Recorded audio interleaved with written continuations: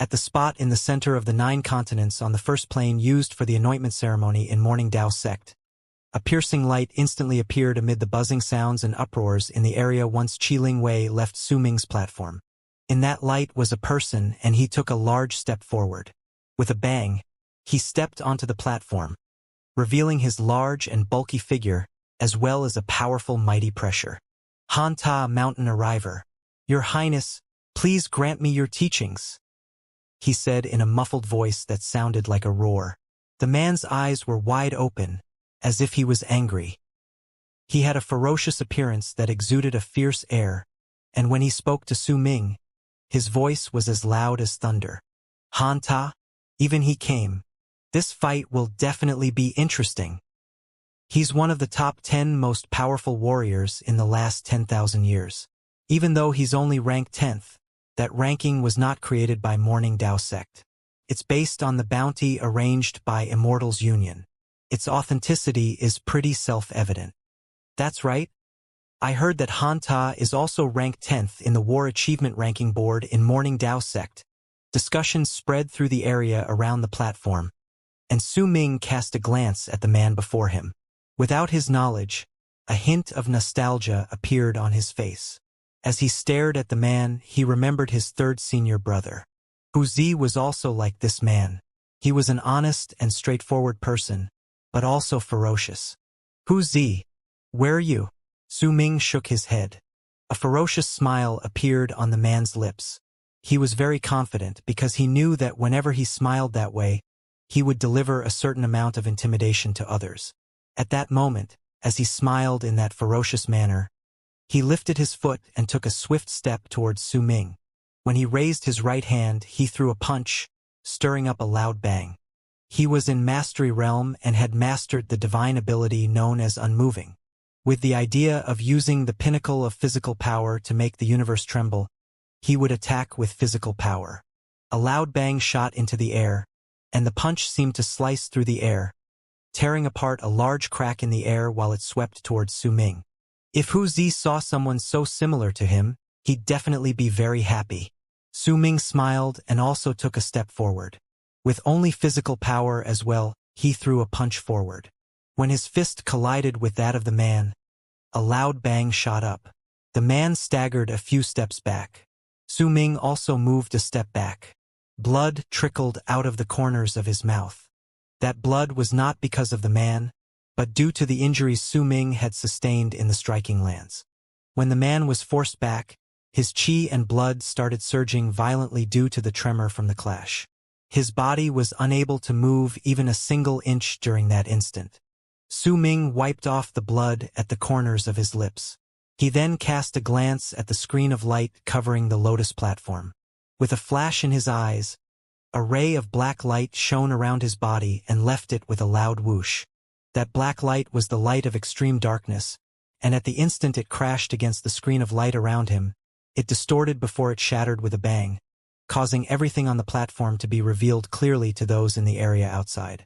How many other challengers are there? Come to me, all of you. You aren't my opponent if you challenge me alone. Su Ming's voice immediately left the lotus platform and echoed in all the cultivators' ears. After a short period of silence, long arcs immediately shot out from the crowd. There were 7 in total, and they were all using an extreme speed to charge towards Su Ming's platform. 2 of the 7 were women while the rest were men. The oldest had a head full of white, and the youngest was a bald boy. As the 7 people charged forward, the power that erupted from their bodies showed clearly that all of them were in Mastery Realm. The appearance of those people immediately stirred up a powerful uproar and a loud rumble among the cultivators in the area. It's those 7. 8 among the 10 strongest have appeared. Besides Dao Xianyi, who is ranked 1st and has yet to return from beyond the true world, and Ding Jiushao, who is ranked 2nd and who was taken by the war chamber to defend our world, all of the 10 strongest in Morning Dao sect have appeared. After this battle, there will no longer be any challengers. All those that have a hint of reason in their minds would definitely not challenge Dynast Dao Kong again. But Dynast Dao Kong will definitely lose this battle. He's 1 up against 8. No matter how high his level of cultivation is, it's useless. Dynast Dao Kong is a little too arrogant, but even if he fails, he has already shocked everyone earlier. His fame will only be second to that of Dao Xianyi and Ding Jiushao. All the 7 people were ranked among the 10 strongest.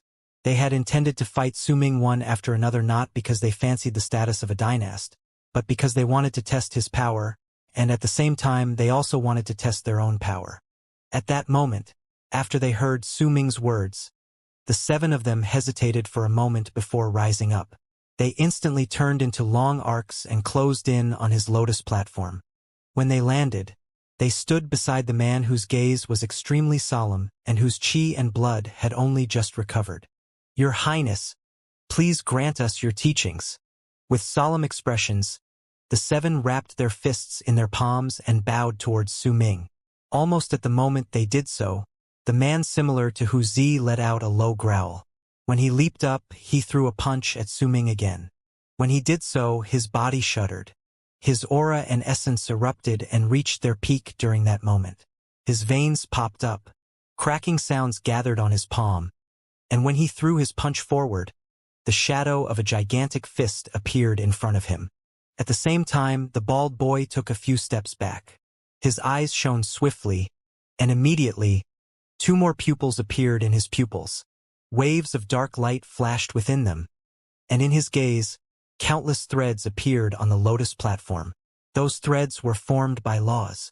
When they landed in his eyes, he raised his hands and swiftly started manipulating the air around him, changing the laws in the area. Because of that, Suming immediately noticed a power rejecting him. It was as if his existence did not fit with the area and the universe during that instant. Soon after, a man and a woman moved and disappeared without a trace. When they appeared again, they were already on Suming's sides. The cultivation method the 2 of them practiced was clearly the same. Their bodies became vague, as if they were existences caught between reality and illusions.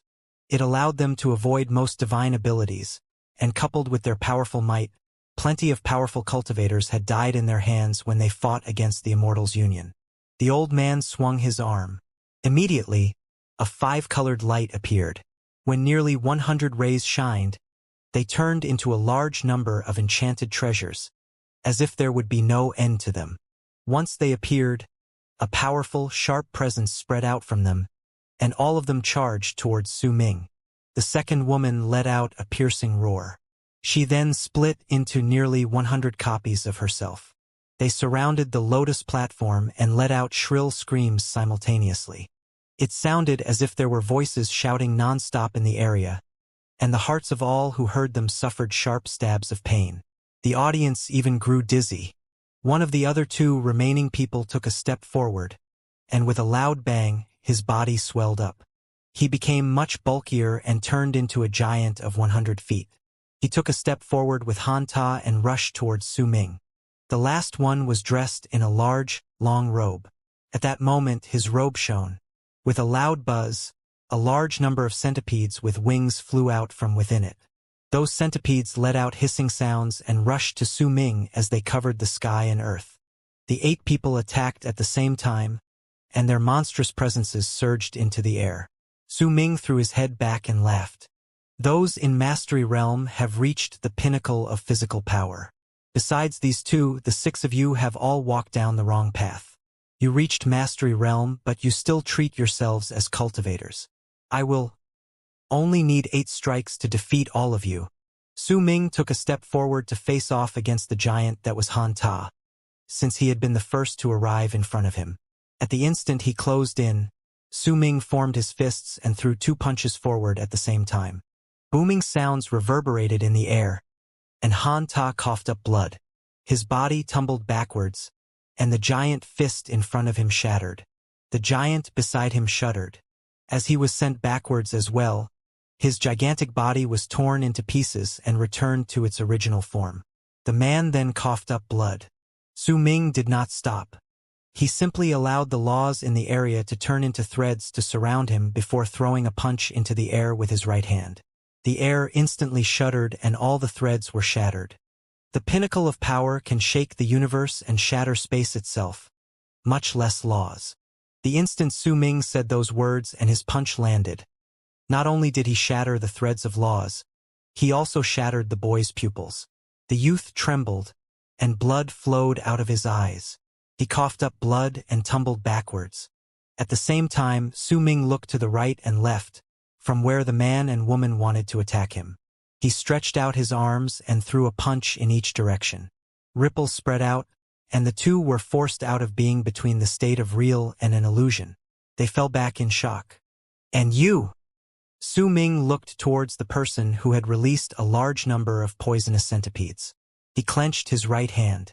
With a loud bang, a violent gust of wind stirred up. It swept through all directions, and all the centipedes let out terrified screeches. The person who had released them coughed up blood and took a few steps back. You too! When Su Ming turned around, he seized the air with his right hand. Then with another punch, all the enchanted treasures which were charging towards him shattered with a bang. Blood then trickled down the lip of the old man who had brought them out, and he immediately retreated. You're the last! Su Ming raised his right hand, then punched the platform. A loud bang shot up, and a large wave swept outwards through the area from the spot where the fist landed, immediately pushing back the hundreds of clones belonging to the woman who had split herself up before they dissipated to reveal her real body in the distance. She coughed up blood and fell back. Not enough again! Su Ming laughed at the sky, and blood trickled down the corners of his lips due to his movements tearing at his injuries, but a powerful desire to fight shone in his eyes. An unprecedented solemn expression appeared on the 8 people's faces. They cast each other a glance before rushing at Su Ming again. As they fought, a relocation rune shone on a continent in the 3rd plane. The old man who had returned from the barren lands of divine essence walked out from it. With a pale face, he rushed to the 1st plane with an anxious expression. He wanted to tell what he'd learned to the sect masters. The news had shocked him to no end when he'd learned about what had happened. If he was not absolutely certain of it, he would not have believed that Dynast Dao Kong had stirred up such a shocking storm in Divine Essence Star Ocean. When he remembered that the sect master who had asked him to head to the barren lands of Divine Essence seemed to harbor some animosity towards Dynast Dao Kong, the old man's heart trembled. Even if he had to offend that sect master, he would absolutely not offend that Dao Kong even a single bit. Bang! The 8 people attacked simultaneously, and the power belonging to 8 almighties in Mastery Realm erupted from them. If Su Ming was at the peak of his condition, perhaps he could have fought against such forces, but he was injured now, so it only natural that this fight would be difficult for him. However, this was before he had learned the Mountain Shifter, the God Slayer art, and the Bald Crane had mastered the light of extreme darkness. With these things, even if he was injured, he would still be able to fight with ease even when faced with the 8 people while injured. Amid the loud bangs, Su Ming coughed up a mouthful of blood. But the price of it was that the 8 powerful warriors around him coughed up blood as well. In retreat, they felt as if they could not control their chi and the blood tumbling in their bodies. It was especially so for the 2 who had just entered Mastery Realm. They could only be considered at the initial stage, and when they were forced back while coughing up blood, they could no longer suppress their chi and blood from spreading out through their pores. They were heavily wounded and swept out of the lotus platform. Su Ming wiped off the blood at the corners of his mouth. He then raised his right hand to seize the air, and the life inequity spear manifested. In an instant, it was covered by a layer of golden light, which was the sign of the God Slayer art which Su Ming had learned. Again! Su Ming laughed at the sky. As he spoke, fighting spirit rose in the remaining 6 fighters. They moved together and activated their strongest divine abilities. At the instant they charged forward and closed in, Su Ming lifted his right foot and took a step forward. He raised the life inequity spear in his hand and thrust downwards in a very simple fashion. If anyone compared the long spear to a greatsword, then his thrust would have been equivalent to a sword slash. At the instant he used it, the laws in the area changed. This transformation immediately caused the lotus platform and the entire world around them to become separated, turning their area into a completely different region compared to the world around them. This was the power to cut down laws. Cutting down the connection between the platform and the world around it was equivalent to cutting down the faint connections of the six people's cultivation bases to the world around them. This form of interfering with fate was the same as blocking off the flow of a sea, killing it off in that way. It made it difficult for the six people to borrow any shred of power from the world, as if Su Ming had sealed off their source. At the same time, the six cultivators discovered that when the spear went downwards, it not only cut off their fates, but also played with their senses. Even though it looked like the spear was going downwards, it seemed like it extended before splitting into six parts that landed on their hands. It was as if no matter how many people were in the area, as long as the spear fell, it would definitely hit all of them. Boom! The instant the six people's divine abilities collided against Su Ming's spear, he shuddered and staggered a few steps back. He coughed up a mouthful of blood, but two of the six coughed up blood too and were swept backwards. Once they were flung out of the lotus platform, thick blood fog spread out from them. It looked like their whole bodies had erupted with wounds. Soon after, two of the remaining four people on the lotus platform could no longer withstand the falling spear. As their chi surged intensely in their bodies, they were flung out as well. With one swing of the spear, four of the six lost their ability to fight. The remaining two people had turned pale. When they looked at Su Ming, their gazes were filled with indescribable shock. At the instant the two hesitated on whether they wanted to continue fighting, black light surged into the sky from Su Ming's body before its swinging outwards. Light of extreme darkness. That's the light of extreme darkness. The 10 million cultivators in the area immediately let out surprised cries. After all, when Su Ming had used it previously, it was to destroy the screen of light around him. When the screen crumbled, the light of extreme darkness had already dissipated, which was why those beyond the platform could not see it. But now, without the screen, the audience could see what was happening on the lotus platform clearly, and the light spreading out from Su Ming's body was incredibly piercing to the eyes. All those who saw it immediately trembled. They were outside and already reacting like that, so it was even more so for the two of the 10 strongest remaining on the lotus platform at that moment. Almost the instant Su Ming swept out the light of extreme darkness, the two people started trembling. They stood there, feeling as if they had been frozen. If it was to last for much longer, then they would definitely be injured heavily under the light of extreme darkness, and their minds would be destroyed. In fact, even their souls would sink into eternal slumber from which they could never wake up. The shadow of death landed on their bodies, but they were powerless to fight against it. The instant their souls were about to fall into eternal slumber, the light of extreme darkness disappeared. "I will spare you," Su Ming said with aloofness. The two people on the lotus platform immediately trembled. Their bodies swiftly recovered, but their faces stayed pale. They wrapped their fists in their palms and bowed to Su Ming before turning around and leaving in a hurry. Su Ming's figure had already turned into an incomparably powerful and invincible existence in their minds. This shadow was like a seed that would prevent them from surpassing Su Ming for the rest of their lives. With the fight of 1 against 8, Su Ming's name shook all the cultivators in the area. When standing on the lotus platform, he looked like a war immortal at that moment. This image turned into a brand that could not be wiped off the minds of the cultivators in Morning Dao sect.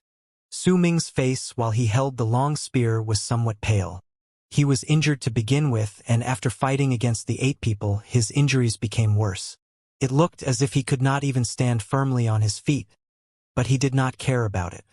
He swept his gaze across the crowd, then cast a glance at Bei Bang. When Su Ming was about to open his mouth to speak, one of the other 9 dynasts shouted out loudly, not giving him a chance to voice anything. "Dao Kong, I want to challenge you." Once he said that, all the other dynasts focused on them. "Dao Kong, do you dare receive my challenge?" "That's right, Dao Kong.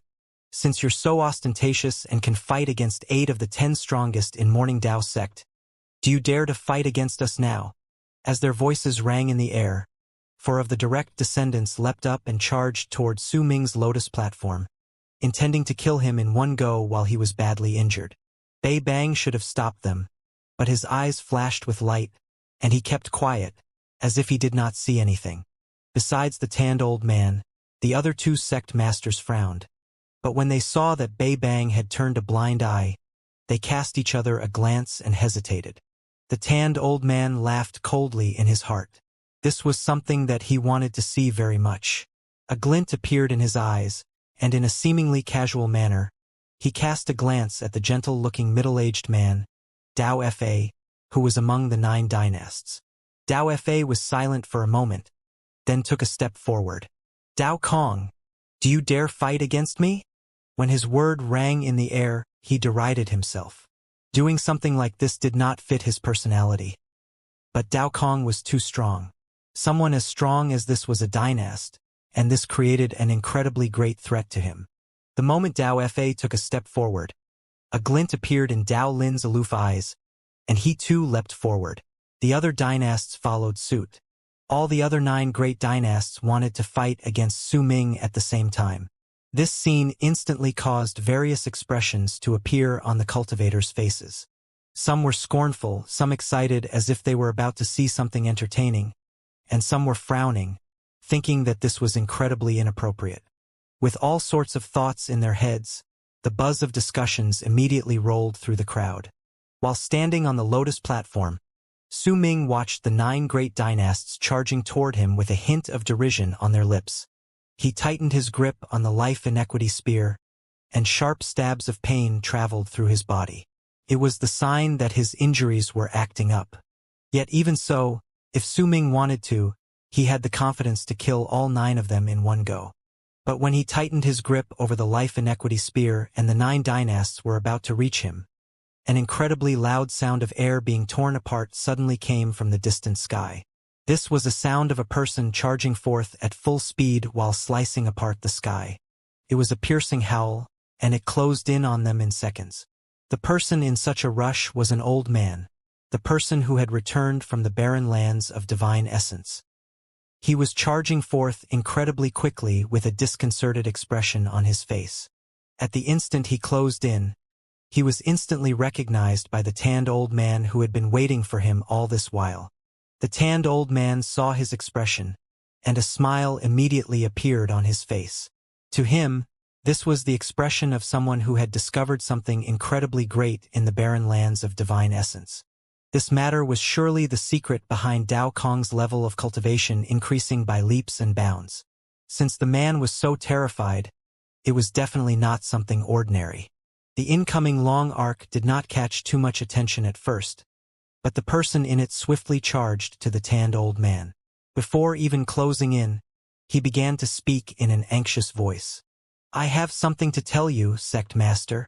As his voice echoed in the air, Bei Bang frowned.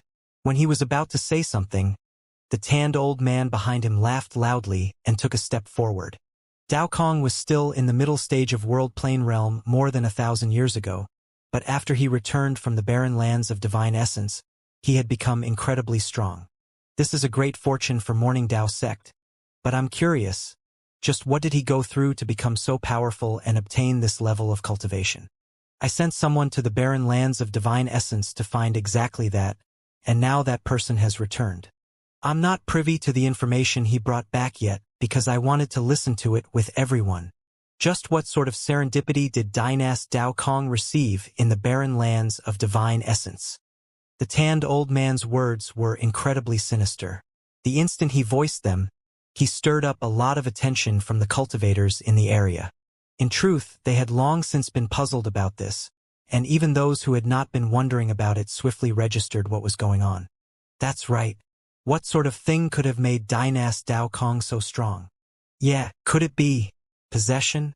Else, why would his level of cultivation increase by so much in just around 1,000 years? If it's really some sort of serendipity, then perhaps we can try obtaining it as well. After all, now that I think about it, rising our level of cultivation by so much is something that is unimaginable. Bei Bang's eyes sparkled, and he did not stop the old man. He too wanted to hear just what Dao Kong had experienced in the barren lands of divine essence. Sect Master, The old man in the long arc felt his heart tremble at that moment, and the perturbed, anxious look on his face became even more apparent. His expression caused the tanned old man to feel a hint of uneasiness. But things had already progressed too far, and he believed in his own judgment. With eyes shining, he said resolutely, "Just say it." Those words caused even the 9 dynasts who had arrived on Su Ming's platform to take a few steps back and look toward the person who had returned from the barren lands of divine essence. If this person's words could stir up a large storm, then to them this would naturally be for the best. Because of it, perhaps Dao Kong's right as a dynast could be cancelled, and just like that, a person who posed a threat to them due to possessing the same status would be gone. The fewer threats there were, the better everyone would feel. After all, the road from a dynast to the master of true morning Dao world was filled with trials. The 9 people might be dynasts, but in truth, there were 3 hidden dynasts behind the 10 great dynasts. Those 3 had fathomless power, and it was said that each of them was a master of fate, lives, and death. But it was a pity that no one knew who they were. However, based on the rules of Morning Dao sect, when the 10 great dynasts appeared, 3 hidden dynasts would definitely be appointed. However, the hidden dynasts also had their limitations. They could not open their own chambers and spread their influence. Because of that, a sort of equilibrium was formed. The reason the 9 dynasts treated Su Ming as a great threat was because he had the right to become a dynast, but also the power of a hidden dynast. This sort of existence was incredibly threatening to them. Because of that, they believed that as long as they stripped off Su Ming of his dynast status, he could do nothing even if he had great power. A dynast never had to practice cultivation in the first place. What they needed was a large number of powerful warriors serving as their followers and the ability to bring more people to their side, resulting a force to be reckoned with. As long as their people brought them to greatness, no matter how strong someone was, they would definitely submit to them. This was something the 9 believed wholeheartedly. Under their expectant gazes, the divine senses from the cultivators in the area, the great interest which had arisen in the old Bei Bang, and the tanned old man's expression of slight hesitation mixed with trust in his own judgment, the expression of the person who had returned from the barren lands of divine essence immediately changed. He felt as if he had a tiger by its tail. Instinctively, he did not look towards the tanned old man nor Bei Bang, who appeared to have the greatest level of cultivation in the area. Instead, he looked towards Su Ming. His gaze was filled with reverence and great anxiety. Su Ming's expressionless face caused his heart to tremble. He had a strong feeling that he should rather offend that Tan sect master but not Su Ming. Most of the 10 million people in the area did not see this gaze, but the 9 dynasts on Su Ming's platform could see it clearly. Bei Bang could also see it, and the one who saw it the clearest was the tanned old man. At the instant he saw the respect in his man's gaze. His heart let out a loud thump, and the feeling that something bad was about to happen became incomparably strong. "Wait!" This time he spoke without hesitation.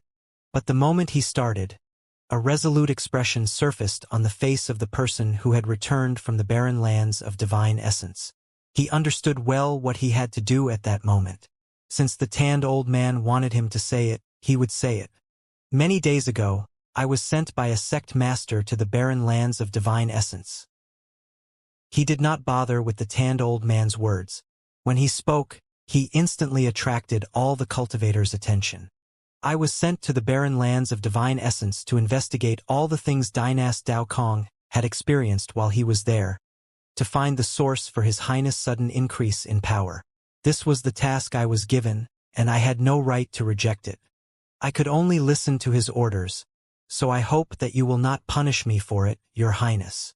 As he spoke, he wrapped his fist in his palm and bowed deeply to Su Ming. His expression was filled with respect, and there was even fear in it. This scene instantly caused an uproar among the crowd. Everyone began to listen even more attentively, and a strong wave of curiosity had already stirred up in their hearts. Once I went to the barren lands of divine essence. I did not head to the camp where the forces of power from True Morning Dao world were stationed to investigate this matter. Instead, I went to some of my good friends in the other true worlds which I had befriended while I was a true guard to understand this matter from another point of view. I even coincidentally ran into some fellow Taoists with whom I was good friends with in the past. Through an investigation conducted from various points of view, I might have still been unable to investigate all that Dynas Dao Kong went through in the barren lands of divine essence, but I did manage to find out about 3 or 4/10 of it. When Dynas Dao Kong entered the barren lands of divine essence, he kept a low profile and did not shine too brightly. His legend started during a great auction held in Black Ink Planet. While he was there, Dynas Dao Kong bought a sacred constellation robe and started a grand quest that shocks me even now. His Highness went to Divine Essence Star Ocean and went through dangerous trials while he was there. Perhaps you do not understand Divine Essence Star Ocean too well, but I can tell all of you that it is a place filled with serendipities. It is a place where ancient ancestral spirits sleep. In fact, there are still living ancestral spirits, antecedental spirits, and plenty of ancient, primitive tribes over there. Everything is possible in Divine Essence Star Ocean, which is filled with legendary creatures. Forget His Highness' level of cultivation increasing by leaps and bounds. It wouldn't have been impossible for him to become one of the strongest in one step. Only in that sort of environment can a person truly grow, and only in that place can an ordinary piece of metal be turned into a sharp sword. I do not know exactly what His Highness went through while he was in Divine Essence Star Ocean. Only he alone would, but I'm certain that it was definitely not something an ordinary person would be able to live through. There are things there from which even sect masters would die. I also know that Dynas Dao Kong took part in the activation of the 5th kiln. The 5th kiln is one of the most mysterious places in Divine Essence Star Ocean. Each time it is activated, a sea of fire is stirred up and sweeps through the entire Divine Essence Star Ocean. Perhaps some of you do not understand the might of the 5th kiln, but I can tell all of you that its fire can instantly burn all cultivators under Mastery Realm. In fact, even those in Mastery Realm that do not have enough enchanted treasures would find it hard to last long in the sea of fire. The old man's respectful words reverberated in all directions, and a loud wave of discussions was immediately stirred up. An uproar from 10 million cultivators arose, and all of them had shocked expressions due to the old man's words. Some of the people had heard of Divine Essence Star Ocean before and naturally knew why it was so terrifying. They had heard about the 5th kiln before as well, and understood what facing it meant. In fact, there were even some of them who had been true guards in the past. The old man's words caused them to fall silent. They knew far more than the others, but exactly because of that, their respect for Suming grew even more. It had in fact reached an unprecedented manner. There were many more who had heard about those things for the first time, but they knew the old man and that he would definitely not lie. Besides, there were few among them who were foolish and couldn't determine whether the old man's words were real or not. Dynas Dao Kong entered the 5th kiln when it was activated, and even the weakest among the ones who joined him was in Mastery Realm. While he was with them, amid the numerous dangers, Dynas Dao Kong obtained a great serendipity that had never been known to man before. He also obtained his followers while he was there. His words echoed in the air. The commotion in the area instantly became even stronger, and when the people cried out, their voices were filled with astonishment that spoke of them finding themselves in disbelief. Bei Bang's pupils shrank. When he whipped his head around to look towards Su Ming, what entered his line of sight was the other's indifferent expression. The tanned old man had already become expressionless. He glared at the old man who had returned from the barren lands of divine essence, and powerful killing intent rose in his heart. The expressions of the 9 dynasts on Su Ming's platform changed, and they took a few steps back simultaneously. This is nothing. There is one rumor discussed animatedly in the barren lands of divine essence right now. It is about Sir Wu, who doesn't belong to any of the true worlds but who has attached himself to the forces of power from the 4 great true worlds stationed in the barren lands of divine essence. This person is an almighty in Mastery Realm, and he also entered the 5th kiln when it was activated. The rumors are saying that this person has yet to return because he was fighting over a treasure with Dynas Dao Kong, and was then personally killed him. His physical body has become the body of his follower, Flame Fiend's progenitor. At the instant the old man said those words, the uproar in the area became so strong that only loud, booming sounds could be heard. Bei Bang's eyes shone. He did not speak, but the tanned old man behind him let out a cold harumph, and with a voice like thunder, he instantly drowned out the waves of sound in the area. Nonsense. I've heard of Sir Wu before. He has a strange bloodline, and when he transforms, he becomes incredibly powerful. There is no way he could be killed so easily. Who did you hear this from? How could you treat rumors as if they were real? If you continue telling us things that are mere gossip, do not blame me for punishing you, the tanned old man said with harshness. What if this was told to me personally by progenitor Long Hai?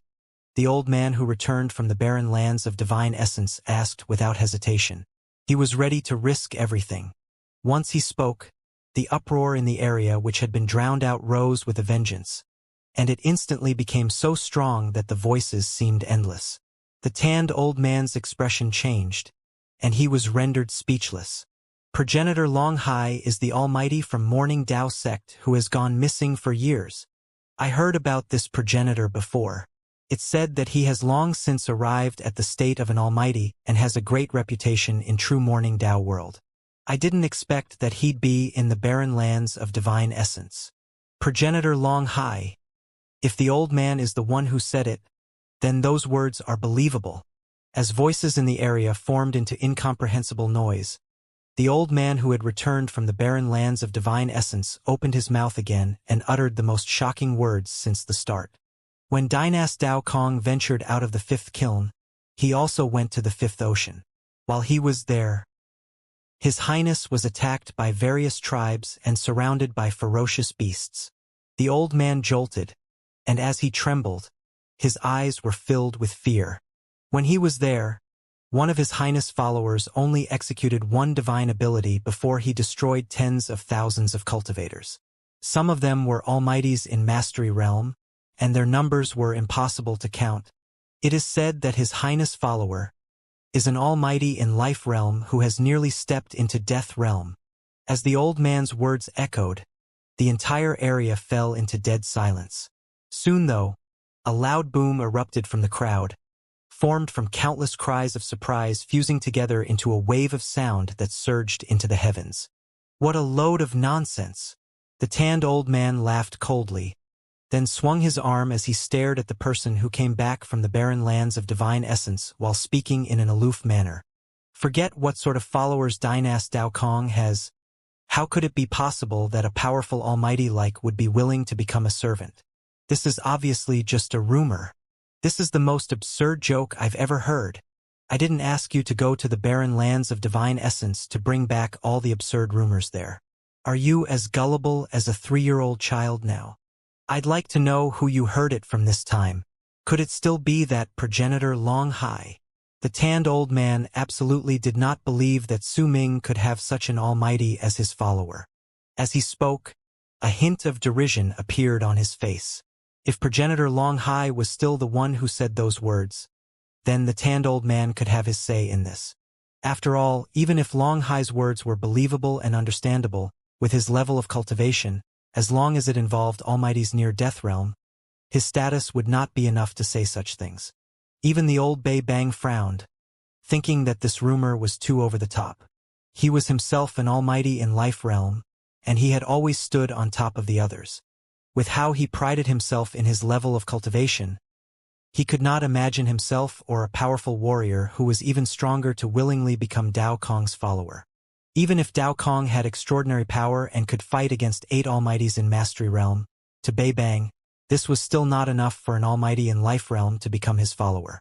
It was just as the tanned old man had said. It was the most absurd joke he'd ever heard. He was not the only one who thought like this. Practically all the people in the area, the 10 million cultivators and the dynasts, had great doubt in regards to those words. They did not believe them. That's impossible. Even if Dynast Dao Kong's level of cultivation is exceedingly high, this is still impossible. That's right. A person nearly in Death Realm is of incredibly noble status. No matter to which true world they went, they would be in existence akin to someone who could touch the heavens. With one stomp, they could make the universe change. How could someone like that become someone else's follower? It's definitely just a rumor. Looks like we truly can't believe him easily. These rumors are too exaggerated. The buzz of discussions reverberated in the air. Voices of doubt spread, but Su Ming's expression remained as calm as ever, as if none of the things said had anything to do with him. He only cast a profound look at the person who came back from the barren lands of divine essence. This person had managed to dig out information to this extent in such a short amount of time, which showed just how far-reaching were his connections in the barren lands of divine essence. At the same time, it also allowed Su Ming to tell that this person's ability to handle affairs, especially in terms of searching for information, were much stronger than those of other people. I suppose you can also consider this a talented person. A barely noticeable glint appeared in Su Ming's eyes. The expression of the old man who had returned from the barren lands of divine essence turned dark when he was faced with the doubts and distrust from the 10 million people in the area. He listened to the buzz by his ears and stared at the cold sneer as well as the contempt on the tanned old man's face. He remained silent for a moment. When the discussions around him grew even louder, the old man who had returned from the barren lands of divine essence calmly and slowly opened his mouth to utter a sentence that instantly caused the land to fall into dead silence once again. What if this was personally told by Reverend Zilong from the fourth true world? As the area fell silent, the tanned old man's expression instantly changed. His breathing even quickened. He hadn't expected that the one who said those words would be the incredibly famous Reverend Zilong of the fourth true world. This person was really famous in the fourth true world. He was half a step into Fate realm, and along with the fourth true world's uniqueness and mystery, he had a great reputation in the other three great true worlds. Also, he was the representative from the fourth true world who was sent to Morning Dao sect to partake in witnessing the anointing of the dynasts. He was bringing a group of people from the fourth true world and would arrive in true Morning Dao world in a short while. Are you certain that these words were spoken by Zilong? Bei Bang's expression swiftly turned stern. He stared at the old man who had returned from the barren lands of divine essence while he enunciated every single word in his question clearly and slowly. Sect Master, if you see Reverend Zilong, then you will know whether this is true or false when you ask him. There is no need for me to lie about this. Once the old man who had returned from the barren lands of divine essence spoke with resolution. The silence in the area was immediately broken by an uproar. Discussions of disbelieving as well as shocked voices spread out. The tanned old man had an incredibly sullen expression. As for Bei Bang, he turned around to look at Su Ming, who was still standing on his lotus platform. Su Ming's face was still as pale as before, but he stood in a relaxed, calm, and indifferent manner. Not a single hint of change in emotion could be detected on his face. But the more he acted this way, the more fathomless he seemed. What is the name of your follower? Perhaps he is an old friend of mine, Bei Bang said in an unhurried manner after a moment of silence. This was the first time he took the initiative to speak to Su Ming. In truth, under his seemingly calm appearance, there was a huge storm raging in his heart. Each word of the person who had returned from the barren lands of divine essence was more shocking than the last, causing all the people in the area, including himself, to be unable to help themselves but feel a sense of disbelief amid their shock. Su Ming toyed with the life inequity spear in his hand. When he heard the words aimed at him, he smiled and said flatly, "Let him continue. I believe that he is yet to finish speaking. It would be best if we let him finish telling us everything in one go." Su Ming's smile was flat, but when everyone saw it, they felt as if there was an incredibly malicious air contained within it. It was something that they felt but could not put to words. Bei Bang narrowed his eyes. He immediately had a feeling that something bad was about to happen. The tanned old man's heart thumped against his chest while the 10 million cultivators in the area immediately stood up to attention. They had a vague feeling that the person who had returned from the barren lands of divine essence had indeed not finished speaking. They were especially certain of it when they saw the old man who had returned from the barren lands of divine essence shudder instinctively. He had clearly remembered a matter that could stir up a huge storm. It was what caused him to be in a constant state of fear and had even pushed him to make a decision to never provoke Dao Kong. It did not matter whether it was his act of entering the activated fifth kiln, killing Sir Wu, or having an almighty who was nearly in death realm. When compared to the last matter, all of them instantly became insignificant. Besides the things that I've told all of you, there is still one more thing. The old man who had returned from the barren lands of divine essence was silent for a moment. Fear appeared in his eyes, along with shock that made him look as if he still did not believe in what he'd heard. His breathing quickened slightly before he spoke again. The forces of power from true sacred world stationed in the barren lands of divine essence were destroyed. All the cultivators in that camp died in a sea of fire. Almost all the Almighties in Mastery Realm died. Only the Almighty in Life Realm from true sacred world acting as a garrison in the barren lands of divine essence survived. But he did so only because that person who destroyed the world did not want to kill him. If he had wanted to, then even that Almighty in Life Realm would have died a tragic death on the spot. His form and soul would have been destroyed. All of you do not know about this just yet, but before long, this matter will shock all four great true worlds. Right now, true sacred world is already seething in rage. This is something that has never happened before. Right now, there is practically no one among the forces of power stationed in the barren lands of divine essence who does not know about this matter. It has already spread to all the other true worlds through every channel of communication. Right now, the forces of power from true sacred world no longer exist in the barren lands of divine essence. The old man's voice shuddered. When he spoke, there was deep fear in his eyes. Clearly, the scene he saw with his eyes in the barren lands of divine essence had been deeply ingrained in his memories, and it became something that could not be wiped from his mind. Once he said those words, the area did not immediately fall into silence. Instead, slowly and gradually, the 10 million cultivators fell silent. Their expressions changed drastically, and the sounds of them taking in sharp breaths rose and fell before eventually going silent. The place went as quiet as death itself.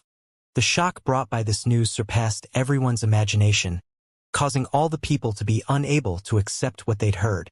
As they tried to imagine this based on the old man's words, they saw a place in which a force of power from a true world served as garrison with an Almighty in Life Realm. They also saw a true world that could fight back even if the alien races invaded en masse. If there was enough time, it would even find itself with reinforcements coming to its aid.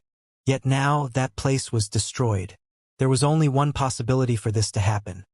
Someone had to have attacked the place with such power and speed that even those from true sacred world were unable to come assist the camp. And just like that, a force of power acting as garrison in the barren lands of divine essence was reduced to smithereens with a bang. Could it be that the alien races have invaded? Are we going to go through another great war against divine essence Star Ocean? What's going on? A true world garrison has been completely destroyed. This is... How could this be possible? If the alien races are invading en masse, then something would have happened to the camps from the other three true worlds, including true Morning Dao worlds. Could it really be that the alien races are about to wage war against us again? After a period of silence, a loud, rumbling uproar that surpassed all those that had happened before erupted in the area. The tanned old man's expression instantly changed. In front of him, the old Bei Bang sucked in a sharp breath. Which alien race was it? How many people did they deploy? How many tribes were sent out? Who was their commander? He asked without hesitation. This was such a huge matter that he had to report it to the Council of Sect Masters the moment he understood everything about it. This was definitely not something ordinary. If the alien races were about to wage war, it would be a huge matter that would involve all four great true worlds. Compared to this, even if Dao Kong displeased him, he could still push this matter back and deal with him later. But the moment he instinctively finished asking the questions, his heart let out a loud thump. His expression turned pale, because he had suddenly remembered that the person who had returned from the barren lands of divine essence was clearly talking about things concerning Dao Kong just now.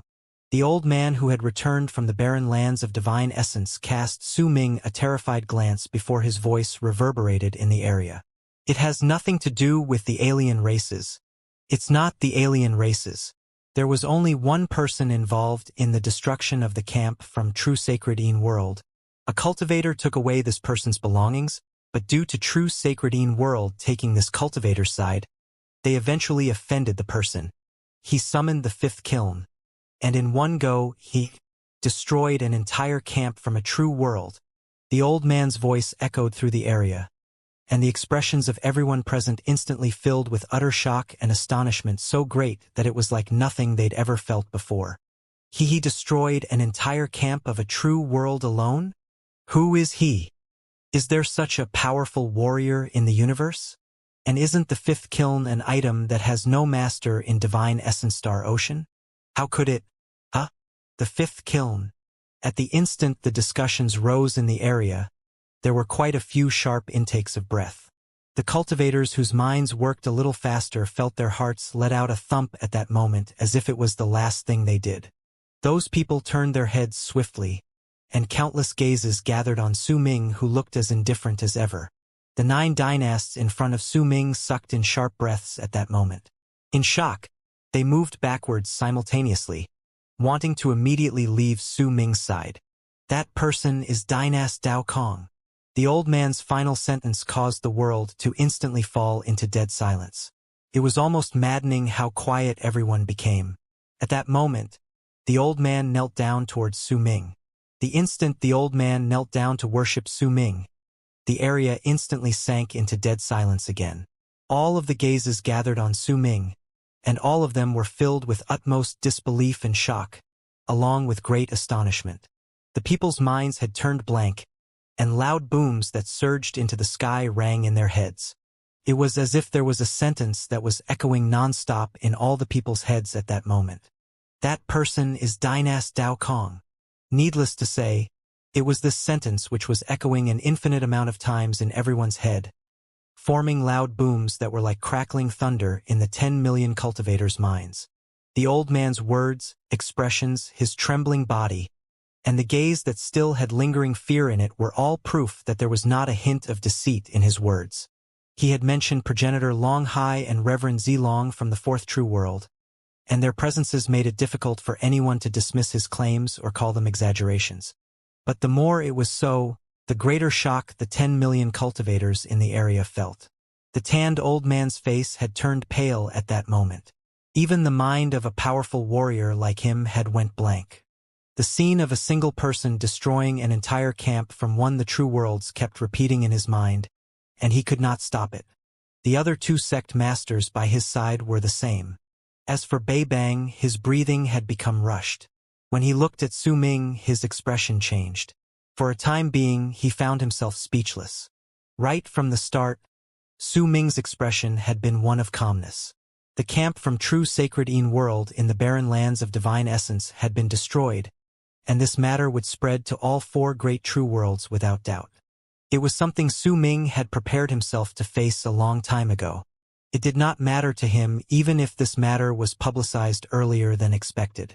However, the people who came from true sacred Yin world to the anointment ceremony might show up seething with rage. To Su Ming, it did not matter whether the others learned of this later or earlier. At that moment, when the entire area was enveloped in silence, Su Ming cast a glance before himself with an indifferent gaze.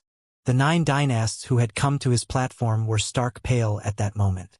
All of them had dumbfounded expressions, as if they had yet to recover from their shock. After all, the things Su Ming had done were enough to shock and terrify all cultivators. The instant Su Ming cast his gaze on the 9 dynasts, they shuddered, feeling as if their skin was crawling. Su Ming had seemed like an ailing, injured elderly just a moment ago, but in the blink of an eye, he had turned into an ancient, ferocious spirit. This change was so great that the 9 people charged backwards simultaneously without any hesitation. Trembling, all they wanted was to leave the platform. "Didn't you want to challenge me? Why are you in such a hurry to leave?" Su Ming asked flatly. He took a step forward. When he was about to attack, the old Bei Bang's expression changed drastically. He moved forward, and with his power of life realm, he appeared on Su Ming's platform with a bang to stand between him and the 9 retreating dynasts. "Dynast Dao Kong, please do not be rash. It is forbidden for dynasts to fight against each other during the anointment ceremony." Once Bei Bang said those words, he felt slightly anguished in his heart. It wasn't hard to imagine that this Dao Kong would definitely regard him in contempt due to the matter just now, and he sighed. He too knew that he had been slightly biased just now. However, no matter what, he did not expect that Dao Kong would have become so powerful in the barren lands of divine essence. This manner of doing things was definitely not something that could be done by an ordinary cultivator. In fact, it would be difficult for even Bei Bang himself to do such a thing. Destroying an entire camp from a true world and taking everyone's lives. Bei Bang suddenly felt that there had to be an unimaginable number of vengeful souls surrounding Dao Kong.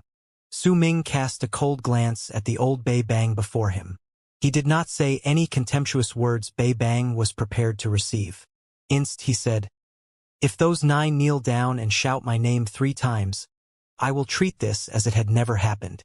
When Bei Bang heard his words, for some unknown reason, he let out a sigh of relief in his heart. Dao Kong gave him a fathomless feeling. Even if he looked as if he was heavily wounded at that moment, someone who could destroy an entire camp from a true world stationed in the barren lands of divine essence was definitely not someone who could be underestimated even when he was severely injured. It was especially so when he saw Dao Kong's calm gaze. At that moment, Bei Bang became even more cautious. He immediately turned around and swung his arm toward the 9 dynasts.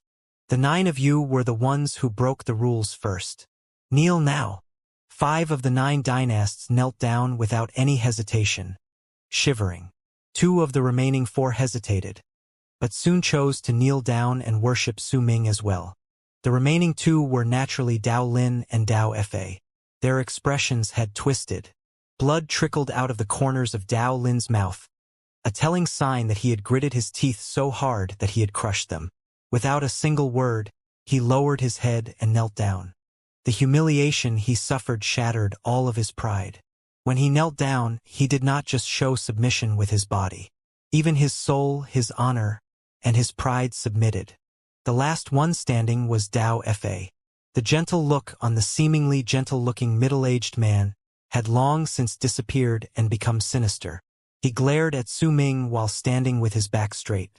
"Fa, kneel down. Apologize to Dynast Dao Kong." The tanned old man's expression changed. When he gave his command, he took a step forward, intending to head to the platform. Yet the moment he lifted his foot, Su Ming raised his right hand. The life inequity spear moved and was flung with a bang. It flew in a long arc which charged towards Dao Fa. The instant he flung that life inequity spear forward, Su Ming spoke in an aloof manner. "Zhu Yu Kai." This was clearly a name, but no one understood why Su Ming had said it. Bei Bang lifted his right hand, but just as he was about to grab the life inequity spear Su Ming had thrown, his body trembled, and his lifted right hand froze in midair. A powerful sense of danger had risen in his heart. He could clearly feel a murderous intent coming from a distance and locking down on him. This was a divine sense belonging to someone who was clearly stronger than him and who had almost stepped into death realm. If he did anything rash, that person would definitely deliver an attack that would come charging at him like a lightning bolt. At that instant, Bei Bang thought of the words from the person who had returned from the barren lands of divine essence had said. Among his accomplishment, he'd mentioned Dao Kong having a person in life realm as his follower. When Bei Bang froze, the life inequity spear charged past him with a bang and rushed towards Dao Fa. The man roared, and the tanned old man charged forward, but his speed could not compare to the life inequity spears. When a loud bang that shook the skies reverberated in the air, the tanned old man let out a sorrowful cry towards the heavens. Dao Fa's body was torn to pieces. As blood splattered in all directions, his soul and nascent divinity were instantly torn as well. Once they were pierced by the life inequity spear, they were destroyed. All of this might have seemed to have happened over a long period of time, but in truth it was over in an instant. Blood gushed in all directions and landed on the 8 dynasts who had chosen to kneel down. It made them shudder, and even Dao Lin's face turned pale and bloodless. "Dao Kong, how dare you kill my Fa?" The tanned old man's face twisted as he roared. He whipped his head around to glare at Su Ming, and a large amount of red appeared in his eyes. "I won't just dare to kill your Fa. If you continue causing a ruckus, I will also dare to kill you right here and right now. You're just a cultivator in Fate Realm." so how dare you act arrogantly before me again and again? Su Ming's response to the tanned old man's roars was a string of calm words. They were like a bucket of cold water that had been poured over the old man's head. He trembled, and was forced to push down the raging anger in his heart. He remembered all that he had heard about Dao Kong in the barren lands of divine essence, and that he was a terrifying existence who could destroy an entire true world's garrison. He also recalled how Bei Bang had lifted his right hand as if he wanted to stop Dao Kong, but had frozen for a moment, and how his expression had changed. But the anger and sorrow in his heart was not something that he could suppress so easily. Yet, when he saw Su Ming's aloof gaze once more, he forced down the killing intent which had risen in his heart. He suddenly came to the realization that if he attacked, it would be the same as him breaking the rules in the sect. Dao Kong could then have his follower kill him. The tanned old man coughed up a mouthful of blood. This was an internal injury caused by him forcing down the madness in his heart. This injury was not serious, but his heart was filled with outrage and sorrow at that moment, and this feeling was something that he had never sensed since he had become a sect master. Dynast Dao Kong, Dynast Dao Kong, Dynast Dao Kong. The 8 dynasts kneeling on the platform, including Dao Lin, all had their heads lowered as they said the 3 sentences towards Su Ming. Their dignity had been completely trampled. Their pride as dynasts was stomped under Su Ming's feet, and after a few vicious stomps, it was completely crushed. The grievances and humiliation from submission, due to fear of death, was even worse than death. But there were times when even if one knew that by kneeling they would no longer have any sort of prestige left, they could only kneel, swallowing down their humiliation to survive. This was also Su Ming's goal. He could accept not killing the 8, but he would then destroy their spirit of being dynasts in an unseen manner, and he had managed to do it. This was also something that the tanned old man had previously wished to do to him. When all the cultivators in the area saw this, Su Ming's might had instantly become as great as that of a storm. His might swept through the entire area and became the deepest memory etched into the minds of all the cultivators present. Senior Bei Bang, based on your previous words, please heal me. Su Ming's gaze was calm as he sat down on the lotus platform. When he closed his eyes, he circulated his cultivation base and sucked in a large amount of life force from the platform. Bei Bang's expression was dark, but the intimidating force was still locked on him. In silence, he sighed in his heart. Dao Kong did not pester him for not stopping the challenge from the other dynasts, which was already allowing him to avoid humiliation. As he sighed to himself, he had his cultivation base spread out from his body, and the life force Su Ming could absorb instantly became greater. Under the gazes of all the people, Su Ming continued sucking the vast life force from Bei Bang, and with the power provided by it, he repaired his cultivation base. Time slowly trickled by. The life force coming to him was still as vast as ever and did not end. An almighty in life realm had practically endless life force. This was also the reason why Bei Bang had spoken in an arrogant manner before. Yet slowly but surely, a change appeared on Bei Bang's face. He had a strong feeling that Su Ming was like a bottomless pit. His own life force might be nearly endless, but it seemed that Su Ming's absorption of his life force was also nearly endless. An hour later, Bei Bang's expression had changed drastically. He had a feeling that his life force could not catch up to the rate of Su Ming's absorption. A feeling of shock that came from the depths of his heart spread through his body. Su Ming was indeed a bottomless pit that could absorb an endless amount of life force. If that was all, Bei Bang would not have been bothered. He could break off the connection at any time he wanted, but when he wanted to do it, he discovered to his shock that the connection had changed. This was no longer him giving his life force and Dao Kong absorbing it, but had instead turned into him being forced to deliver the precise amount of life force Dao Kong wanted to absorb. This was a change between the dominant and subservient positions between them. It might have seemed simple and like it was the same, but it determined the person who had the right to break the connection. The decision was no longer in Bei Bang's hands. How can this be? The rune in this place wasn't designed like this. I don't see any signs of anyone changing the structure of the rune either. Besides, it's impossible for anyone to be able to change the rune in such a short period of time. Bei Bang's expression changed drastically. As his pupils shrank, a sense of danger filled him. He could not break off the connection to the Lotus platform. The life force in his body was being sucked away without stop, and once it fused with the platform, it was absorbed by Su Ming. The bald crane was making a ruckus in its smug voice in Su Ming's mind at that moment. "I'm great, right? Heh. The idiot actually dared to fuse his body with the rune. I know that confidence stems from his life force being nearly endless, which is why he was not afraid of other people absorbing it. But this idiot is really unlucky because he ran into me, this Grandpa Crane. I just needed to move my fingers, and the structure of this rune was changed. The idiot went from the state of willingly fusing with the rune to the rune forcing him to fuse with it, from being able to control the rune, to becoming its servant. Little boy Su, absorb him, absorb at will. Each breath is one crystal, and I'll provide it to you limitlessly." The bald crane's smug, excited, and enthusiastic voice was brimming with an air of bliss that only it could understand. When another hour passed, Bei Bang's face had already turned pale. He stared at Su Ming with the shock on his face having turned into anguish. How could he still not understand what was going on at that moment? This was Su Ming taking revenge on him for his previous words and actions. What a man! He's one that would definitely take revenge even for the smallest grievance. Bei Bang sighed in his heart and closed his eyes. He no longer thought about anything else and just circulated his cultivation base in an attempt to struggle free from the rune. But the moment he did so, the threatening presence from the distance instantly locked on him again. The time it takes for one incense stick to burn passed, and Su Ming opened his eyes. By then, Bei Bang's expression was incredibly pale. Su Ming dissipated the suction force from the rune on his own accord and stood up. "Thank you for healing me, Senior Bei Bang." When he said that calmly, Bei Bang remained silent for a moment before he nodded. "There is no longer any need to continue.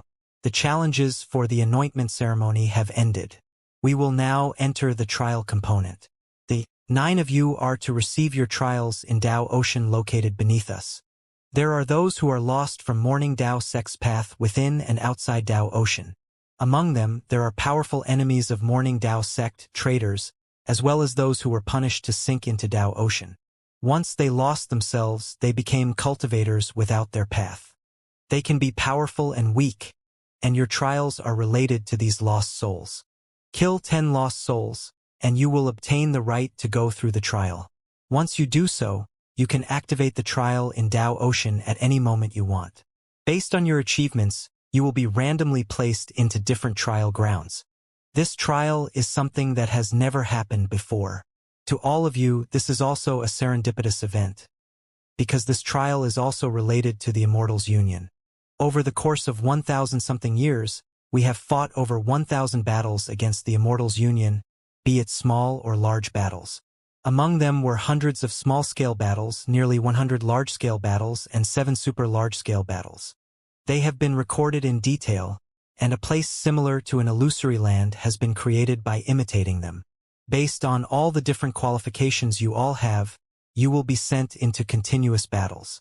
When you are there, you are to guide the direction of the battle and change the trend of the fighting. This is your trial. Remember this. Even though you cannot be killed in these illusions, all of your actions will be observed by the people here, and they will be taken into consideration for the final result.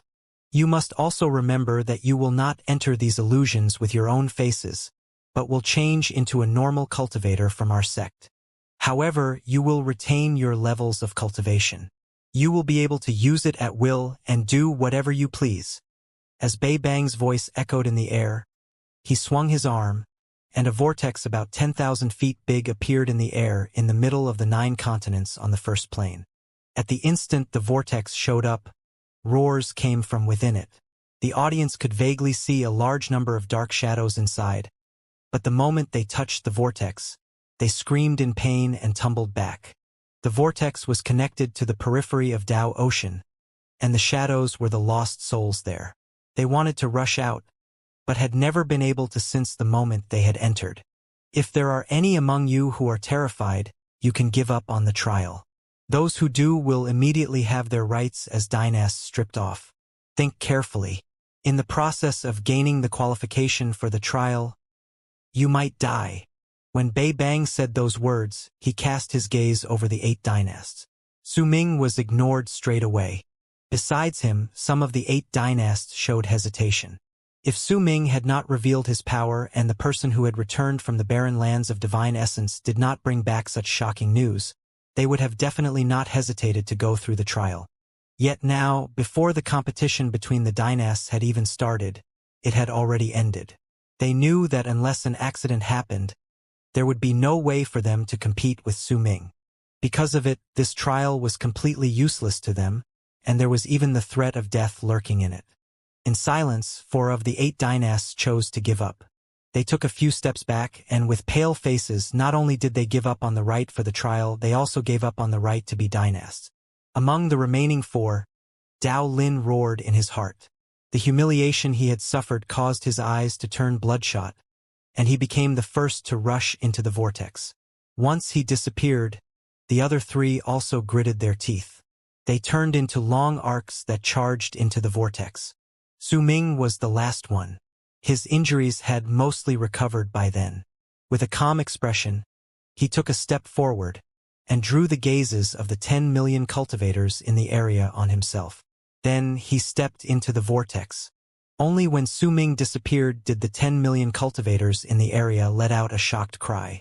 It was born from the words the person who had returned from the barren lands of divine essence, but which had been suppressed by Su Ming's presence. True sacred Yin world will definitely not let this slide. Is the war between Morning Dao and sacred Yin about to start? We have the Immortal's union in true Morning Dao world, and we've also offended true sacred Yin world. Dynast Dao Kong truly did something unwise. The discussions echoed in the air. The tanned old man's sullen expression and Bei Bang's quiet sighs made it obvious that the anointment ceremony was slowly deviating from its original course. Dao Ocean was located at the lowest part of Morning Dao sect. It was a forbidden land which was divided into 2 parts, the outer and inner layer. The inner part was sealed all year long. Only the outer part would be opened during special moments. Besides that period of time, all the living were forbidden from entering. But if there was anyone who truly wanted to enter the place, it was not impossible for them. However, since ancient times, there had never been a case of anyone surviving after they had entered the place of their own accord. Perhaps that was not the case and someone had survived, but this sort of thing was just too rare in Morning Dao sect. Dao Ocean's mysteries stemmed from the legend speaking of it existing even before Dao Chun. It was called an ocean because people could hear the sound of waves when they were there, but when they cast their gazes over it, they found the area to be filled with thick fog. It made the people unable to see the entire place clearly. In fact, even their divine senses would be suppressed. Su Ming's eyes sparkled. The instant he stepped into the vortex, he appeared in a place shrouded in fog. When he swept his gaze across the area, Bei Bang's words echoed in his head. The trial was divided into 2 parts. The first part was to obtain the qualifications, and the second part was the key of the trial. The beginning should not be very difficult, but due to the strangeness of Dao Ocean, life-threatening dangers could appear at any time. I'll be able to obtain the right if I kill 10 lost souls, huh? If I can really step into one of the battlefields from the past 1,000-something years, then I would want to go to the one where the 100,000-foot-tall giant appeared, or when that black-robed person appeared and severely wounded progenitor Taishan. Su Ming remained as composed as ever. With one move, he disappeared into the fog and began moving through the area. After charging forward for a bit, he suddenly let out a cold harumph. A withered right hand had appeared behind him without a single sound and charged at his heart. That arm was pitch black, and black smoke surrounded its fingertips. It contained the power of those who were nearly at the later stage of World Plane Realm. At the instant it came towards Su Ming, he did not move forward to escape, but instead moved back. He lifted his right hand and seized the air behind him. With a bang, he grabbed the incoming arm, and with one fling, he yanked a withered person from the fog. With a flick of his right hand, a powerful surge of his cultivation base was sent into the person's body, and that person was immediately torn to shreds. 1. Su Ming took a step forward and disappeared into the fog. Dynast Dao Lin has already killed 7 lost souls. Dynast Dao Han has killed 3 people. Dynasts Dao Kuei and Dao Hua have both killed 2 people respectively. At the first plane of Morning Dao sect where the anointment ceremony had taken place were 5 golden names. They were floating above the largest lotus platform, right in front of the 10 million cultivators. The 5 names were arranged in order, and each one had a different number of light pillars by their side. Dao Lin had 7 while the others had differing numbers from 3 to 2. Dao Kong's name was ranked last, and he only had 1 light pillar. Most of the gazes in the area were fixed on his name. However, even after a long period of time has passed, besides that 1 light pillar which appeared at the start, no others showed up. After a moment, when the 10th light pillar appeared for Dao Lin, golden light shone beside his name. As it spread out, it turned into a huge vortex. It rumbled, and distorted sights could be seen within it. When they faded away, what appeared before the gazes of the 10 million people in the area was a scene that was rather familiar to some of them. It was a battlefield from 700 years ago where tens of thousands of people had fought from the Immortals Union and Morning Dao sect. The scene in the vortex immediately attracted the cultivators' attention. When about a quarter of an hour had passed since then, only Dao Kong was still behind. The other 3 names had turned into vortices as well, and different battlefields had appeared in them. The 4 dynasts looked incredibly insignificant in their own battlefields, but the trials required them to use their own power to change the results of the battle. Those who were in battles where Morning Dao sect had lost had make it so that they win. If they couldn't manage that, they had to at least reduce the number of casualties. If that was impossible as well, they had to make the Immortals Union pay a bigger price. As for those in battles where Morning Dao sect won, they had to amplify the results of the battle and make it so that they achieved an even more perfect victory. Finally, a 2nd light pillar appeared beside Dao Kong's name. His slow pace gradually led to all sorts of speculations from the cultivators in the area, but no one really knew the truth. Su Ming slowly extracted the life inequity spear from a corpse while he was at the periphery of Dao Ocean. Before him was a big man with a muscular frame. His dark red, lusterless eyes were wide open. Even after his death, he still stared at Su Ming. Based on the aura remaining on his corpse, it could be deduced that before his death, he had power that was nearly equal to those in Mastery Realm. Su Ming put away the life inequity spear and turned around with a calm expression. He stepped into the fog to continue moving into the distance. Roars came from the area around him, and barely discernible figures flashed past him. But Su Ming only cast them 1 glance before turning a blind eye on them. These lost souls did not have sufficient power and would not help him achieve what he wanted. Only after killing 10 lost souls will I be sent to a random battlefield, but they are differentiated by their sizes and their might. They are most likely determined by the levels of cultivation from the 10 people we kill. A glint appeared in Su Ming's eyes. Besides the first person he killed being in the later stage of World Plane Realm, he was prepared to kill only Almighties to make up his remaining kills. After all, based on Su Ming's judgment, the battlefield he wanted to go to was definitely not something ordinary. First of all, it involved millions of cultivators, but this was not the main point. The main point was that the Immortals Union had sent that black-robed person. The strength of the art that made it seem like he could extract a moon from a well was able to determine the direction of a battle. It had forced Morning Dao sect to send Progenitor Taishan to handle him. However, Su Ming had a feeling that besides Progenitor Taishan, there were surely some other powerful warriors from Morning Dao sect lurking around in that battlefield. Su Ming felt great curiosity towards this.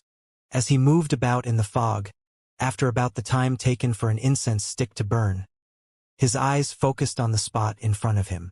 There he saw a figure whose ripples of power belonged to those in Mastery Realm. Without any hesitation, Su Ming charged towards that figure. Time trickled by like this. Several hours later, the 10 million cultivators in the area beyond saw 7 light pillars next to Dao Kong's name. The increase was incredibly slow, but for some unknown reason, the crowd felt that there was an oppressive feeling in the 7 light pillars, as if, besides the first one, The other 6 were vastly different from those belonging to the other 4 dynasts. Yet they could not tell what exactly was the difference. They could not see it, but Bei Bang, the tanned old man, and the other 2 sect masters knew exactly what it was. He's killing the Almighties among the lost souls. There was a sullen expression on the tanned old man's face, and his eyes were filled with hatred. Bei Bang stared at the 7 light pillars above Dao Kong's name and thought quietly to himself. What sharp wit! He found the key for the different battlefields so quickly, and he also found the method to get the battlefield he wants. When another 4 hours passed, Dao Lin as well as the other 3 dynasts obtained a certain amount of results in their respective battlefields. It was especially so for Dao Lin. He might have looked like an ordinary cultivator, but based on the number of people he killed by himself, he became a small faction leader. There were already hundreds of people by his side. It could be said that he was interfering with the results of the battle in the most simple and straightforward manner. At that moment, the 10th light pillar finally appeared beside Dao Kong's name. At the same instant, golden light spread out and reached a piercing degree. That light was much brighter than what Dao Lin and the others had possessed. It caused the 10 million cultivators in the area to let out cries of surprise. For not only was the golden light much brighter, the vortex that was formed was also several times larger. Its presence was incredibly striking in the air, and it was nearly 10,000 feet long. Booming sounds reverberated in the air. The vortex started spinning, and as it did, one of the cultivators in the area immediately voiced their puzzlement. Why is Dynast Dao Kong's vortex so much bigger? All of them killed 10 lost souls, so why is the disparity so great? That's right. Could it be that someone helped him in the shadows? Or else why would the difference be so great? As the discussions reverberated in the air, Bei Bang spoke with dignity and age. With just a few words, he instantly suppressed all the speakers. They might have killed the same number of people, but besides the first person Dao Kong killed, the other 9 were all lost souls who were almighties in Mastery Realm. As the cultivators in the area fell silent, Su Ming raised his right hand from a corpse. The body immediately withered and turned into ashes. A unique structure. He seems to have been modified by someone before. A glint appeared in Su Ming's eyes. He was using the power from the seed of life extermination to analyze why the lost souls had become like that. While he was mulling over his thoughts, a gigantic vortex appeared around him. As it spun around with loud, booming sounds, a layer of ripples similar to those of water appeared beneath Su Ming's feet, making him look as if he was standing on a lake. When he lowered his head, he saw a scene on the water. It portrayed a battlefield, and it was a large-scale battle with nearly 5 million people involved in it. He swept his gaze across it, then frowned. This was not the battlefield he wanted. After a brief period of pensive silence, Su Ming took a step backwards and moved out of the vortex. At the instant he left it, the vortex disappeared, and everything returned to normal. Su Ming's eyes sparkled. He fell into deep thought for some time, then turned around and disappeared into the fog. In the area beyond Dao Ocean, the vortex formed by Dao Kong's name vanished to show his name once more, but the light pillars above it had all disappeared. It seemed like he was redoing the test.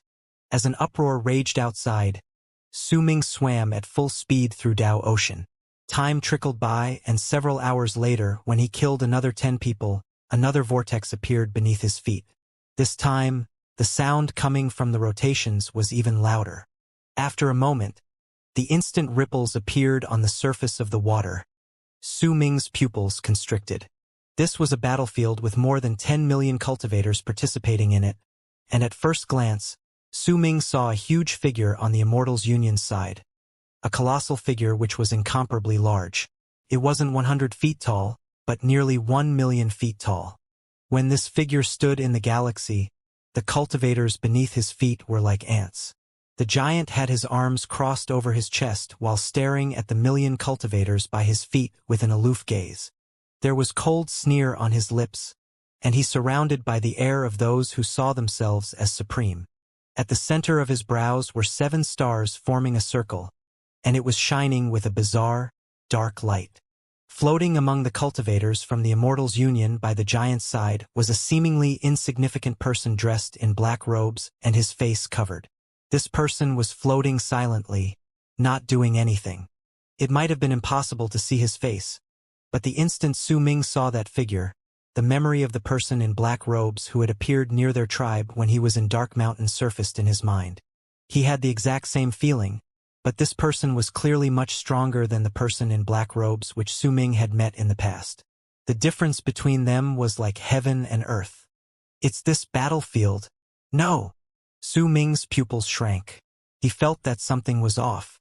Based on what he remembered, the black-robed person and the giant with the stars at the center of his brows had not once appeared at the same time. Yet now they were together.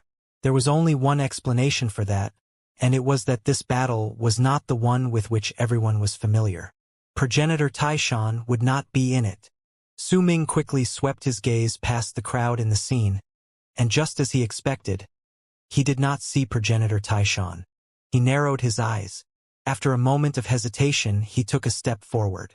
But just as he was about to step into the water, his body came to a sudden halt, and he even shuddered for a moment. A ray of excitement that had never appeared before showed up in his eyes, and he stared straight at a large man in the water who stood among the people belonging to the Immortal's union. He had thrown his head back to roar at the sky, wore a look of nonchalance on his face, and had quite a large number of cultivators by his side acting as his followers.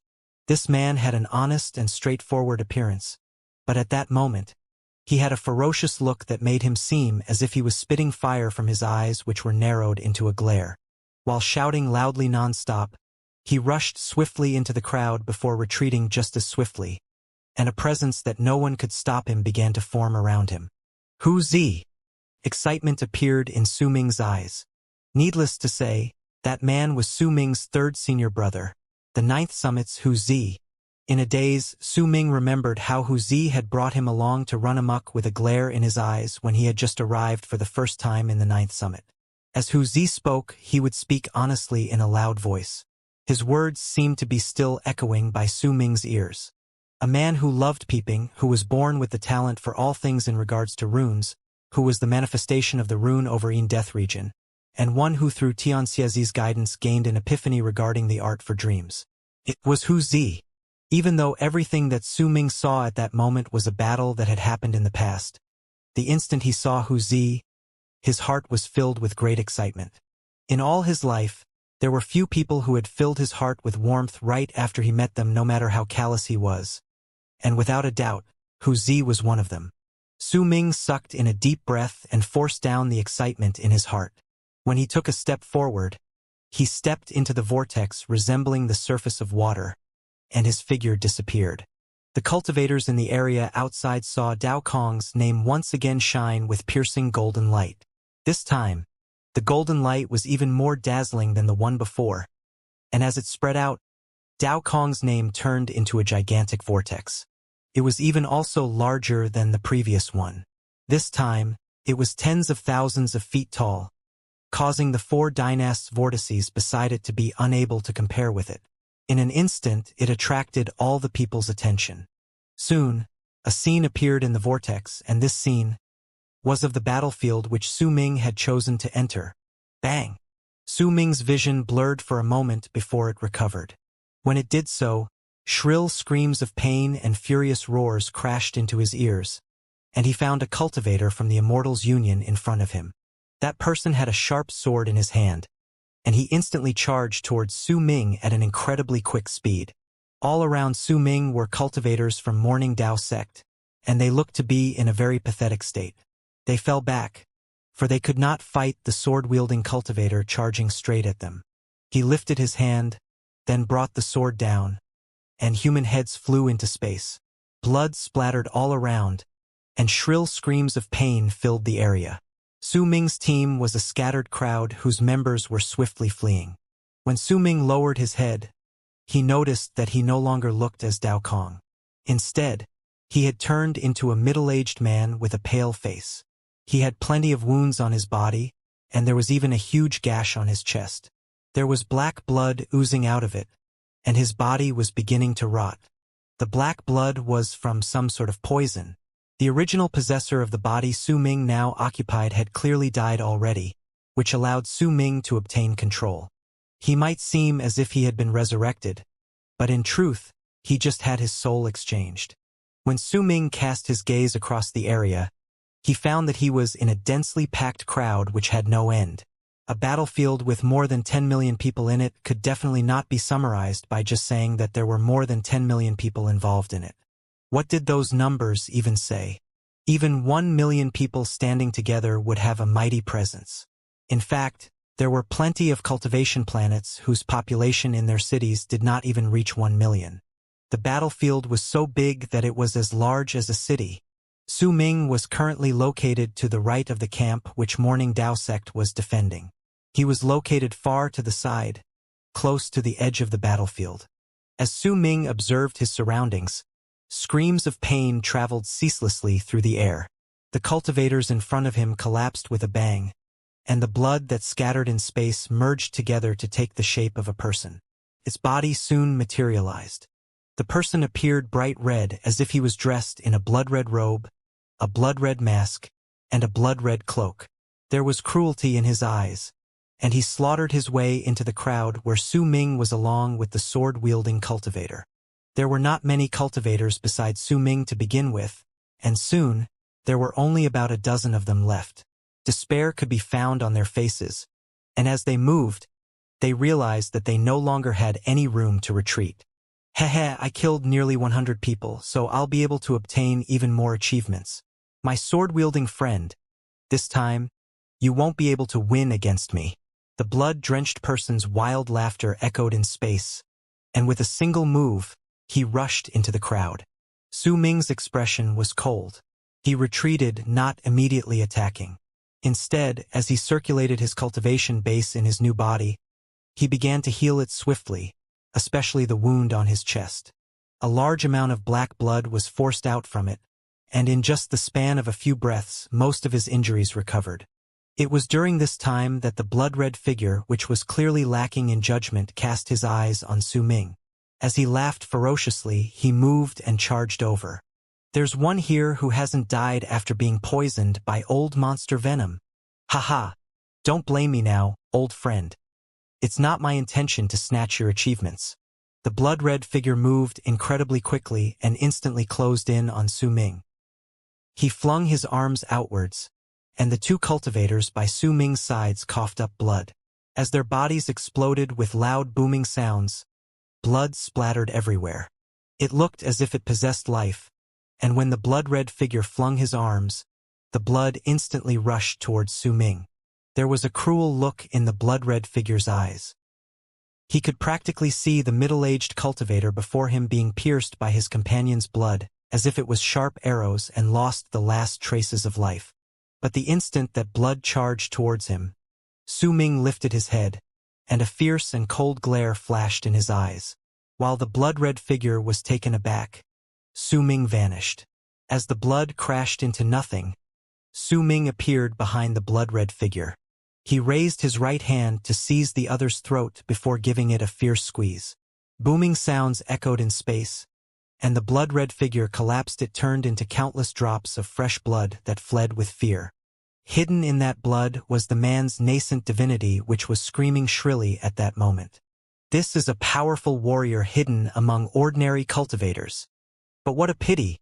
The moment his screams echoed in space, Su Ming laughed coldly and swung his right hand casually. Immediately, a rebounding force traveled through the scattered blood with a bang. It caused the blood to lurch once before it turned into fog.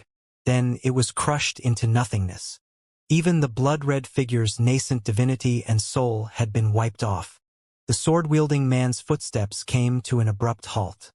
His pupils shrank, and without any hesitation, he fell back. His skin crawled, and his heart was filled with shock.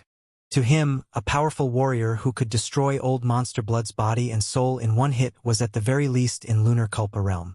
This sort of person was not someone he, who was just in the later stage of World Plane realm, could fight against. Yet before he could retreat more than 100 feet away, Su Ming's aloof gaze landed on him. At the instant the man's heart let out a thump. Su Ming had already appeared in front of him. He lifted his right hand and tapped the center of the sword-wielding man's brows, and with a bang, his eyes filled with red. He shuddered, and as if his body was seized by an invisible hand, he was torn to shreds. I'm still a little not used to this body. Su Ming flung his arm and noticed that it was difficult for his current body to fuse perfectly with his cultivation base, which made him unable to bring out his full power. However, while this might be a problem to other people, Su Ming was not too worried about it. He was an abyss builder, and one of the inborn abilities of the abyss builders was possession. He might not be possessing someone right now, but the difference from his current situation to possession was not that great. A glint appeared in Su Ming's eyes, and cracking sounds immediately came from his body. As they echoed in space, the structures of his body was instantly adjusted to a state where it would suit Su Ming the best. All of this, including Su Ming killing the two cultivators, was done in an instant, causing the remaining few Morning Dao sect cultivators around Su Ming to regard him with shock. Soon, though, they wrapped their fists in their palms to bow deeply towards him. Su Ming swept his gaze past these people. "Who is the commander for Morning Dao sect in this battle?" he asked calmly. "It's Sect Elder Kuan Lin of the Sect Elder Chamber and Lord Du Mo Tion from the War Chamber." Someone from the few remaining cultivators immediately answered respectfully. Su Ming nodded, then turned around to cast a glance at the battlefield around him before turning into a long arc that charged into the distance.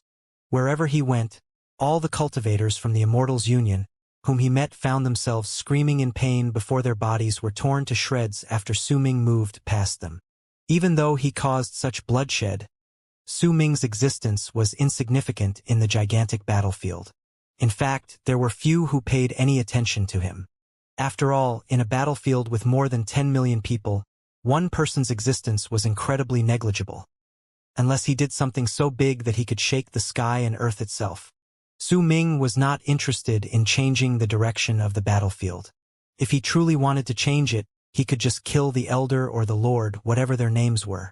Then, with his power, he could suppress all the people present and have all the cultivators on Morning Dao sect's side to fight according to his will. However, Su Ming was more interested in the giant in the distance and the black-robed person beside him than doing something like taking over the role of a commander in the battlefield. The main reason he chose this battle was because he wanted to take a look at what exactly made the huge giant and the black-robed person so peculiar, and also because, before he stepped into this battle, he had seen Hu Zi. However, the battlefield was as large as a city. It was not easy to search for someone, but if he was determined to do so, Su Ming believed that he would definitely be able to find him. As Su Ming moved about in the battlefield killing those from the Immortals Union, he was gradually able to tell that the battle had yet to escalate to a very bad condition. Although he did not know how long the battle had already lasted. Right then, both armies were on equal footing. Clearly, neither had brought all of their cards onto the table. Yet this situation did not last for long. As Su Ming moved about in the battlefield and continued drawing closer to the Immortals Union, he kept his gaze fixed on the giant who was gazing at all the people in the battlefield with an aloof gaze, and the negligible black-robed person by his side. Suddenly, a gigantic, long, yellow banner appeared in the direction of the Immortals Union's camp. It fluttered in space, and hundreds of banners like it appeared in the Immortals Union side. As they flitted back and forth, an invisible mighty pressure descended on the battlefield. A glint appeared in Su Ming's eyes. He knew that the Immortals Union was about to do something big. The instant Su Ming's pupils shrank, he saw the galaxy above the Immortals Union's large army distorting, and huge eyeballs swiftly descended. Each of them were 1,000 feet large, and more than 1,000 of them had descended in one go. They were covered in blood capillaries and gave a bizarre and crazed air about them.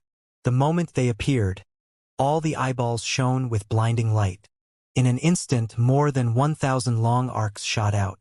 All of them contained lightning destroyers, the entity which remained fresh in Su Ming's memories. Judging by its might, this was not the sun-destroying lightning. It was slightly weaker than the moon-destroying lightning too, so it was probably the plane-destroying lightning. Still, it could kill all cultivators up to those who had attained great completion in World Plane Realm. As booming sounds surged into the heavens, numerous shrill cries reverberated in space. There were numerous casualties in Morning Dao Sec's army during that instant. There was also a long arc charging towards Su Ming. In it were a total of 100 plane-destroying lightnings. As they descended, they spread out above his and landed in the area around him with loud rumbles. Some of them went for Su Ming, but he remained composed. At the instant the plane-destroying lightnings charged towards him, he raised his right hand and swung his arm. Immediately, he seized those bolts, and with a squeeze, the seed of life extermination in his soul dissipated them. Completely useless. The blood used to create these bolts of lightning is incredibly mixed. Su Ming shook his head. When he loosened his grip, a few drops of faint, golden blood appeared on his palm. However, their light was very dull, and they were all flung off of Su Ming's palm. There was not even a single bit of value in absorbing them. When the eyeballs sent the long arcs outwards, loud whistles came from Morning Dao Sec's army. 10 figures rose into the air, and the instant they flew out, 10 sons of Solar Culpa realm appeared behind them.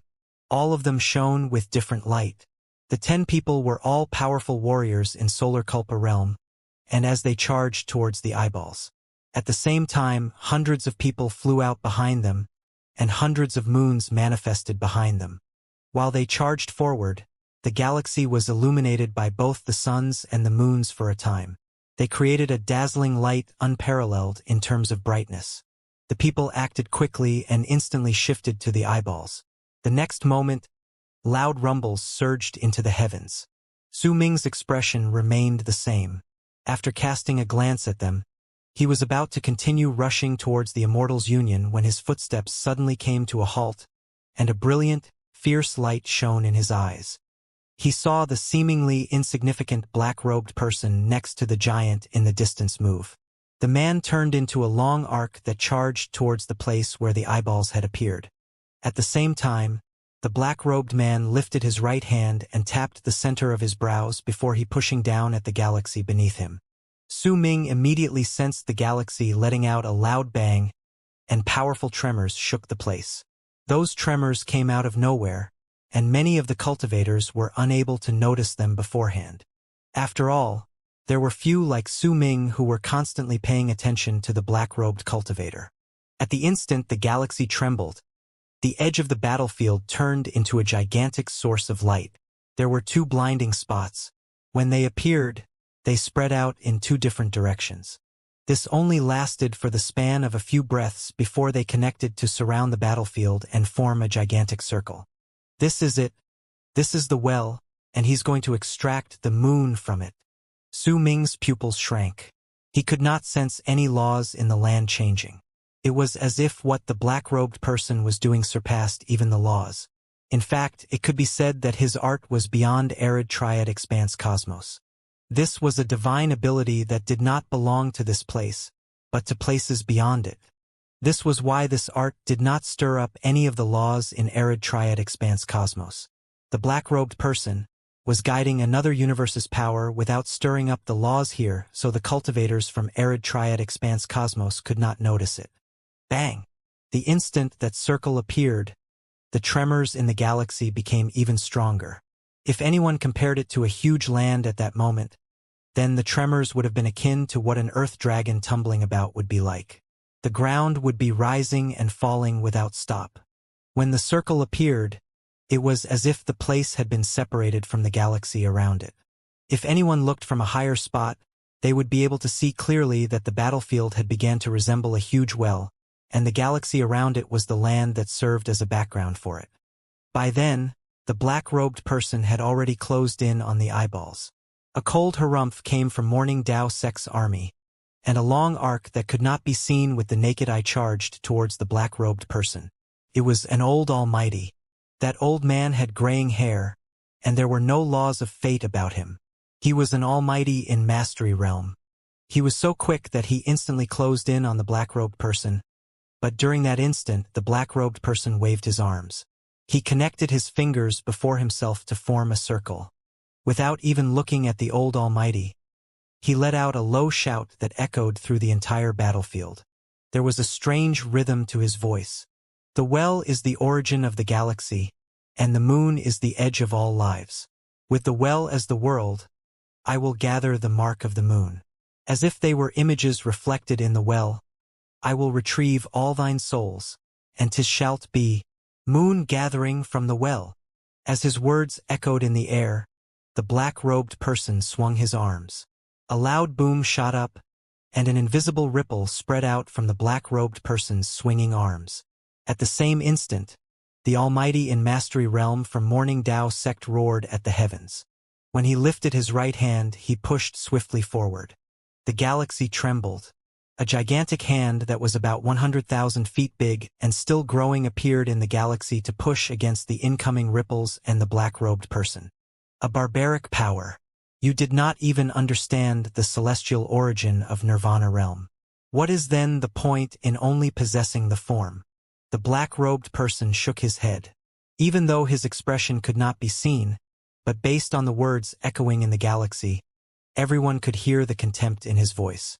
When the huge palm from the Almighty in Mastery Realm from Morning Tao sect collided with the ripples, it dissipated with a bang. The ripples continued spreading out like nothing had happened. The hand disappeared like how snow would melt when it ran into boiling water. This was dissipation, not collapse. If the palm had collapsed, it would have broken into pieces in a disorderly manner and tumbled backwards, while dissipation was breaking it down until it was reduced to particles. With a loud bang that reverberated in space, the 100,000 feet big palm dissipated.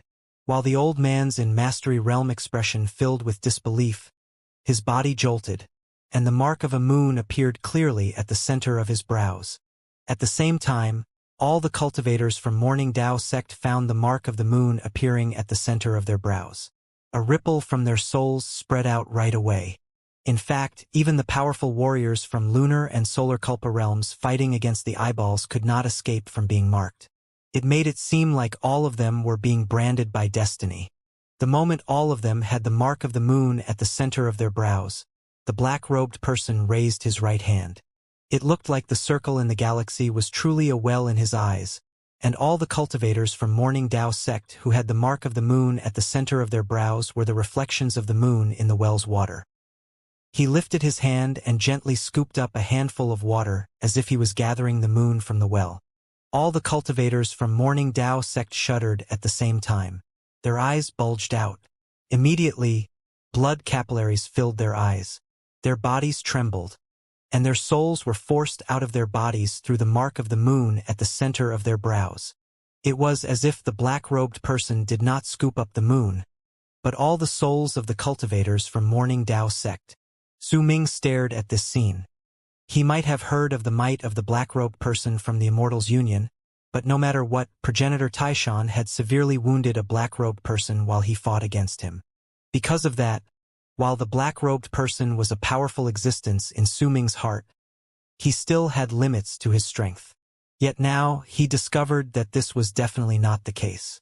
The divine ability released by the black-robed person was not just unprecedented, but something impossible. Could even brand an Almighty in Mastery Realm. The power of his divine ability was definitely not something progenitor Taishan could fight against. Unless they were not the same people or there was differences in terms of strength between the black-robed people, it would be impossible for progenitor Taishan to injure him badly. After all, progenitor Taishan was only half a step into Fate Realm. The divine ability the black-robed person executed surpassed Su Ming's imagination. He had never even considered that divine abilities could be executed this way. The man was neither using laws, but neither was he creating them.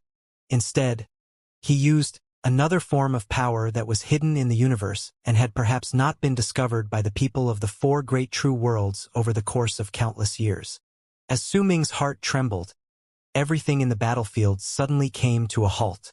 This was not an ordinary pause. Since the galaxy around him, the entire universe, and even the black-robed person's divine ability had stopped in an instant. In fact, Su Ming's body had also lost all mobility. At the same time, an ancient voice echoed in his head. This is a battle that occurred 937 years ago, in an area northwest of true Morning Tao world. During it, The Immortal's union sent forth the black-robed man along with the giant spirit that have come from other worlds.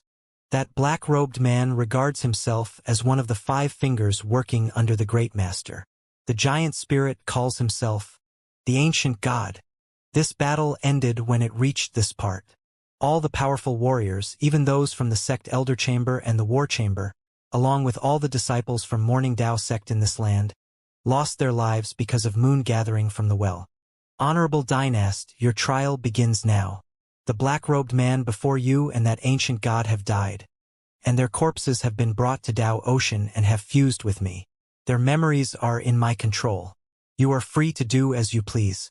Survive their divine abilities, change the tide of battle, kill the black-robed man, or kill the ancient god.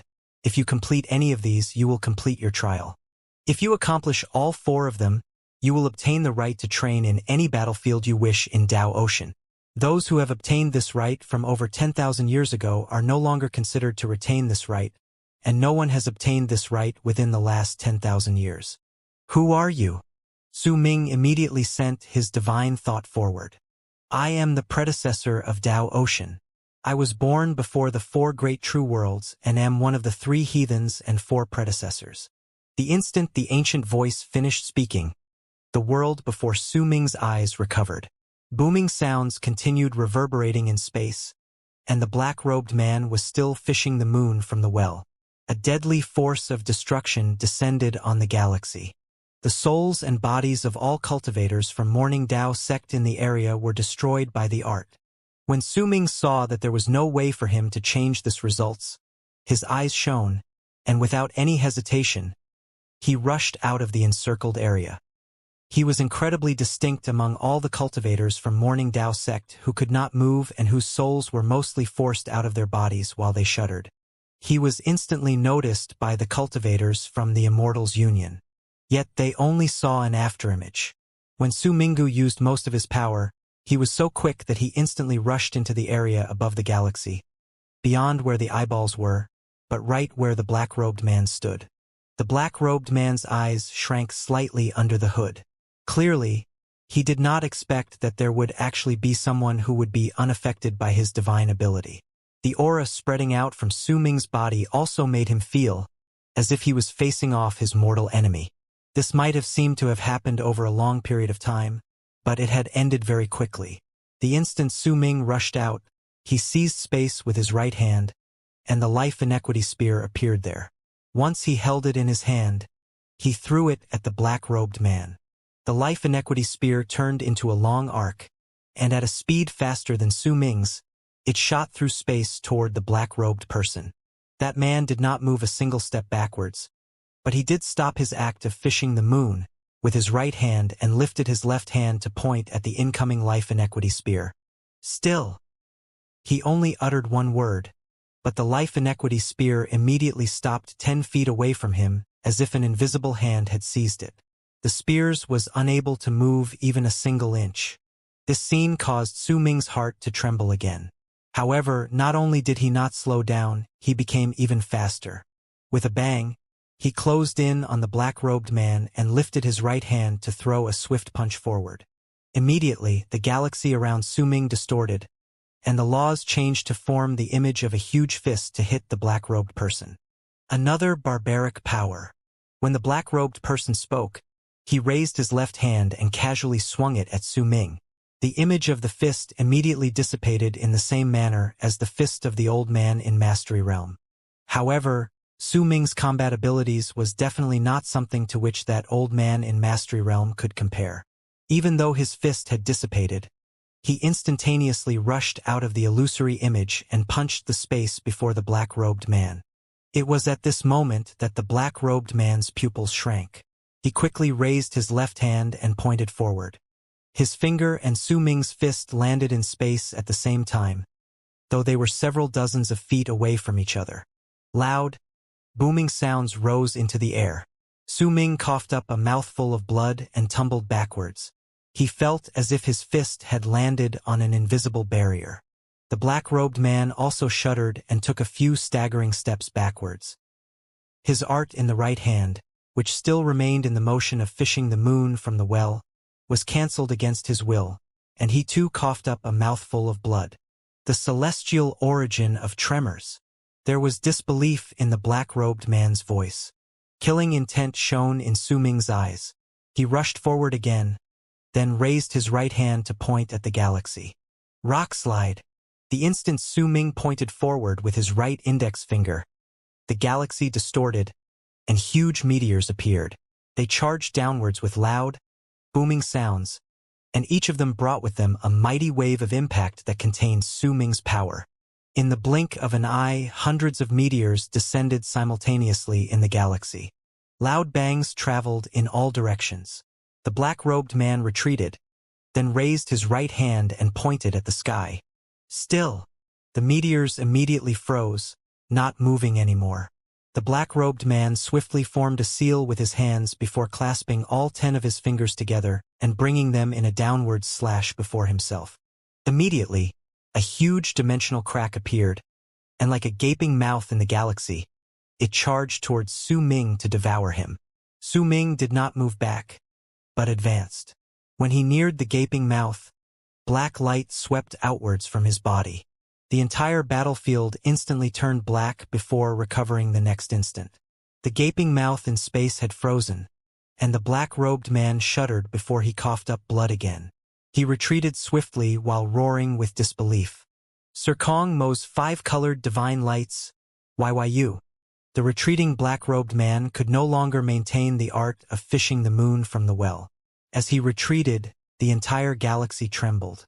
The marks of the moon on the cultivators from Morning Dao sect in the area underneath immediately faded away. Their expressions showed that they had regained consciousness, but what awaited them was a crazed slaughter brought by those taking advantage of the situation under swirling blood-red banners from the Immortals' Union. The number of casualties was devastating. The disciples from Morning Dao sect who were still recovering could not even put up a fight. For a time, there were many of deaths on their side. The foul stench of blood filled all corners of the galaxy. But soon, as they slowly regained their senses, the battlefield immediately became a real fight once more. When the black-robed man moved back, the hood covering his face fell off and revealed an ancient face. His sunken eyes were filled with disbelief. Upon fixing his stare on Su Ming, he raised his right hand and seized the space in front of him. "You will serve as a well." 2 light spots appeared around Su Ming and encircled him as if a well had been formed. "Your soul will serve as the moon." The mark of the moon appeared at the center of Su Ming's brows. It was incredibly deep, as if it had been branded on his soul. "With your body and your soul, I will now gather the moon from the well," the black-robed man roared. He seized space with his right hand. He had focused a divine ability which could spread through the entire battlefield on Su Ming alone. A loud bang rang in space, and Su Ming felt his whole body shudder. He had a strong feeling that his soul was being let out from his body by a power he found difficult to resist. At the same time, he also sensed that his connection with true Morning Dao world had been completely severed by the circle formed around him. This was a power he had never come into contact with before, and it was impossible for him to get a grasp of its origin. When he saw that his soul had gathered at the center of his brows amid the tremors of his body and felt that it was about to be extracted from the mark of the moon, a glint shone in Su Ming's eyes. He knew that everything he did could be seen by the 10 million cultivators in the world outside. After all, it was just a trial. As his eyes shone, the light of extreme darkness rushed out from his body. At the instant the world became dark, a freezing glare appeared in Su Ming's eyes. He might not be able to touch the power of the black-robed man, and neither did he have a way to fight against it. But there was naturally a celestial origin in his soul which could fight back. Life extermination. The instant Su Ming sent this divine thought forward, the seed of life extermination in his soul immediately erupted with a bang. That eruption was reflected on Su Ming in the form of countless branches crawling out of his body. As they spread outwards, they seemed to collide with the power the black-robed man had used in an unseen manner. A loud bang rang out, and Su Ming felt a sharp stab of pain in his head. It seemed as if there was a trail of information crawling into his head, but there were only 2 words there. Celestial origin. The instant the two words echoed in his head and booming sounds surged into the sky, the power of fishing the moon from the well around Su Ming's body collapsed. The circle around him shattered layer by layer. This scene entered the eyes of the huge giant in the distance. A hint of surprise suddenly shone in them, but there was a cold sneer on his lips, and he did not show any intention of thinking to help the black-robed man. It was a telling sign that even though they came from the same place, they were not on good terms with each other. The moment Su Ming walked out from the circle, the black-robed man coughed up blood, and shock appeared on his face. As he retreated, a fierce glare shone in his eyes, and he raised his right hand to point at Su Ming. "Immobilization art!" the black-robed man roared. This was different from how he previously frozen the life inequity spear and how he kept the meteors in place. This time he had chanted the name of the art on Su Ming. Clearly, by doing so, the might of the art would be even greater. Su Ming was charging forward, but the next instant he felt as if the space around him had turned into mud. His body jolted and he was immobilized. In fact, even his power started showing signs of being frozen. This was not the first time Su Ming saw the black-robed man execute this art, but only when he truly experienced it personally did he understand its might and wonder. Almost the instant Su Ming was immobilized, the black-robed man laughed ferociously and struck his own forehead with his right hand. "Water is the origin of all lives. What I have come to understand is the celestial origin of water, and now, with water, I will kill you," he roared.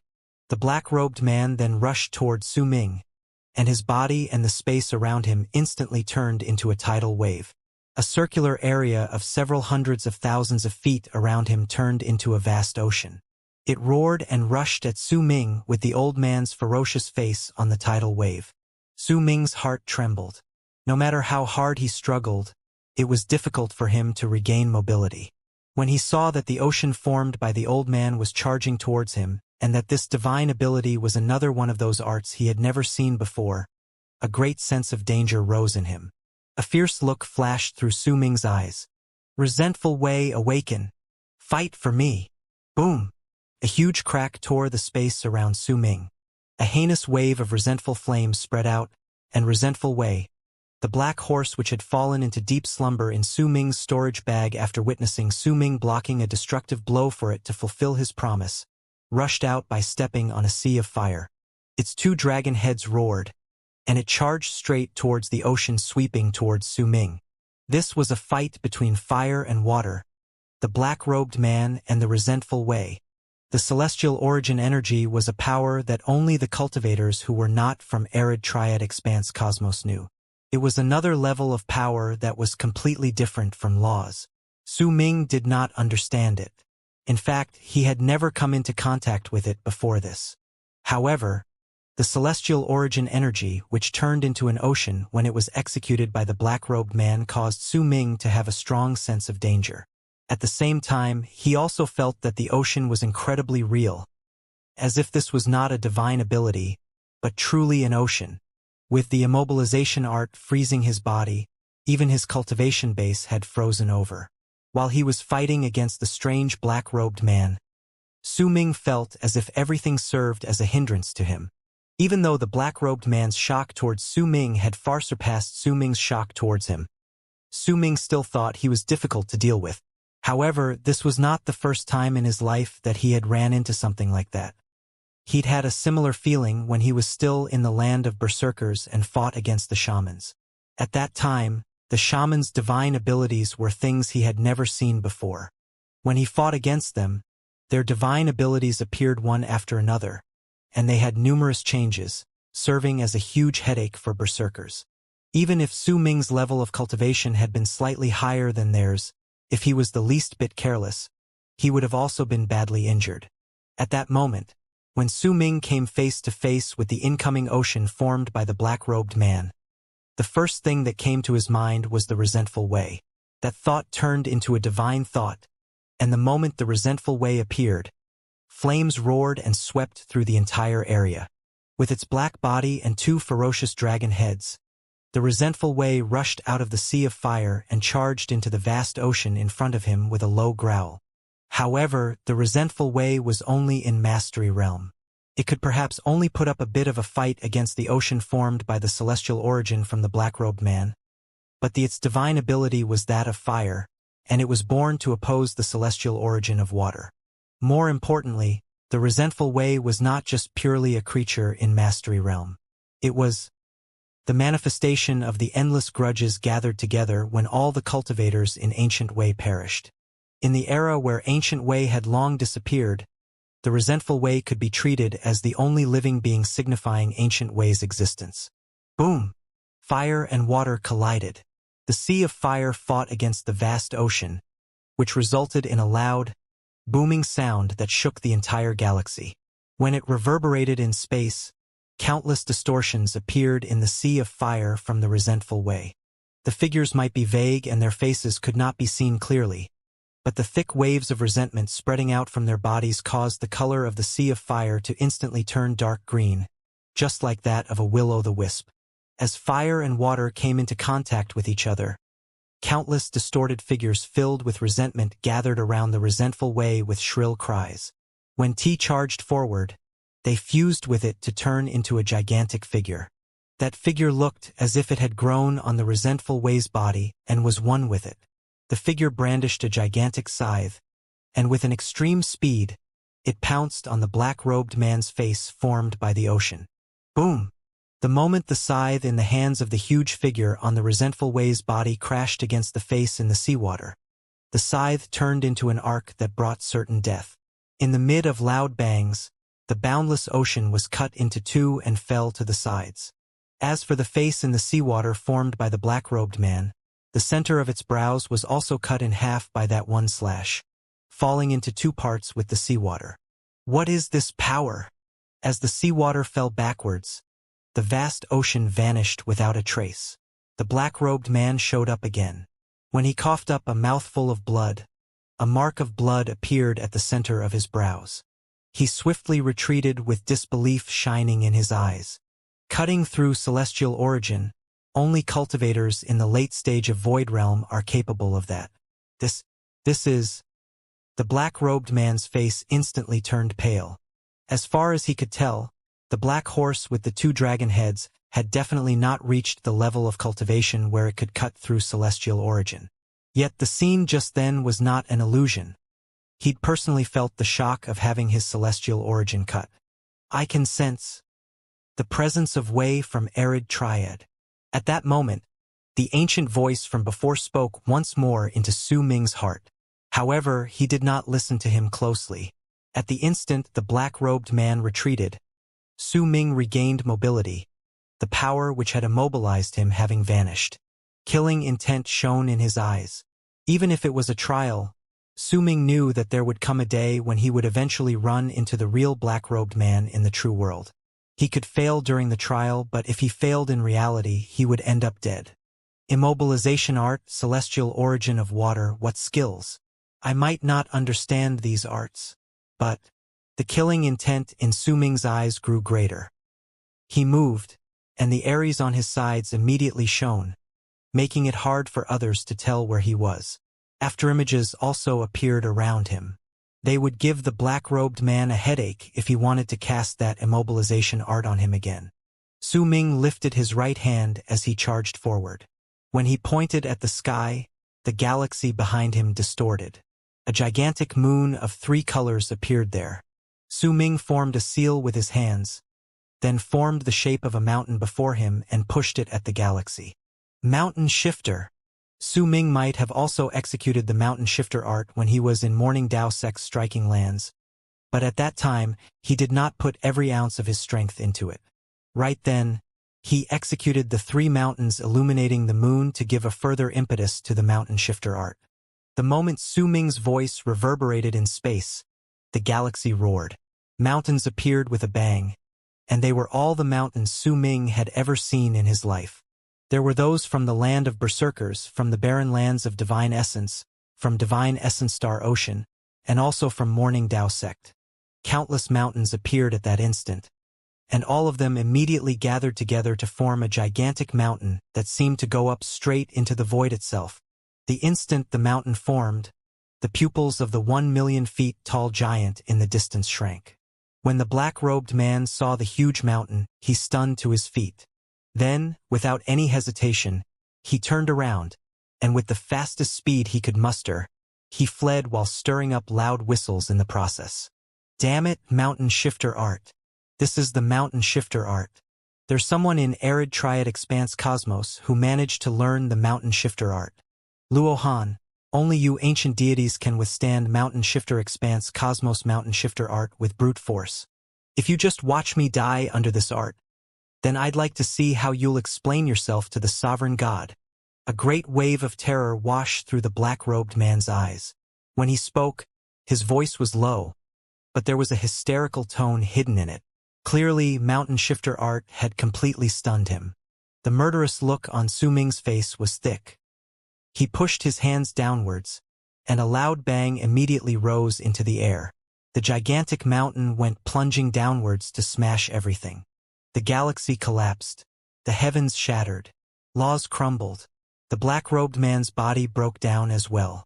No matter how fast he fled, he could not escape, because Su Ming's mountain shifter art contained the power of absolute accuracy contained in the God-Slayer art he had just come to understand. The black-robed man let out a shrill scream of pain amid the bangs. His body was torn to shreds, but his nascent divinity had jumped out before it was ripped apart. As he screamed, he rushed forward, but he still did not manage to escape from the mountain shifter art ramming into him a second time. Boom! When the gigantic mountain fell on him again, his screams went quiet, and the black-robed man's body and soul were destroyed. Su Ming's face was pale. Blood trickled out of the corners of his mouth. The battle might have seemed simple, but Su Ming had practically used up every ounce of his strength. The entire process had been incredibly perilous. It was especially so during the final moment. If the 1,000,000 feet tall giant in the distance had chosen to interfere and attack, Su Ming would have definitely not been able to kill the black-robed man so easily. Yet the giant had only put on a solemn expression and did not show any intention to provide any aid. This was the main reason behind why the black-robed man had died. I've long since grown tired of that old man from the celestial realm, but since we came from the same place and you killed him, I will kill you.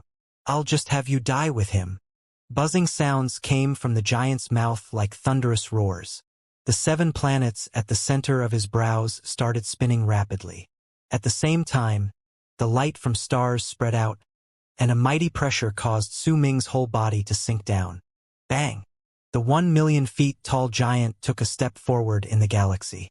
The instant his foot landed, a layer of ripples spread out through the area. When the mighty pressure descended, the cultivators from both sides immediately shuddered, and all of them fell back as if they were swept aside by an invisible hand.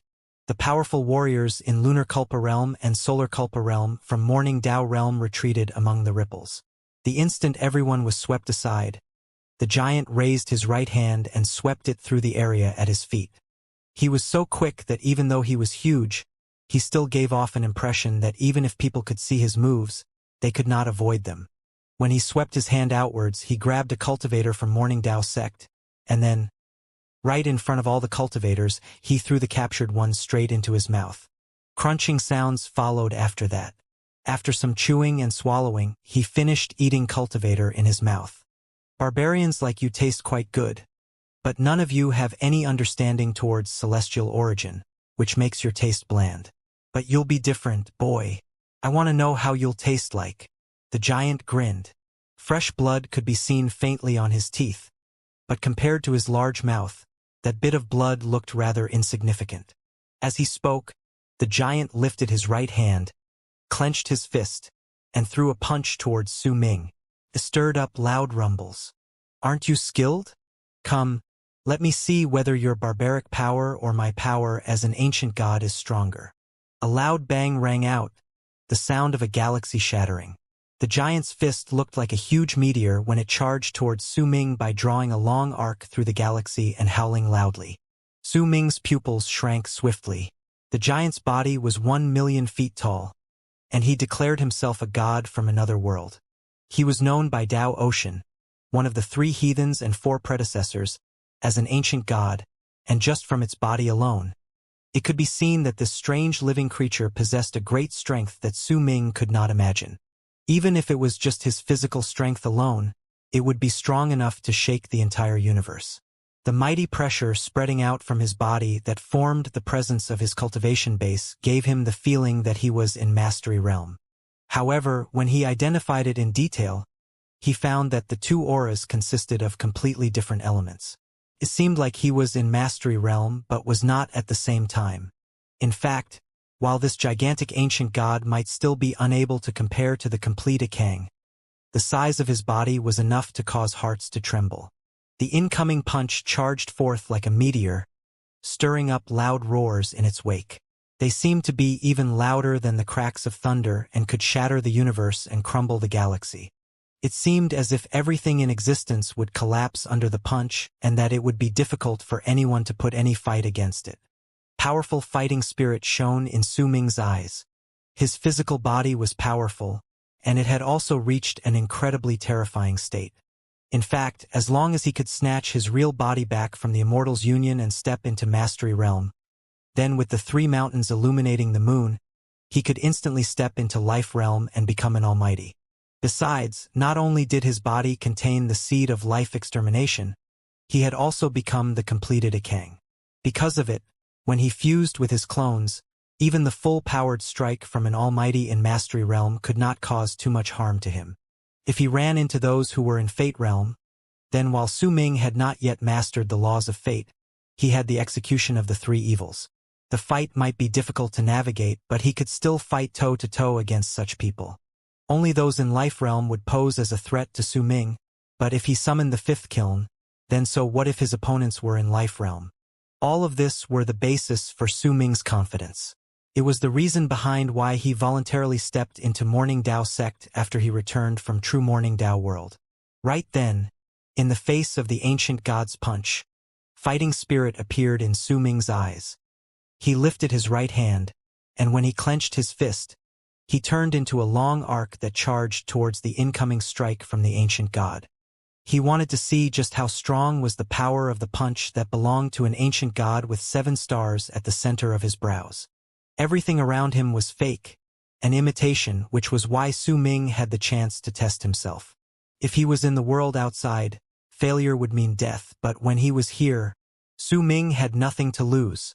The crash between the shine of a brilliant moon and a firefly's light, the collision between a tall mountain and shattered stone, the roar of an ocean and a trickling stream. This was how this shocking scene seemed to the cultivators who had already died in the real world and the 10 million cultivators in the world outside spectating the battle. The breathing of the 10 million cultivators in the first plane of Morning Dao sect quickened at that moment. It was completely silent in the area. All their gazes were fixed on the picture in the gigantic vortex.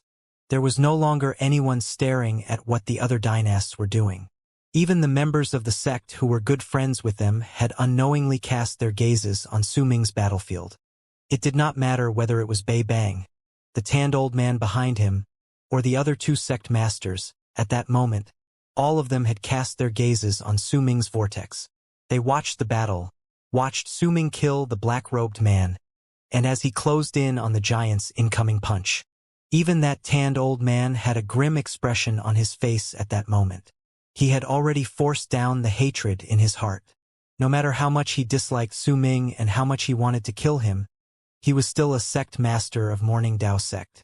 Even if Su Ming's current enemy was fake, he still belonged to the Immortal's union. In fact, due to his status, the tanned old man even knew some things that the other cultivators did not. He knew that the giant was known as the ancient god. He also knew that he did not come from True Morning Dao sect. Instead, he was an invader from another world, a place that was incredibly far away from them, and Su Ming was currently fighting against that invader. This scene caused the tanned old man to force down his hatred towards Su Ming. No matter how much he hated Su Ming, they were both from Morning Dao sect, and they were both people living in True Morning Dao world. He also knew that they had sent out 13 sect masters to kill the ancient god with 7 stars at the center of his brows during a battle in the past. 2 of the 13 had died, and 7 were severely wounded, still in deep slumber. They had paid this sort of price to kill that ancient god. They had paid a still steep, but slightly smaller price for the black-robed man. The war chamber had sent 5 war generals, and with the death of 3 of them, they had managed to kill him. While all the cultivators in Morning Dao sect were fixed on the battle, Su Ming turned into a long arc in the vortex and collided with the ancient god's fist. Loud booming sounds shook the universe and reverberated through the galaxy. They traveled out of the vortex and shook the hearts of all the cultivators watching in Morning Dao sect at that moment. Su Ming had a feeling as if he had crashed into a mountain. His fist trembled, then shattered along with his arm. When the great force crashed into him, even his whole body had been crushed as the bangs rose into the air. At the same time, the ancient god with the 7 stars at the center of his brows also let out a muffled groan. With a jolt, his huge fist was bounced back. Cracks signaling that his hand was shattering appeared on his fist with loud cracking sounds. As they spread out, they went through his whole arm as well. The ancient god staggered several steps back and coughed up a mouthful of blood before swiftly lifting his head. A hint of shock appeared on his face. What great strength, but this power is still one of the barbarians. The ancient god with the 7 stars at the center of his brows had only finished half of his sentence before he suddenly trembled. He coughed up blood again, and the cracks that were originally no longer spreading on his right arm let out a loud bang as if a new force had exploded within it. His huge right arm crumbled into pieces. The celestial origin of tremors.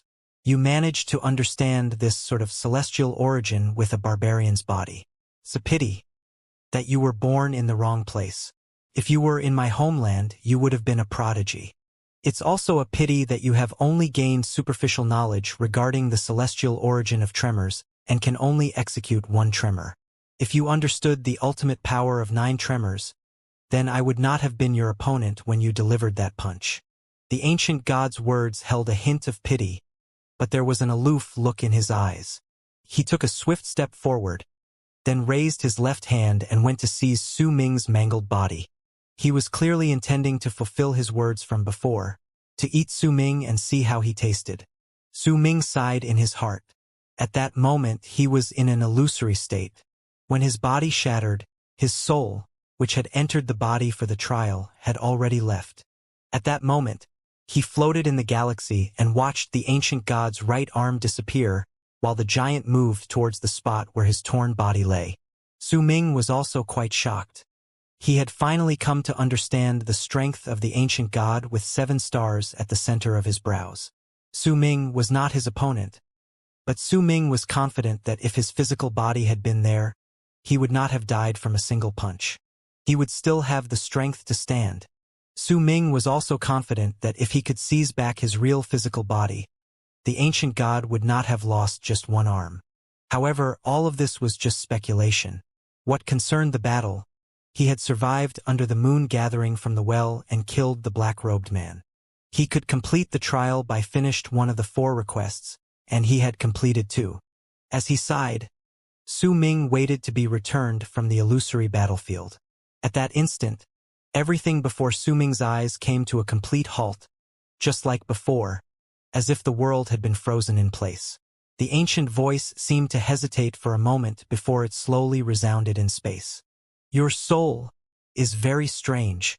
Su Ming's eyes shrank in a barely noticeable manner. He did not speak. There are plenty of inadequacies in the divine ability and power you used to shatter the ancient god's right arm just now. 7/10 of your power spread out when you delivered that punch, and it did not gather together. In truth, the difference between you and the ancient god is not great. He should not have been able to shatter your body with 1 punch, even if you only had your soul here. When the ancient voice reverberated in the air, Su Ming did not say a word, just stood in silence. Similarly, you've trained your God Slayer art in the wrong manner. It contains the power of slashing, hitting, and tremors, but you have only gained a superficial knowledge of it, and there are plenty of things missing. If you could have had all your power gather in 1 spot so that it wouldn't spread out, you could have fought toe-to-toe against the ancient god. If you gained an even deeper understanding of the power of tremors, then you could have killed that ancient god. Your soul is very strange. It has a presence with which I am familiar, but I can't remember to whom it belonged. This is a memory from a long, long time ago. There was a hint of sentimentality in the ancient voice as it reverberated in space before slowly falling into silence. Some time passed before the ancient voice suddenly spoke once more. Do you want to try again? Su Ming's eyes swiftly focused. A brilliant shine flashed through them. May I? As long as you wish. Then I want to. When Su Ming's words tumbled out of his mouth, everything in the area instantly started going in reverse. Time looked as if it was flowing back at that moment, and in an instant, when everything returned to normal, Su Ming discovered to his shock that he was back in the battlefield, and the huge fist from the ancient god with the 7 stars came charging towards him like a meteor in the universe. Everything had returned to the moment before Su Ming attacked. Light shone brilliantly in his eyes, and the moon of those in lunar Kulpa realm manifested behind him. He raised his right hand, clenched it, and moved, turning into a long arc that charged towards the ancient god's incoming fist. This time, when he rushed forward, the ancient voice spoke in his mind. Focus your mind on your soul, then focus your soul on your arm. Forget about everything else and turn your mind, soul, and body into your fist. When your mind becomes your sole focus, you can focus it on your soul. And when you can merge your mind and soul together, you can forget about your body. With the sentimental voice only it could muster, the ancient voice mumbled softly. Sometimes, you need to forget what you've learned so that you can become even more focused. The ancient voice's words were all gems. Each word and each phrase caused Su Ming's heart and mind to roar when he heard them. He felt like he'd come to understand something vaguely, but when he mulled over it, he could not get a grasp on it. As he charged forward, he closed his eyes. He focused all of his mind so that it would not spread out, and while listening to the ancient voice's words, he gradually and intentionally forgot everything. He forgot about how he had turned into a long arc and was charging towards the ancient god's incoming fist. All of this might seem simple, but in truth, doing it was incredibly hard. In just the span of a few breaths, a shocking rumble reverberated in the universe. Su Ming's body jolted. When he opened his eyes, he saw his body shattering, his soul leaving, and the ancient god with the 7 stars in the center of his brows being forced back while his right arm shattered along with a small part of his body. Your heart is not calm. You didn't forget everything. Your mind has not fused with your soul. Do you want to try again? As the area came to a halt, the ancient voice echoed in space once more. Yes. Resolve appeared in Su Ming's eyes. The instant he opened his mouth, time flowed back once more and he returned to the moment of the strike. Su Ming moved, turning into a long arc again. As he charged forward, he closed his eyes and forgot everything except his fist. It was the only thing in his mind. Boom! A loud bang rang through the space. Su Ming's body had shattered completely once more, but the ancient god with 7 stars lost his right arm as well as half of his body. Numerous cracks spread through his body, and when he was forced back, he turned into a bloody mess before shattering. However, due to his great power and vitality, the ancient god did not die even though he suffered such grievous wounds. Instead, when he moved back, disbelief appeared on his face. It's still not enough. Perhaps you are not suited to do all this. You cannot learn to forget. The ancient voice sighed softly. When it reverberated in the air, Su Ming stayed silent for a moment. One more time. It will be the last. If you can shatter the ancient god with one punch, then I will continue helping you adjust the rebound. If you cannot, then you will be sent out of Tao Ocean. With the words of the ancient voice, the world before Su Ming's eyes flowed back and returned to moments earlier. This time, Su Ming did not turn into a long arc to charge forward. At the instant the huge fist of the ancient god with 7 stars came forward, he sat down cross-legged. When he raised his right hand, the galaxy in front of him distorted, as if a canvas had been formed. With his mind as ink and his soul as brush, he forgot everything and merged the two together in the canvas in front of him. He forgot himself. He did not close his eyes, but everything in the world before him had already disappeared. This was a state he had reached in the past. It was the art of picture creation which helped him clear his heart. The method taught to him by Dao Ocean was one that Su Ming was unable to learn well, but if it was just about forgetting himself, he could achieve it using another method. He would clear his mind, then focus it on his soul to fuse them together, thereby forgetting everything about himself. This was what was meant by focusing. This sort of focus could allow him to gather all the power in his body into one single spot to prevent it from spreading outwards when it erupted. It was similar to painting. If he did not focus and clear his heart of other thoughts, he could not draw. At that moment, Su Ming did not see the ancient god's incoming punch and did not hear the light gasp of surprise from the ancient voice. He forgot everything by immersing himself in the canvas. The instant the ancient god's fist came crashing on him, he raised his right hand with all his willpower and drew one line in space with his index finger. That one stroke was like a hook, an arc. It crashed against the incoming ancient god's fist in space. Booming sounds echoed through the entire galaxy. Su Ming's fingertip shattered. His hand, arm, body, and the canvas all crumbled at that moment. However, the ancient god with 7 stars did not move back. Instead, during that moment, his huge fist turned into ashes along with his arm and whole body. Only his head remained to fall back. He might not have died, but the shock which appeared on his face showed how shaken his soul was. He could not imagine how the person who had struggled greatly when fighting against the black-robed man could make his huge body crumble with just one light swing. The price for it might have been instant death, but to him this was still unbelievable. This is quite a good method. It helped you to gather 8/10 of your power. All living beings in the universe except for those in Death Realm are unable to have absolutely none of their power spill out but gather in one spot. You have already exceeded my expectations by being able to gather 8/10 of your power. Next, I will tell you how to gain an epiphany in regards to the power of tremors. Based on what I have learned from the body of the ancient god before you, the power of tremors is a form of resistance as well as dissolution. It is just like how you would stir up ripples when you throw a stone into a puddle.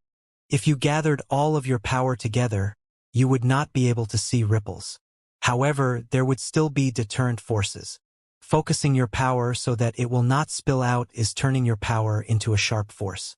Rebound is the third form of power formed the instant the power you send out crashes against this deterrent force. This is a form of power utilization, and it's not that complicated. They say it is celestial origin, but that is just the cultivators from the other worlds not understanding what they do and giving it a mysterious name. Based on my memories, this utilization of power is common knowledge. As the ancient voice resounded in space, the area around Su Ming reversed and returned to the moment before. The ancient god's fist came charging towards him once more. This time, do not choose to forget everything. Instead, treat yourself as a mountain and regard him as a mortal with slightly greater physical strength. Think of him as a mortal using his strength to push a mountain, and the amount of force he uses will be rebounded back to him in the exact same amount. This is what the outsiders call the celestial origin of tremors. The difficulty in it lies in you having to deliver multiple rebounds, but 9 is not the limit. They say that 9 is the limit because these cultivators from the other worlds do not understand it. In truth, there is a fourth form of utilization of power. It is called borrowing power to strike back. Su Ming grew more confused with every word spoken by the ancient voice. He felt that what the voice said was logical, but at the same time that he could not wrap his head around it. The ancient voice sighed softly. Oh well, observe carefully. After the last words, Su Ming's body shuddered. He could sense a will descending on it and seizing control over it while turning him into an observer. He could no longer control the body, but he could see everything even more clearly. Soon after, Su Ming saw the will which descended on the body take a step forward while controlling it, charging straight towards the ancient god's fist coming at them. He instantly closed in, and at the instant he came into contact with the fist, the body stopped and turned his back towards the ancient god. He raised his right hand and struck his chest fiercely. A person's back is the thickest part of the body. It is also the spot which can suffer the greatest impact. Due to its thickness, the rebound will be even more distinct. Observe well, the voice said in Su Ming's head. The instant the ancient god's fist rammed against the back, it was as if both parties had delivered a punch with the body acting as the center. Su Ming could clearly see a destructive power charge into the body when the palm struck his chest. At the same moment, the destructive power from the ancient god's fist behind him also rushed into him. The two forces crashed against each other, then tumbled backwards together. This led to the right hand of the body controlled by the will to bounce off the chest. The ancient god behind him shuddered and took a few staggering steps backwards. Once he coughed up blood, his right hand was completely crushed. Yet strangely, the internal structures of the body Su Ming had used did not suffer much damage. It only trembled. Do you understand now? When two forces collide, it does not necessarily mean ruin. There is also a possibility of dissolution and retreat. These are tremors. Causing multiple tremors is also easy. Observe well. When the ancient voice echoed again, Su Ming saw the body controlled by the will turning around to take a swift step forward. The ancient god with 7 stars let out an enraged roar. There was shock on his face as he threw a swift punch with his left hand. However, the instant the punch landed on the body controlled by the will, Su Ming saw it moving backwards, as if he was going along with the flow of the punch coming towards him. Since his speed and the speed of the fist were the same, he did not suffer much damage. Once the force of the ancient god's punch faded, the body moved forward, and as if he was borrowing the power from the punch, he struck the ancient god's fist with his palm. Bang! The ancient god shuddered and was forced back. His left arm shattered, and madness appeared on his face. At the instant he was forced back, he threw his head back and let out a roar that shook the entire galaxy. At the same time, one of the stars on the ancient god's brows shattered, then another. When 4 of them shattered in succession, the destruction stopped. The remaining 3 stars were left incredibly dull. When the roar which paid the price of the 4 stars rang out, the galaxy collapsed, the universe shattered, and countless cultivators beneath them collapsed from the tremors. Even Su Ming's body was sent tumbling backwards and crumbled. Ancient gods, their mysterious existences.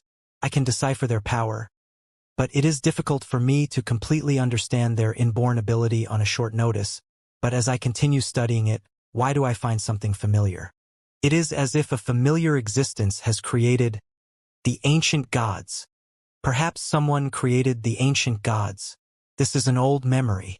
I need to think about it carefully, the ancient voice mumbled. As it did, everything in the galaxy came to a halt. The ancient god who had shattered 4 stars remained frozen with his mouth wide open.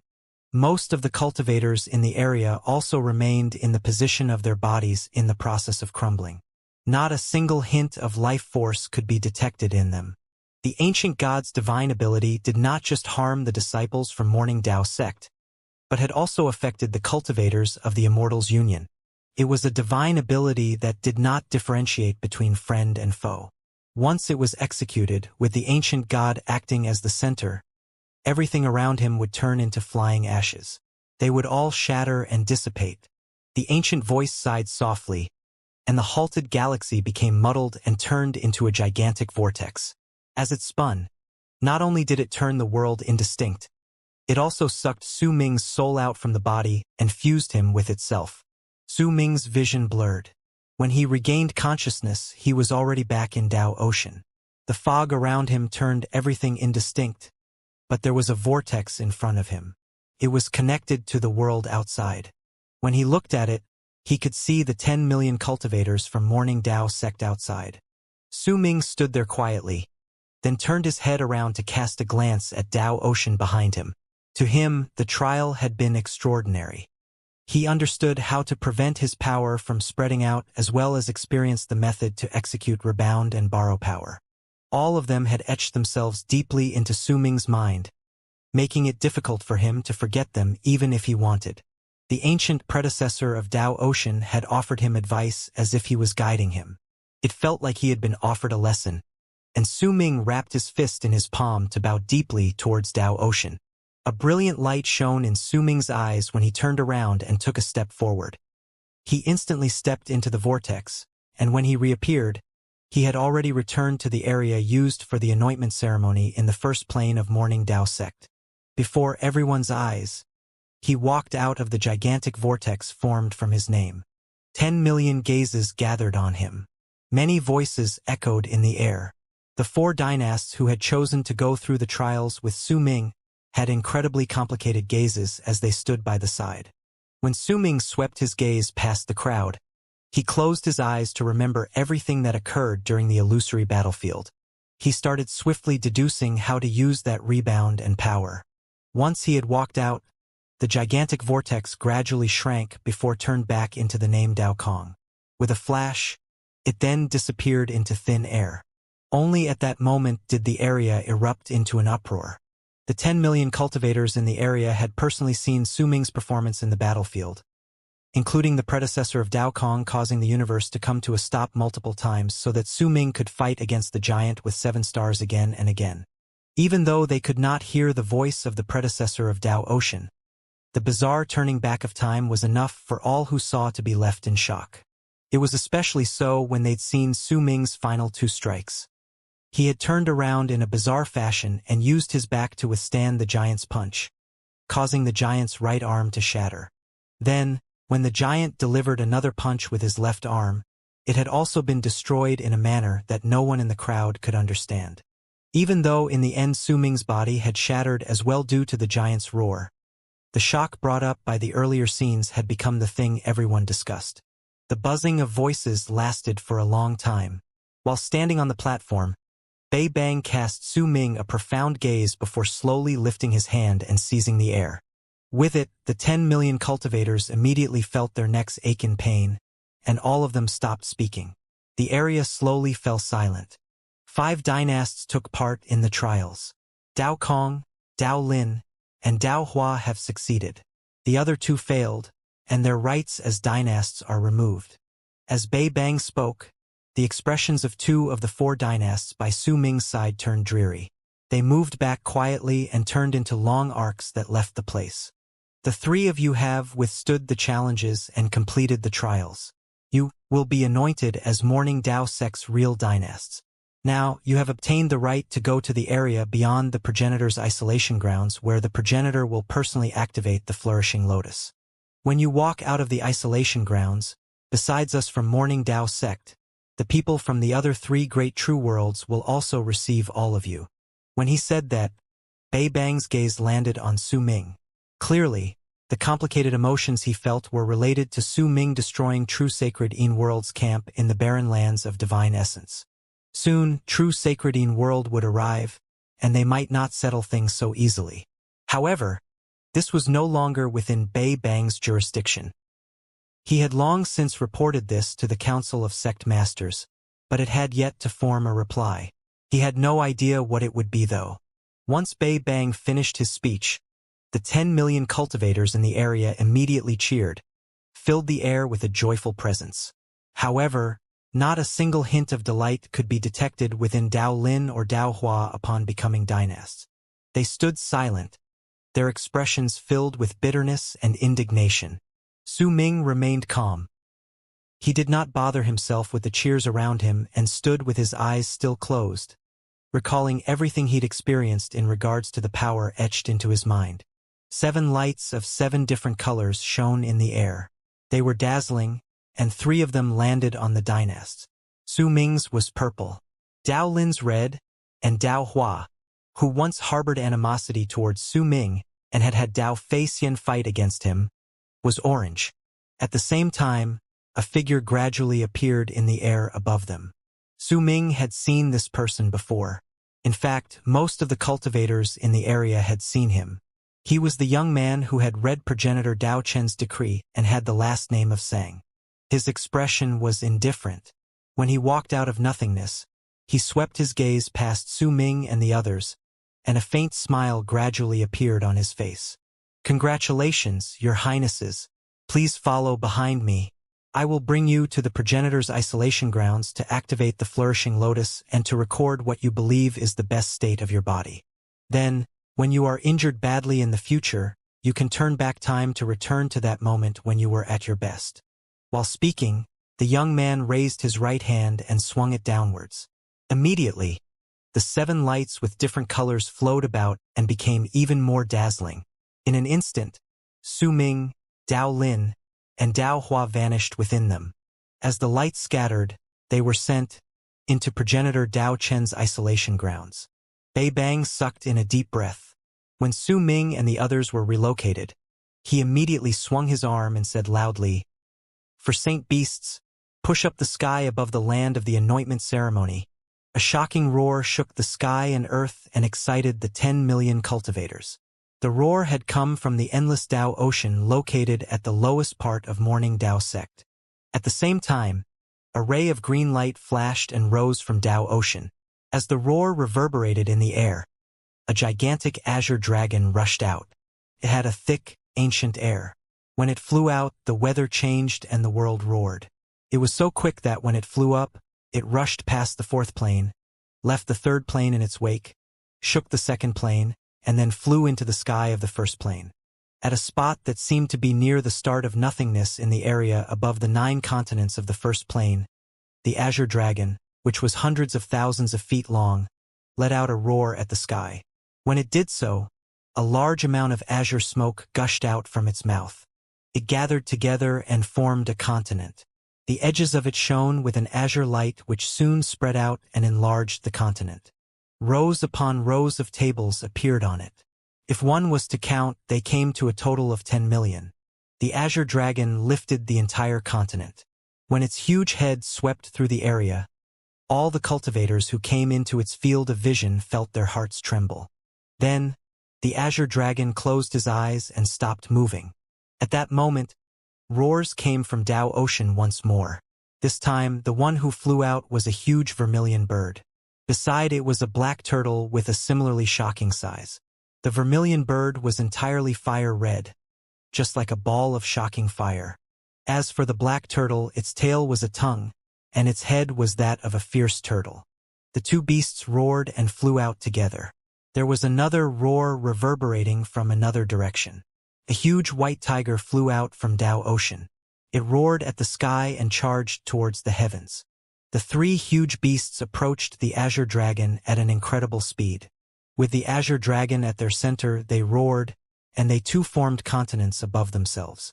The magnificence of this scene caused the hearts of the 10 million cultivators in Morning Dao sect beneath to tremble. The sky distorted, and figures manifested there. Among them were men, women, the elderly, and the young. However, the presence of age about their bodies clearly showed that they had lived for a long, long time. The presences of powerful cultivation bases could be felt as well. These people were all masters of fate, lives, and death. The greatest of them were 3 old men. The mighty pressure spreading out from them was so great that it was unbelievable. The 3 of them were naturally the 3 sect masters in Death Realm who had snapped at Su Ming previously. They were also the strongest people in Morning Dao sect besides progenitor Dao Chun, on the surface at least. Their names were Ri, Yu, and Xing. Greetings, sect masters of the Council of Sect Masters. With their hearts trembling, the 10 million cultivators worshipped in the direction of the sky. Their roars were like waves of sound. There were 68 figures behind the 3 old men. When they appeared, they immediately spread out. They floated above the continents formed by the white tiger, the vermilion bird, and the black turtle. Ri, Yu, and Xing, the strongest 3 old men in Death Realm, stood on 3 different continents with calm expressions on their faces. There were 24 people on the vermilion bird's continent as well as on the black turtle's continent. Only the continent belonging to the white tiger had 20 people. Bei Bang, the tanned old man, and the 2 other sect masters flew up simultaneously. Then, as if they were going back to their original place, they charged towards the continent of the white tiger. When Bei Bang and the other 3 returned, an imposing voice reverberated in the sky. Open the path to True Morning Dao World to welcome our guests from the other 3 great true worlds. We will welcome our fellow Taoists from the 3 great true worlds together. Bang! The continent that belonged to the black turtle shuddered. The black turtle which supported it roared towards the sky, and as the continent trembled, the sky distorted. A gigantic crack was torn swiftly in the air, as if a large, invisible sword had cut through it. Endless bolts of lightning swam in it, and when it spread out, the crack was torn wider apart. At the same time, in the fourth true world of the four great true worlds within arid triad expanse cosmos was a galaxy that looked like a vast mass of water. In it were thousands of meteors of various shapes. They floated by themselves, and sitting on each meteor was a cultivator. They were all very quiet, as if each of them was the same. Everyone's expression was filled with sullenness and aloofness. They also exuded a ghastly, grim presence that seemed to come straight from their bones. This was the mysterious fourth true world, true spirit hell world, which no outsider knew about.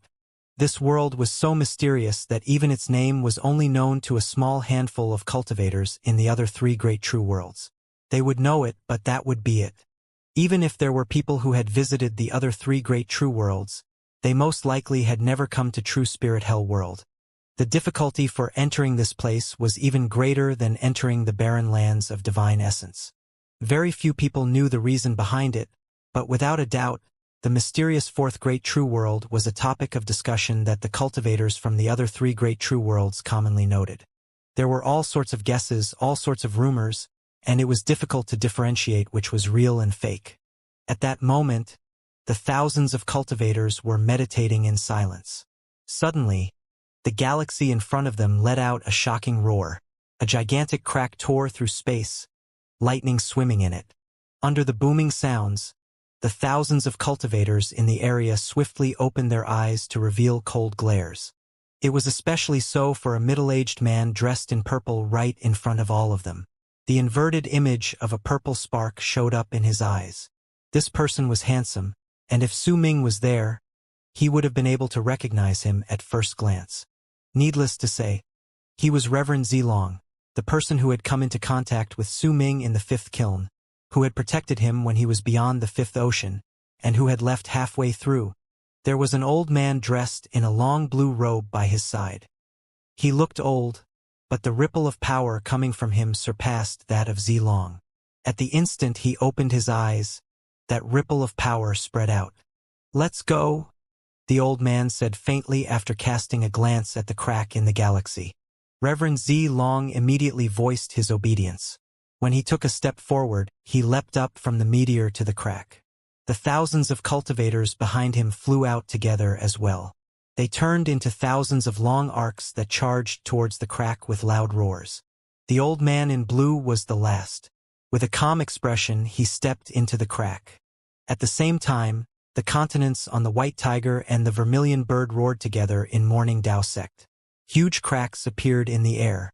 At the instant they were torn open, the lightning opened the cracked and connected to True Sacred Een World and the Emperor of Abyss True World. True Sacred Een World was a galaxy filled with cold air. There were huge ancient bronze swords in it. They looked as if they were dug out of a giant's grave. The waning and cold presence spreading out from them seemed to resonate with the galaxy. Compared to the thousands of people from the fourth great true world, the people in True Sacred Een World were much greater in number. If anyone cast a glance over, they would see that the ancient bronze swords were endless. There were nearly 100,000 of them, and on each sword were dozens of cultivators, resulting in millions of people. This sort of army might be nothing to a true world, but if it was used to visit another true world's anointment ceremony, it could be seen as an act filled with hostility. It was especially so because of the presences of Almighties among the 100,000 ancient bronze swords. There were dozens of them. In fact, there were 2 old men among them whose bodies were extremely thin. The presence of decay about them was incredibly thick. It looked as if their old eyes could not be opened. However, the mighty pressure spreading out from them was so terrifying that it made the galaxy look like it was trembling.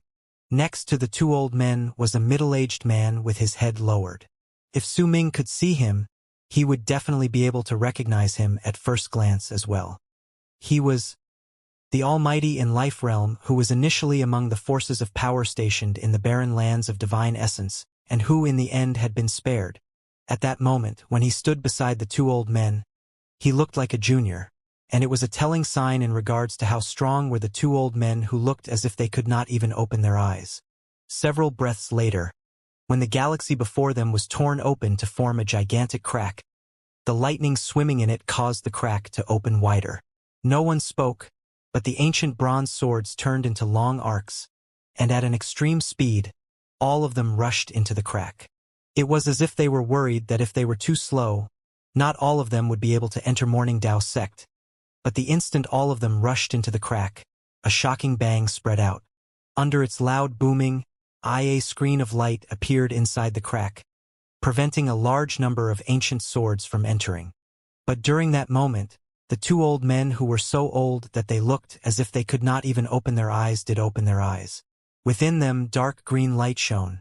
They raised their arms and swung them forward, and booming sounds shook the sky and earth. The screen of light instantly distorted and shattered. In an instant, a large number of ancient bronze swords rushed into the crack. In the blink of an eye, nearly 30,000 entered. At the instant the 70,000 ancient swords behind it were about to enter as well, the screen of light appeared again. This time, a human face had also appeared on it. It was an ancient face, and it belonged to Sect Master Yu, who was one of the three Sect Masters Ri, Yu, and Xing in the Council of Sect Masters in Morning Dao Sect. You, Ming, my two old friends, what need is there to be so angry? There are always ways to solve this, unless the two of you are unwilling and are intent to wage a war between true worlds, an ancient voice said. Yu and Ming, the two old men from True Sacred Yin World mentioned by Sect Master Yu, snorted coldly at the same time. However, they did not forcefully tear open the screen of light again. They did not order the remaining 70,000 ancient swords to forcefully rush in either. Instead, the two of them swung their arms and swept up the middle-aged man who was previously tasked to fend against the barren lands of divine essence. With one jump, they charged into the screen of light and instantly fused into it before disappearing without a trace. The two of them did not truly intend to wage a war between true worlds. Everything previously was just to show their anger and determination. At the same time, in a galaxy shrouded in fog within the Emperor of Abyss True World were abyss dragons that shot through the fog silently as it tumbled about. They were moving forward swiftly. If anyone cast their gazes over, they would find that the fog was like a sea, and the abyss dragons were like huge beasts swimming through it. Waves of mighty pressure spread out from 1,000 abyss dragons. Cultivator sat on each one. All the cultivators were filled with a strange aura of death, but it was not absolute. There was still life force in them. However, based on their possession of intelligence, these people were not puppets but living, breathing cultivators. In front of the group was an abyss dragon which was clearly much bigger than the others. There were two people sitting cross-legged on it, a man and a woman. The man was handsome and dressed in black. He had a crown on his head, and even though his face was pale, his eyes shone with a brilliant light, and there was an aggressiveness to him. Sitting beside him was a woman. She had no expression, but she was incredibly beautiful. She might have been sitting, but her graceful figure could still be seen. She was dressed in a long purple dress, and there was a hairpin in her hair with several strings of jewels attached to it. They tinkled when they knocked against each other's. She might have been beautiful, but the expressionless face, and especially the dreary and apathetic look in her eyes made her look as if she had lost her soul. Or maybe that she no longer cared about anything in the world. All the people who were familiar with her would find it hard to recall that she had been mischievous and capable of bell-like laughter just over 1,000 years ago. She had been filled with joy back then and able to make her eyes curl into the shape of crescent moons when she smiled. The cunning look she gave off would often fill her with an air of vitality and spiritedness. In the past, she had been a girl without worry. She was filled with wildness and rebelliousness. Due to her displeasure with her marriage partner, she even took an abyss dragon who was slightly foolish and fled from the Emperor of Abyss True World. In the process of escaping from her marriage, though, she had accidentally stepped into a place that changed her fate forever. Over there, she met a man whose expression was cold, but whom she could not resist provoking. It was a man around whom she hung around and whom she often teased. It was a man who made her happy, and because of whom she had subconsciously forgotten that she had ran away from her marriage. It was a man who in the end had let her block an attack willingly. All of that was 1,000-something years ago. To a mortal, that would be about 10 lifespans. They would forget everything about their past in that time, but to the cultivators, while 1,000-something years might be long, they would never forget their past. They could only hide all the beautiful moments in their heart and recall it in quiet reminiscence. 1,000-something years could make a cultivator grow, and from being a happy person, they could become expressionless and dead inside. In the past, the woman had been a flower like her name, a daylily. She bloomed in the rain and smiled happily, persisting in waiting for the sun to appear. She might still be a flower in the rain. However, it had already lost the dream about sunlight. She no longer smiled or acted boldly. Instead, she had forgotten how to be happy. She no longer waited for the sunlight in the rain, but to wither away. She sat beside the handsome man with an apathetic expression. The abyss dragon beneath them charged into the huge crack that appeared at that moment and headed to Morning Dao sect, to the true world that was difficult for the woman to forget. It still made her numb heart ached with pain.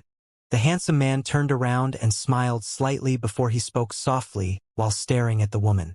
"Yu Xian, once we go through this entrance, we will enter true Morning Dao world's Morning Dao sect. Even if you just woke up not too long ago, you will surely not have forgotten. Yet the more reluctant you are to come here, the more I will bring you here, my betrothed. It is a pity that the person is no longer in Yin Death region, and I have no idea where he has gone. If I could find him, it would be good. I would invite him to our wedding." The woman's heart was clenching in pain, but she still remained expressionless, as if she was already numb to all things in the world. It caused the man's smile to gradually turn dark, and his expression slowly twisted. He seized the woman's throat, and veins popped up on his arm as he glared at her. "You bitch, I am the third prince in the Emperor of Abyss True World. There is nothing that is impossible for me to obtain if I want it. You've humiliated me for 1,000-something years. Your escape has caused me to become the laughingstock of the entire Emperor of Abyss True World, and the other 3 great true worlds also learned about it. Bitch, do you know how grave this is? If you wanted to run, I would have been fine with it. This is embarrassing for a girl, and I can understand it, but you just had to get yourself acquainted with a barbarian from a primitive place, and even sacrificed your true breath of life for him. You almost truly died because of him, bitch." As the man spoke, his expression continued twisting. He kept a tight grip over the woman's throat, making the woman unable to breathe, but her eyes were still aloof, and she looked at the man apathetically, as if derision hid in her depths. She did not say a single word. "Not speaking, are we? To revive you. I've spent a lot of effort pleading my father to save you. I did that so I could ravish you. I want to let you know just how grave of a mistake you've done in the past. If that barbarian died, he's lucky, but if he won't die," the woman said in a hoarse voice. Her apathetic expression turned cold as she stared at the third prince of the Emperor of Abyss True World. The handsome man laughed loudly, then slapped the woman, the sound of it ringing in space. His action was seen by the 1,000-something cultivators from the Emperor of Abyss True World, but no one spoke. Instead, all of them chose to avert their gazes. "Ha, you've finally spoken. Not dead, eh? I long for it to be true that he isn't dead. I want him to live, so when I find him, I could make you suffer in pleasure right in front of him." A lascivious look appeared in the handsome man's eyes. Lust burned in them. "If you aren't worried about the abyss-devouring curse, I won't fight back," the woman said flatly. The spot where she was slapped gradually recovered, returning to normal. When she said that, the man's expression immediately twisted, and he glared at the woman.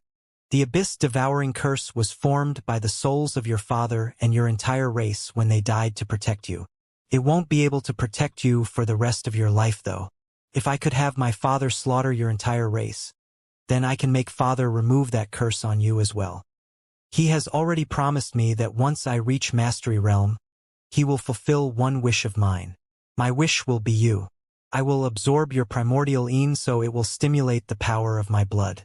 And once you woke up, you actually managed to nurture the aura of Abyss.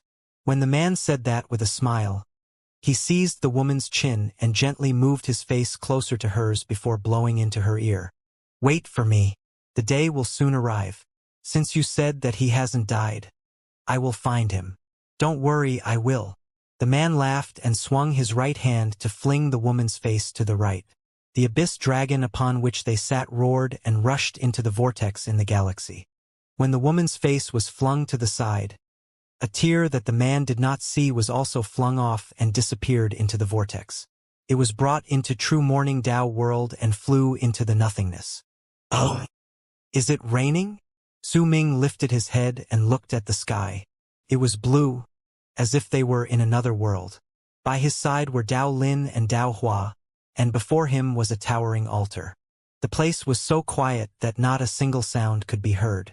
Sang, who had brought them, did not pay any attention to them once they entered after him. Instead, he sat at the edge of the altar and quietly closed his eyes to begin meditating as if he was protecting the place. A drop of rain had fallen on Su Ming's face. Came from the sky, but there was only one drop. It trickled down Su Ming's face and slid beside his mouth, making him taste salt. There were certain times and certain things in the world that not even cultivators could understand, such as raindrops and tears. They might seem indiscernible, but in truth, when they were placed by someone's lips, they would be able to tell the difference between the flat taste of rainwater and the saltiness of tears. However, everyone cried, and even if cultivators had reached an unimaginable state, it would still be difficult for them to tell just which tear belonged to whom. Perhaps there was a certain level of cultivation that would allow a person to do so, but Su Ming had not reached it. It's not raindrop, but a tear. Su Ming stared at the sky. He could not see a single figure. It had been a teardrop that had been coincidentally flung to their place from somewhere else. It was as if there was some unseen force that had sent it to Su Ming, or else how could that tear have made its way to him? Why else would it have fallen on his face and caused him to feel the saltiness and astringency of it? Whose tear could it be? Perhaps it is hers. Su Ming lowered his head. The thing that appeared in Su Ming's head when he arrived in the area beyond the isolation grounds was no longer uncertainty about Dao Chen's identity, but a murmur by his ears which he'd heard often when he was younger but which had not reached his ears for 1,000-something years. He'd thought he had forgotten it, but in truth, it was a memory deeply buried in his soul. Big brother, my younger sister. Su Ming's gaze landed on the altar in front of him. Perhaps it was Dao Chen's isolation grounds, and in Su Ming's memories, he knew that the girl who had called him her big brother had eventually been taken away. Rumors had it that she was sent into mourning Dao sect. While he tasted the saltiness on his lips, Su Ming recalled the memory from the time when his soul was still in his real physical body. He'd been swathed in darkness then, and a girl's voice by his ears had accompanied him for years. She'd called him her big brother, so there was no way he would forget her. Su Ming stood quietly. He could not tell just what sort of emotion he was feeling at that moment. All the signs made it clear that he could no longer question it any further. Dao Chen was Su Xianyi, and the younger sister in his memories was the second god of Berserker's daughter. She had grown with him, but then had been taken away by Dao Chun, which meant that Su Xianyi had taken her away. Su Ming remained silent. He did not know what that girl meant to Su Xianyi, and neither did he know why he took her away in the past. However, Su Ming hoped that this was just a mistake in his train of thought. Dao Hua, step onto the altar. Sang opened his eyes and cast his gaze on the middle-aged man named Dao Hua standing by Su Ming's side. Dao Hua felt his spirits lift. Excitement appeared on his face, and he took a step forward. Once he bowed deeply towards the altar. With fervent ardor and reverence on his face, he walked one step at a time to the altar, fearing that if he moved too fast, he would seem like he was being disrespectful. When he reached the altar, his body suddenly shuddered and became vague, but it only lasted for the span of a few breaths before he became clear again. Ecstatic joy showed up on his face, and light beam that was 100,000 feet tall shone on him. The flourishing lotus on his body turned into 9 large lotuses, and when they surrounded him, His cultivation base instantly rose from great completion of world plane realm to lunar Kulpa realm. The moon appeared behind him before it swiftly shattered to form a sun, allowing him to step straight into solar Kulpa realm. Thank you, progenitor. Thank you, progenitor. Dao Hua immediately knelt down on the altar and kowtowed several times. The excitement and zeal on his face reached its peak. It looked as if the isolated progenitor Dao Chun just needed to send one thought to him, and he would perform the task given to him without any hesitation. After expressing his joy and thanks, Dao Hua immediately moved back in respect to return to Su Ming's side. His face was filled with enthusiasm, as if even Su Ming at that moment would not pose a great threat to him. The strange, shining light in his eyes also made it seem as if there were faint runic symbols in them. This was something he did not possess before he stepped on the altar. Clearly, when he paid his respect to the progenitor, he had not just obtained the activation of the flourishing lotus and a huge increase in his level of cultivation. He had also obtained other forms of serendipity. While sitting on the altar, Sang called out flatly, "Dao Lin!" Dao Lin's expression became stern, but he could not hide his excitement. Still, his condition was much better than that of Dao Hua. He sucked in a deep breath, took a huge step forward, and with his unique icy-cold presence, he moved to the altar. At the instant he planted his feet firmly on it, Su Ming saw his body shudder, just like what happened to Dao Hua moments before, and his body turned vague. The time which he spent indistinct was longer. It lasted for about a dozen breaths before he recovered to being corporeal again. The aloof look in his eyes disappeared, replaced by a thick wave of fervent zeal as well as excitement.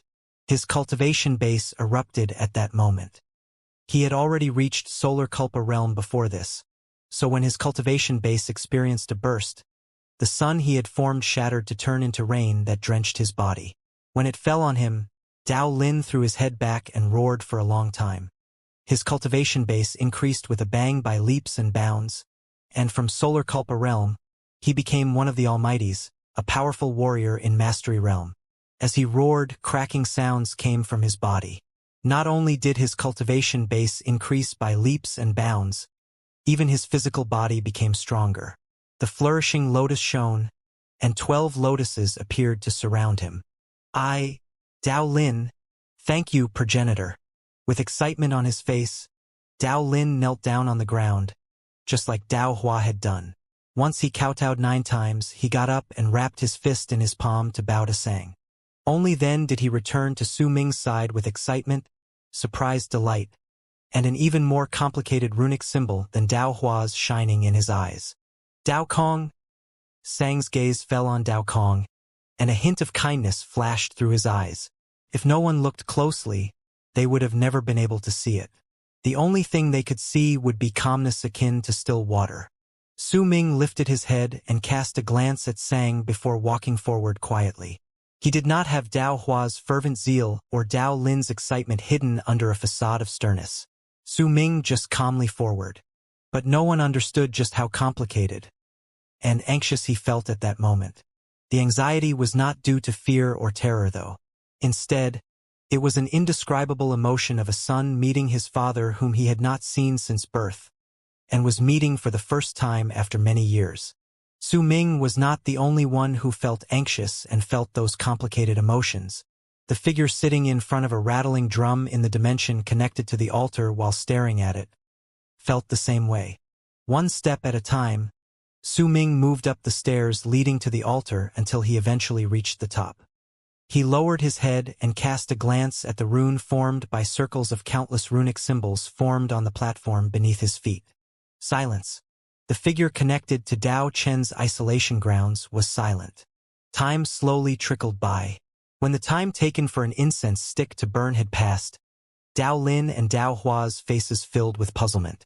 Compared to them being able to immediately sense progenitor Dao Chen's will right after they stood on the altar, Dao Kong did not react in any way. Everything about him was normal. Deep emotion appeared on Sang's face as he sat by the side and meditated. He sighed softly before he stood up. Then, without a single word, he swung his arm and swept up Dao Lin and Dao Hua as well as himself out of the area so that they could leave the place to Su Ming. When Sang took Dao Lin and Dao Hua out, another dozen something breaths passed before the air around Su Ming suddenly distorted. His body became indistinct, and a vast power came from nothingness, charging towards his flourishing lotus, clearly intending to activate the strange powers of the robe. Yet right when that power was about to touch Su Ming's robe, he lifted his head and took a step back with a cold expression. As his power spread out from his body, it crashed against the incoming vast wave of power. A loud bang shot up. Su Ming was forced 3 steps backwards, but he stopped the vast wave of power from activating the robe. "I don't need you activating it." Su Ming's voice was cold. As he spoke, his eyes shone, and the power to reverse time swiftly spread out from his body. It was Abyss Builder's inborn ability, and the robe could only be activated by it. It might be known as the Flourishing Lotus, but in truth, the moment Su Ming wore it, he already noticed that the robe was clearly created using Abyss Builder's inborn ability. If he wanted to activate, he could do so himself. When the Flourishing Lotus was activated, booming sounds echoed in the air.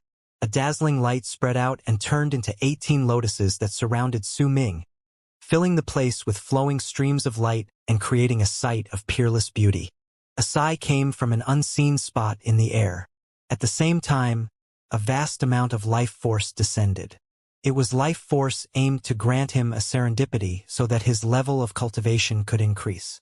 In silence, Su Ming took another step backwards.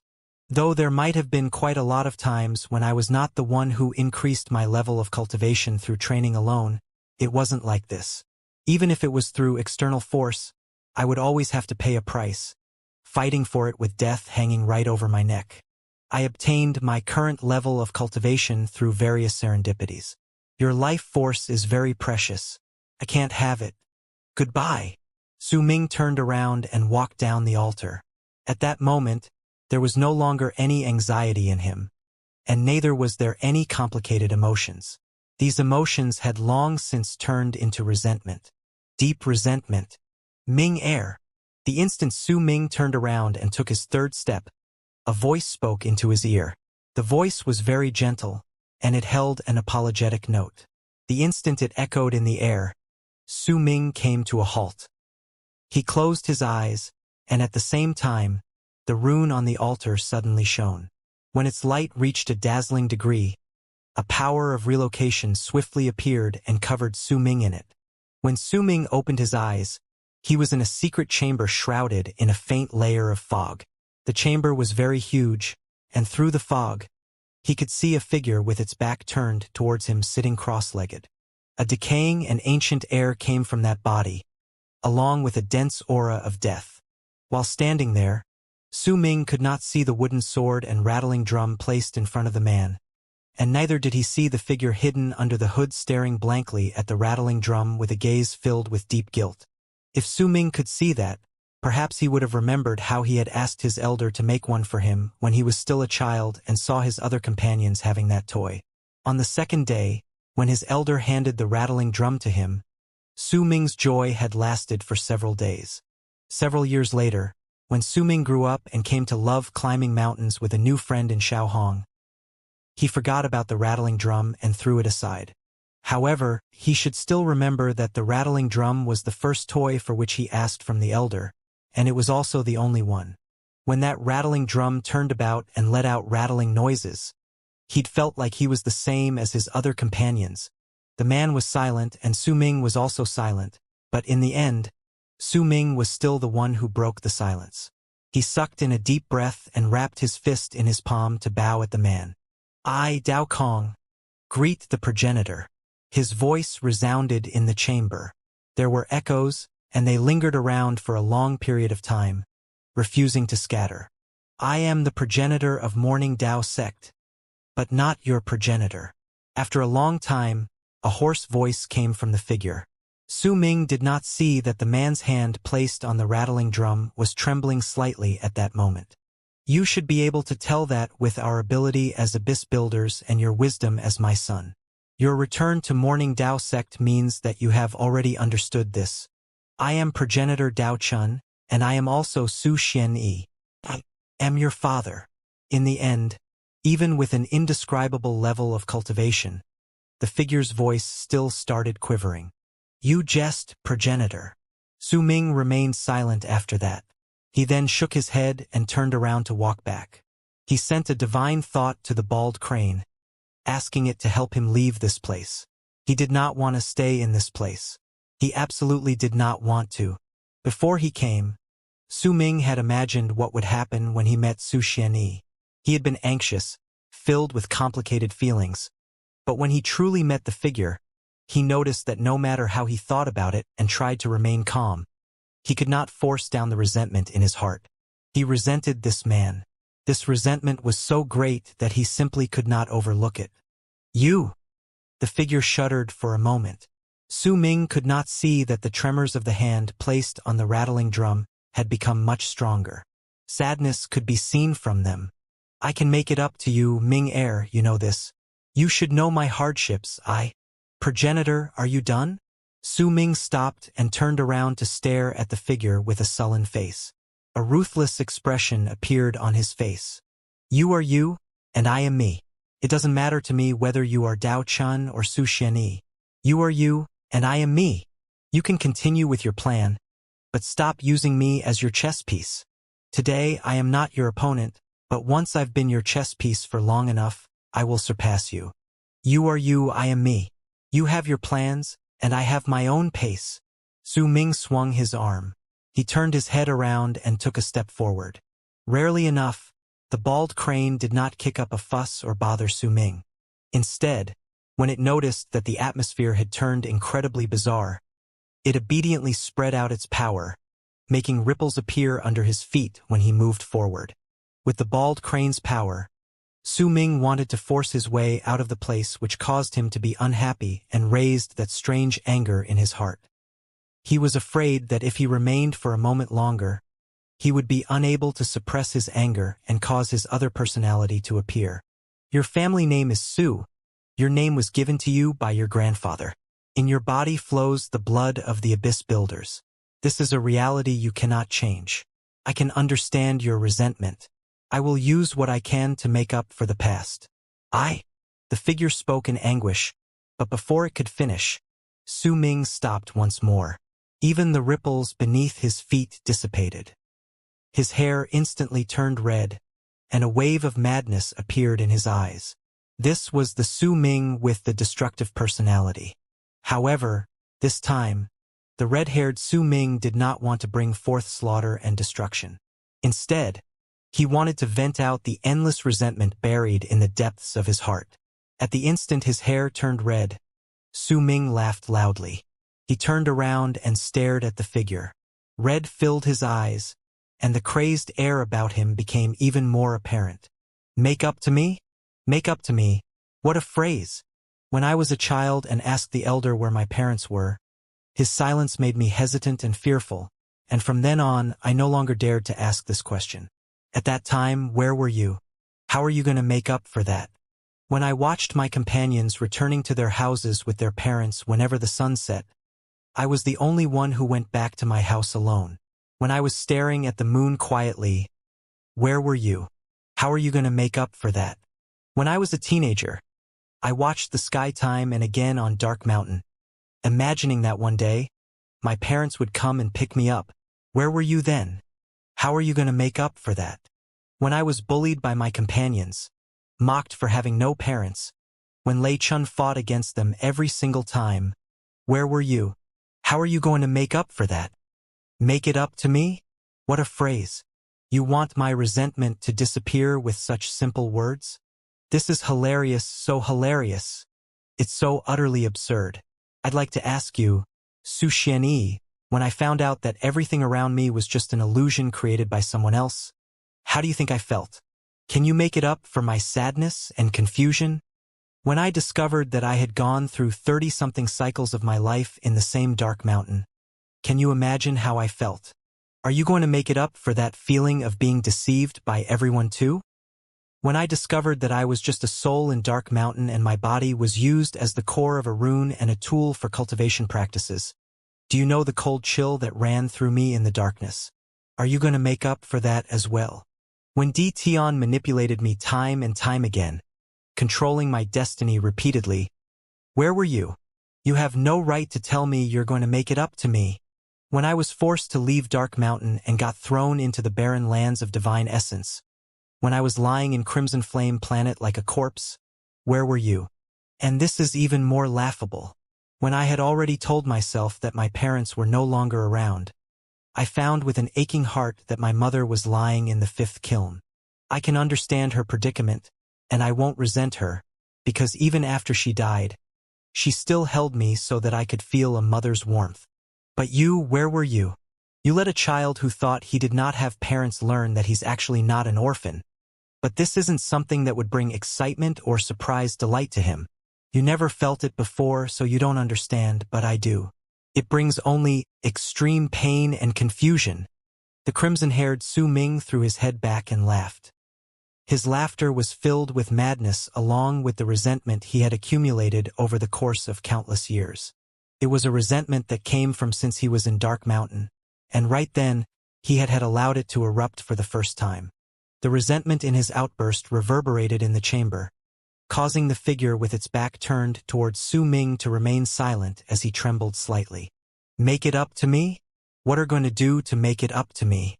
How are you going to make it up to me? Su Ming swung his arm with red-filled eyes. When he turned around, ripples immediately appeared under his feet, and he took a step into the air. The 5th kiln where my mother is belongs to me. From now on, I will protect her. You are unworthy. With those words, he disappeared from the chamber with a bang. The final 3 words were like an invisible sharp sword that stabbed into the person, causing him to tremble and lower his head with blood trickling down the corners of his mouth. It fell on the ground and died the rattling drum. It also died the purple wooden sword that was the size of a palm beside it. That wooden sword was something he had nourished for countless years, and was prepared to give it to his son as a gift, a present that symbolized his apology and his desire to make it up to him. If Su Ming could see the sword, he would recognize it. It was the one he'd carved when he was young, and when he toyed with it, he even told Lei Chun in a heroic manner unique to children that he would walk down the path of berserkers, fly in the sky and charge through the ground, and with the wooden sword he would travel through the entire land. Blood fell on the wooden sword and fused into its lines. The figure stared at it blankly, then closed its eyes in anguish. The chamber might be Dao Chen's isolation grounds, and its protection might be so incredibly terrifying that it was one of the few most tightly defended spots in true Morning Dao world. But the bald crane's power in disregarding all runes could weaken the defensive power even in this place. However, it was not enough to allow Su Ming to leave without any damage. But Su Xianyi did not want the rune in the place to deliver any backlash on Su Ming. At the instant Su Ming left, he had deactivated almost all the runes and seals in the place. This was the first time the seal over the rune was dissipated over a course of countless years.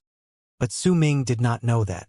When he left the chamber, he did not see the figure with his back turned towards him touching the rattling drum with trembling hands once he left. The man had tears trickling down his cheeks from his shut eyes. Neither did he see the shining seals on the trembling body. Is the plan to restore the Abyss Builders to their glory more important? Or my family? Light murmurs came from the figure's mouth, betraying their speaker's endless fatigue. Su Ming left. He did not take with him any power, nor did he ask for any divine abilities, and neither did he ask about anything, because at that moment, he was his crazed, red-haired self. With resentment and anger he could not force down, he walked out of the isolation grounds, and when he appeared, he was standing on the altar. Sang stood by his side. Dao Lin and Dao Hua had also returned at some unknown point in time. At that moment, they had their eyes closed in the distance as if they were meditating, but in truth, their bodies and souls had been frozen in time. With red in his eyes, Su Ming cast a glance at Sang. He did not speak, but walked down the altar. A ruthless desire filled his whole body. He wanted to vent his anger, but could not find a target to do so. At that moment, Su Ming was madness personified. There was not a single bit of rationality left in him. With just the tiniest spark, a sea of fire would erupt from him, and he would not care about any consequences of his actions. Sang looked at Su Ming, then sighed. He had long since predicted this outcome, because he knew Su Ming. With a sigh, he swung his arm, and the air immediately distorted. An invisible gust of wind swept up Su Ming, Dao Lin, and Dao Hua. They disappeared from the place and returned to the place where the anointment ceremony was held. My young La Su has grown up. Sang shook his head. There was a hint of sentimentality in his eyes, along with a kindly love that Su Ming did not see. He stared at Su Ming's figure leaving into the distance, and after a long while, he raised his foot to step into the rune on the altar. He disappeared, and when he reappeared, he was already in Su Xianyi's isolation grounds. Master, he has left. Sang stared at the still trembling body in front of him, sighed in his heart, and lowered his head. The figure was silent for a moment before it asked slowly with fatigue in its voice. Sang, is restoring the Abyss Builder's glory more important, or is my family more important? If you were me, how would you choose? Sang too fell silent. After some time, he lifted his head and stared at the figure before speaking in a soft voice. Master, I will never forget your kindness to me. Even if I am not an Abyss Builder, for you, I can overturn Morning Dao and do everything that you ask me to do, because you are my master. Similarly, for Su Ming, I can give up on everything for him, because he is the young La Su I watched grow up. My whole life is only for the two of you. He did not answer Su Xianyi's question directly, but did so in a roundabout fashion. With his eyes shut, Su Xianyi fell silent. After a long time, the purple wooden sword in front of him flashed with light and charged towards Sang. Deliver this sword to him. Can he control this sword? Sang hesitated for a moment before he cast a glance at the seemingly normal purple wooden sword. Su Xianyi was silent for a moment, then whispered. He should have lived happily without knowing or understanding anything. He could have lived his lives happily. Even if they were fake, he could have still been happy. But he chose another path. This path is full of hardships and trials, and he has only walked a small portion of it. There is also a limit to how much I can help him. If he can control this sword, then he will be able to move forward through his path at a faster pace in the future. In fact, he would even be able to walk out of arid triad expanse cosmos.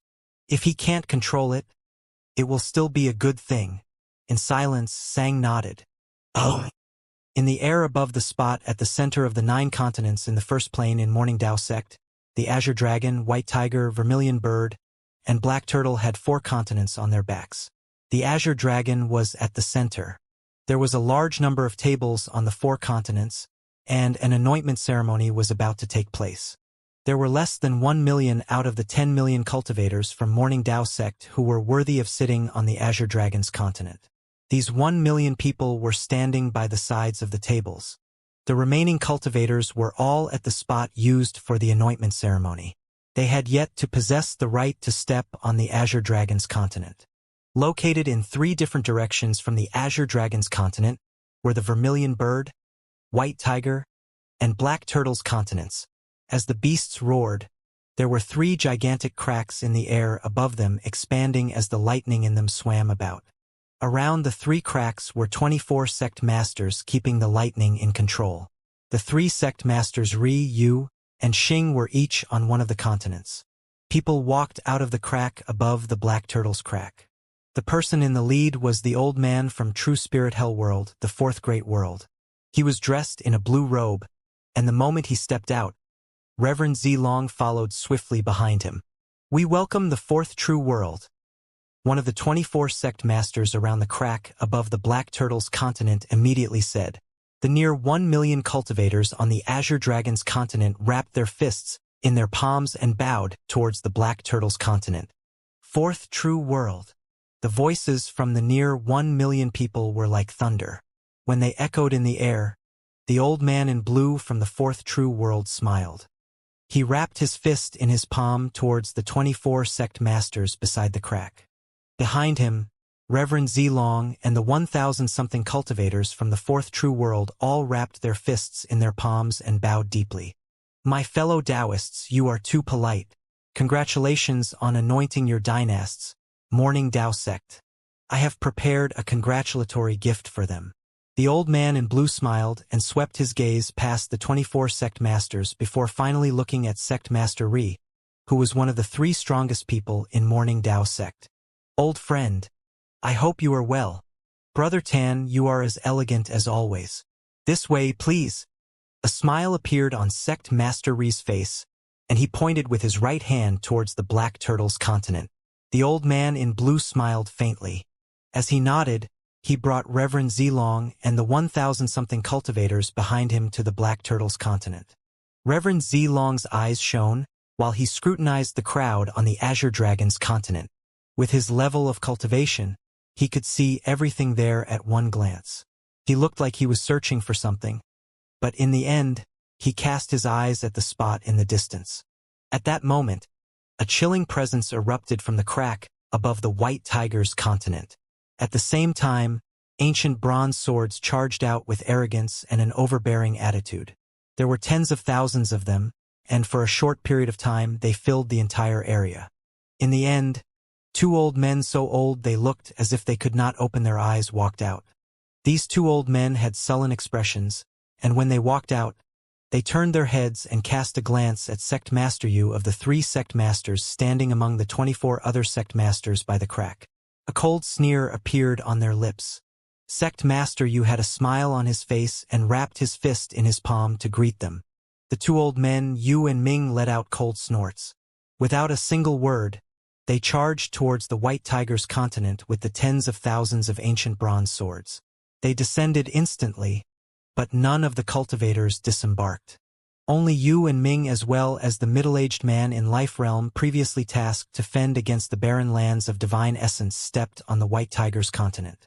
Welcome, true Sacredine world, one of the 24 sect masters said with an imposing voice. Once he spoke, the 1 million cultivators on the Azure Dragon's continent sported odd expressions, but they still wrapped their fists in their palms and bowed to the White Tiger's continent. I'm not important enough to receive your greeting. Where is Dao Kong? The old Ming said coldly and flatly. His voice had a rotting presence to it, but the instant he spoke, the crack in the air above the Vermilion Bird's continent suddenly let a shocking dragon's roar pass through it. A gigantic abyss dragon extended its huge head from the crack.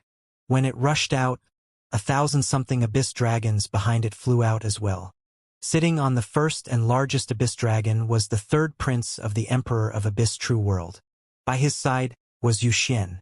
A complicated look flashed briefly through her eyes before her expression returned to apathy that made it look like her heart was dead. We welcome the Emperor of Abyss True World. All 3 great true worlds had arrived, and they were all waiting for the arrival of the Morning Tao sect's dynasts. Haha! Congratulations on anointing your dynasts, Morning Tao sect. I look forward to how majestic they will become. This time, I came on behalf of my father to congratulate you and become acquainted with Morning Tao sect's dynasts. The handsome 3rd prince said while standing on a gigantic abyss dragon. He did not even need to show his cultivation base show for his presence alone to be peerless. He came from the Emperor of Abyss True World, the only one who had abyss dragons. As the 24 sect masters from Morning Tao sect smiled, the 1,000 abyss dragons circled above the Vermilion Bird's continent. The cultivators from the Emperor of Abyss True World standing on them descended after the 3rd prince grabbed Yuxian by his side and landed first. When they left the 1,000 abyss dragons, the beasts immediately roared towards the sky, deafening the crowd. Their eyes shone with a fierce light, and they glared at the 4 saint beasts who supported the continents in Morning Tao sect. Shut up, the 3rd prince said faintly. When he spoke, it looked as if 1,000 invisible hands had seized the 1,000 abyss dragons and cut off their roars. This scene immediately caused the cultivators from Morning Tao sect to look at him askance. But naturally, there were a few people who could tell that the 3rd prince from the Emperor of Abyss True World was putting on a show. Abyss dragons were not ordinary creatures. They possessed intelligence akin to that of a normal person and would naturally not roar like wild beasts in this sort of situation. It was clear that the third prince had asked them to do this in advance so that he could show his power. Welcome, my fellow Taoists from the true worlds. We welcome you in our ceremony here in Morning Tao Sect. Today is the day of the anointment ceremony. Everyone, the 72 sect masters in the sky had spread out at that moment to surround the area. Sect masters Ri, Yu, and Xing stood in the distance with smiles on their faces. The person who spoke was Sect Master Yu. However, before he could finish speaking, a hoarse, cold snort cut him off. Tens of thousands of ancient bronze swords shone with a sharp light above the White Tiger's continent. Among the many tables on the continent stood the old Yu and Ming along with the middle-aged man in Life Realm. The one who spoke was old Ming, and his words were brusque. I'll ask a second time, where is Dao Kong? When he spoke, his voice was like thunder that reverberated in all directions. It immediately caused the people from the fourth true world who were on the Black Turtle's continent to look at him askance. Even the people from the Emperor of Abyss True World on the Vermilion Bird's continent looked over. All of them had heard Dao Kong's name. Some of them were as calm as ever, some adapted odd expressions, while some smiled faintly, looking as if they were ready for an entertaining show. Dao Kong? The one who destroyed the forces of power from true sacred world stationed in the barren lands of divine essence in one go. I heard before that he is one of the dynasts in Morning Tao Sect. The third prince from the Emperor of Abyss True World said languidly while smiling faintly. His words might have seemed ordinary, but in truth, there was no doubt that he was just fanning the flames. After all, once the prideful third prince had learned of what Dao Kong did, he was in a state of shock for a long time. Even though he refused to believe in this matter, there was a strange jealousy growing in him. By his side, Yu Xian remained numb. Not a single change in her expression could be detected. It did not matter to her whether it was Dao Kong or anyone else. None of them could cause her heart to stir even a single bit. Among the ones from the fourth true world was an old man Lianshan who kept a smile on his face. His thoughts could not be read, but by his side, Reverend Zilong had a slightly complicated expression on his face. He sighed lightly. The destruction of the forces of power from true sacred world stationed in the barren lands of divine essence and the appearance of the fifth kiln were more than enough. If he did not understand these hints and did not know that the person he'd met before was the current dynast Dao Kong, he would be unworthy of his level of cultivation and would not have the right to be known by the others as Reverend Zilong. Everything that happened in the fifth kiln and the fifth ocean were things that would be difficult for him to forget in his life, especially in regards to Dao Kong who'd risen to such power. A hint of admiration formed in the depths of his heart towards that man. Right now, we are holding our anointment ceremony, so old Ming, please control yourself a little. The Dao Kong you wish to see is about to arrive soon. Sect Master Yu said flatly after casting a cold glance at Yu and Ming of true, sacred world. The old Ming let out a cold bark of laughter, but he did not speak. His previous words were just to show the other true world's true sacred world's dominance and that they would absolutely not let this matter go so easily. It also made the other true worlds who wanted to interfere to think carefully before they acted. The anointment ceremony starts now. We welcome the three great dynasts of Morning Tao Sect. Elder Yu's voice was calm. When it echoed in the air, he raised his arms and swung them. The world immediately roared. When a loud bang shook the area, three long arcs descended from the sky. They immediately attracted the attention of all the cultivators in the area, especially those from true sacred world. They even looked over with killing intent in their eyes. Compared to the calmness exuded by the old man in blue, Reverend Zilong immediately fixed his gaze on the three long arcs, then locked onto the purple long arc at the center. The third prince from the Emperor of Abyss True World looked over coldly. By his side, Yu Xian looked ahead. Her gaze was empty as if her soul was not inside her body. With a loud bang, all three long arcs descended. Once they did so and the light from them grew to a dazzling degree, voice came from the Azure Dragon's continent and the space beneath it. Greetings, your highnesses. The tumbling voices could have drowned out thunder. As they reverberated in the air, The 75 scattered sect masters wrapped their fists in their palms and bowed together to the 3 long arcs which had descended. When the dazzling light spread out, the purple, red, and orange lights instantly reached a dazzling degree before they vanished to reveal Dao Kong, Dao Lin, and Dao Hua. Around Dao Hua's body were 9 lotuses. The power of those in Solar Culpa realm spread from him due to him not attempting to hide even a single bit of it. There was arrogance on his face, along with excitement. As for Dao Lin, he had 12 lotuses surrounding him. The power of those in Mastery realm spread out from him, causing him to instantly become the center of attention. However, their ability to capture the other people's attention had only lasted for an instant before everyone's eyes were drawn to Su Ming. Long red hair, bloodshot eyes, bloodthirstiness in his crazed gaze.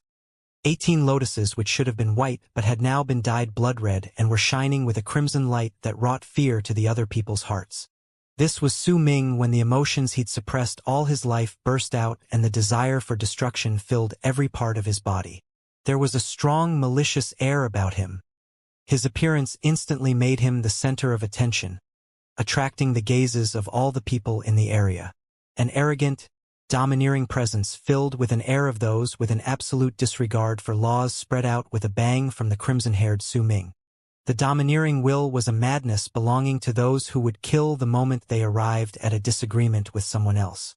His arrogance was a madness that allowed him to destroy an entire camp from a true world. The presence belonging to those with an absolute disregard for laws was a terrifying attitude that put not mind to any sort of consequences. All those who met Su Ming's gazes felt their hearts tremble.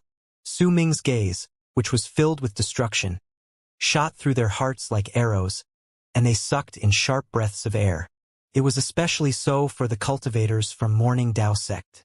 They might have witnessed everything regarding Su Ming's journey, but they had never seen him with his hair red. When they saw him at that moment, their hearts trembled. Yuxian was looking ahead blankly. Even when Su Ming appeared, she did not lift her head. Nothing in this place could stir up her emotions. She might have stepped into Morning Dao sect, but while this place might be true Morning Dao world, it was not in Death region, not the land of berserkers. The 9th summit she was familiar with was not there, and neither was he. That was why she did not lift her head. However, when she noticed that the 3rd prince of the Emperor of Abyss True World had sucked in a sharp breath upon raising his head in front of her, she looked up as well and saw a person standing in the air like the sun at noon. The 2 people beside him seemed to have become like green leaves used as decorations for him to stand out more. While examining him, she saw his red eyes. That one glance caused Yuxian's body to tremble furiously. She fixed her gaze on Su Ming, and the apathy in her instantly disappeared, as if her soul had swiftly returned to her body during that moment. The lusterless look in her eyes vanished, replaced by a hint of spiritedness and rapid breathing. She did not dare believe her own eyes. Her body trembled. She gripped the corners of her sleeves tightly. During that moment, she forgot everything and everyone around her. There was only one person in her eyes, only Su Ming. The person looked unfamiliar, yet he felt incredibly familiar. That familiarity was buried deep in her soul, and it was a beautiful memory she would never forget in her life. Su Ming's appearance might have changed, but his soul had not changed. His presence might be different from the past, but Yuxian's will had been in the kiss to deliver the breath to complete his soul. That breath was in his soul, and they had long since fused together. He could deceive everyone else, but he could not deceive Yuxian. She bit her bottom lip, and a smile gradually appeared on her face. It was a smile that had not graced her face no matter whether she was sleeping or awake during the course of the past 1,000-something years. There was live lines in that smile along with mischievousness, deep and fond remembrance, and gentleness that would not disappear. It was as if she had been revived and fully woken up from apathy. She smiled, and her smile was incredibly beautiful, unforgettable to anyone who caught at least a glimpse of it. It was an expression that belonged to Yuxian. It was a smile that was mischievous and adorable, and smile that was like dazzling fireworks in her glistening eyes moist with tears. She stared at Su Ming, The obsession in that look of hers seemed to have been noticed by Su Ming's currently crazed heart. It caused him to lower his head, and his gaze shot through the 1,000 abyss dragons towards the Vermilion Birds continent, where resided the people from the Emperor of Abyss True World. Right there was also Yu Xian, staring at him from behind the third prince. That one look, Su Ming jolted. He saw a figure that even when he had sunken into madness and his heart was filled with the desire for destruction, he would still be unable to forget. His madness was a bloodlust to destroy all the living, but that figure had been branded in his mind so deep that even if the universe collapsed, he would still be unable to wipe it away from his memories. Do you know why I'm called Yu Xian? The meaning for Xian is daylily, and it is a type of flower that forgets sadness. I'm a daylily in the rain. This is the name my mother gave me. She wanted me to forget the sadness in my life and be happy forever. My mother is calling me now. I'll be leaving to reunite with my mother. Before I leave, I'll give you a gift. The kiss in the past had turned into the long look at that moment. If the galaxy was destroyed and the broken shards arranged into a canvas, what would appear on them would be her face. That one kiss, this one look. Time seemed to have fused with the air to turn it into yellowing rice paper. Color seemed to have withered away, like time had turned it into dull ink. But the smile on the face formed by the fragmented pieces of Su Ming's memories on the canvas was still the same as before. The song in the land of berserkers had ended, and the audience had left. The fragments of his memories had fallen all over the floor in a wretched state and crushed a heart filled with happiness. Callousness lasts eternally during the night, and in endless loneliness, she had closed her eyes. She refused to wake up. This was Yu Xian. Yet there had always been a hint of fond remembrance in her gasping for breath through the passage of time, but it could no longer find the brightness from the past. In the darkness of her slumber, midnight lasted for a long time. The night was cold, but the silk blanket was thin, and she wondered whether the person she liked would be cold too. That one kiss, this one look. She could no longer talk about her feelings. When she turned her head back, she felt as if she had left the past behind. She was alone while she leaned against dusk, but she could not see its color. She only mumbled in her heart and lamented how unpredictable destiny was. This was also Yu Xian. The crimson-haired Su Ming stood in midair with everyone watching him, but his gaze was fixed on one person. It was as if time had stopped, as if there was no longer any other form of life in the area around them. Like she was the only one. The separation of 1,000-something years has lasted for a long time. When Su Ming was in the barren lands of divine essence, Su Hui's company, by Ling's gentle but aloof words. All of these things had made him forget many things, but at the depths of his heart, there was always a small white flower in the rain, and the name of that flower was Daylily. She had kissed him once. When their gazes met each other's after a long separation, the determination and gentleness in the girl's eyes and the sadness, as well as madness in Su Ming's eyes, was a scene that would never fade away in the passage of time. He still remembered that one kiss that marked their parting. It was not a separation where someone left into the distance, but a separation by death. From then on, there should have been no longer any girl in the world who was so spirited and would smile in such a manner. Once she kissed him, she stepped on the wind and slowly let her eyes fall shut. Her petite figure fused into the air, because she knew that once she left, they would most likely not meet even in their next life. You are Dao Kong?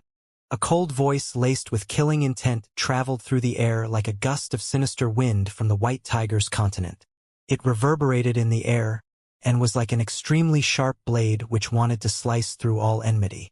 However, no matter how sharp that blade was, it could not cut down the only thing within Su Ming's field of vision at that moment. He had ignored the third prince of the Emperor of Abyss True World, which was why he did not see the prince turning his head back at that moment and noticing how peculiar Yu Xian was acting. He did not see how stunned he was by that breathtaking sight before his expression turned dark. He could not stand the sight of the smile that had not appeared for a long, long time on Yu Xian's face. It was a pity that the smile was not directed towards him. As the third prince of the Emperor of Abyss True World slowly turned his head around, and saw the gaze shared between Su Ming and Yu Xian. Rage rose in his eyes. He snorted coldly, then right in front of Su Ming's face, he raised his right hand and seized Yu Xian's neck. He squeezed it tightly and yanked her to his side, even sniffing the center of her brows. He lifted his chin, and with a hint of derision and provocation in his eyes, he lifted his head to look towards Su Ming. The crimson-haired Su Ming could disregard old Ming's voice from the White Tiger's continent and not bother with the emotions of all the other people around him.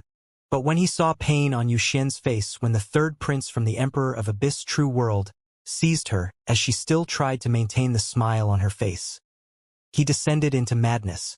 The crimson-haired Su Ming had always been outrageous and showed complete disregard for the laws as well as any consequences. The strong desire to vent his anger he'd suppressed in his heart when he was in Su Xianyi's isolation grounds was something that could erupt from within him at any moment. With just a small spark, it could make the crimson-haired Su Ming act with reckless abandon. If the third prince from the Emperor of Abyss True World had not done anything, then under the effect of Yu Xian's smile and gaze, Su Ming would have slowly calmed down until he returned to normal. If that had happened, then perhaps there wouldn't have been much slaughter on that day. However, the ignorant third prince and his foolish action became the spark that ignited Su Ming's madness. He became the spark that released the madness that had been hidden in Su Ming's heart since he returned from the barren lands of divine essence. It was something that would push him to destroy the entire camp of the forces of power from true sacred world at the moment of the slightest disagreement. A monstrous sea of fire erupted from Su Ming's body with a bang. It swept through the entire area with a loud bang. Immediately, Dao Lin and Dao Hua were swept away together. They coughed up blood at the same time, and the flourishing lotuses on their bodies instantly activated. Only because of that were they not killed under the impact of the sea of fire as they fell backwards. At the instant the sea of fire erupted, the people from true Morning Dao world on the Azure Dragon's continent immediately stood up and stared at the sky in shock. At the same time, the expression of all the sect masters in Morning Dao sect surrounding the area immediately changed. It was especially obvious if one looked at sect masters Ri, Yu, and Xing. When they looked towards Su Ming, they frowned. They were very aware of true sacred world's intention for coming to this place, and they had also thought about how to handle the situation. Since Dao Kong had already become a dynast, they could not allow true sacred world to kill him. This was something that true sacred world knew very well as well. If worse came to worst, they would just punish him slightly, and at most they would just have to compensate them a little. As long as they showed enough respect to true sacred world and Su Ming chose to suffer a little, they could minimize the problem. As for how they would choose to completely solve it, they had another method to do so. However, Su Ming had chosen to release a sea of fire at that moment, shattering their arrangements in an instant. As the three sect masters frowned and were about to rebuke him, Su Ming suddenly let out a string of maniacal laughter. The sea of fire around him surged into the sky. This fire was not the fire from Flame Fiend's progenitor, but the flames of resentment suppressed in the crazed Su Ming's heart.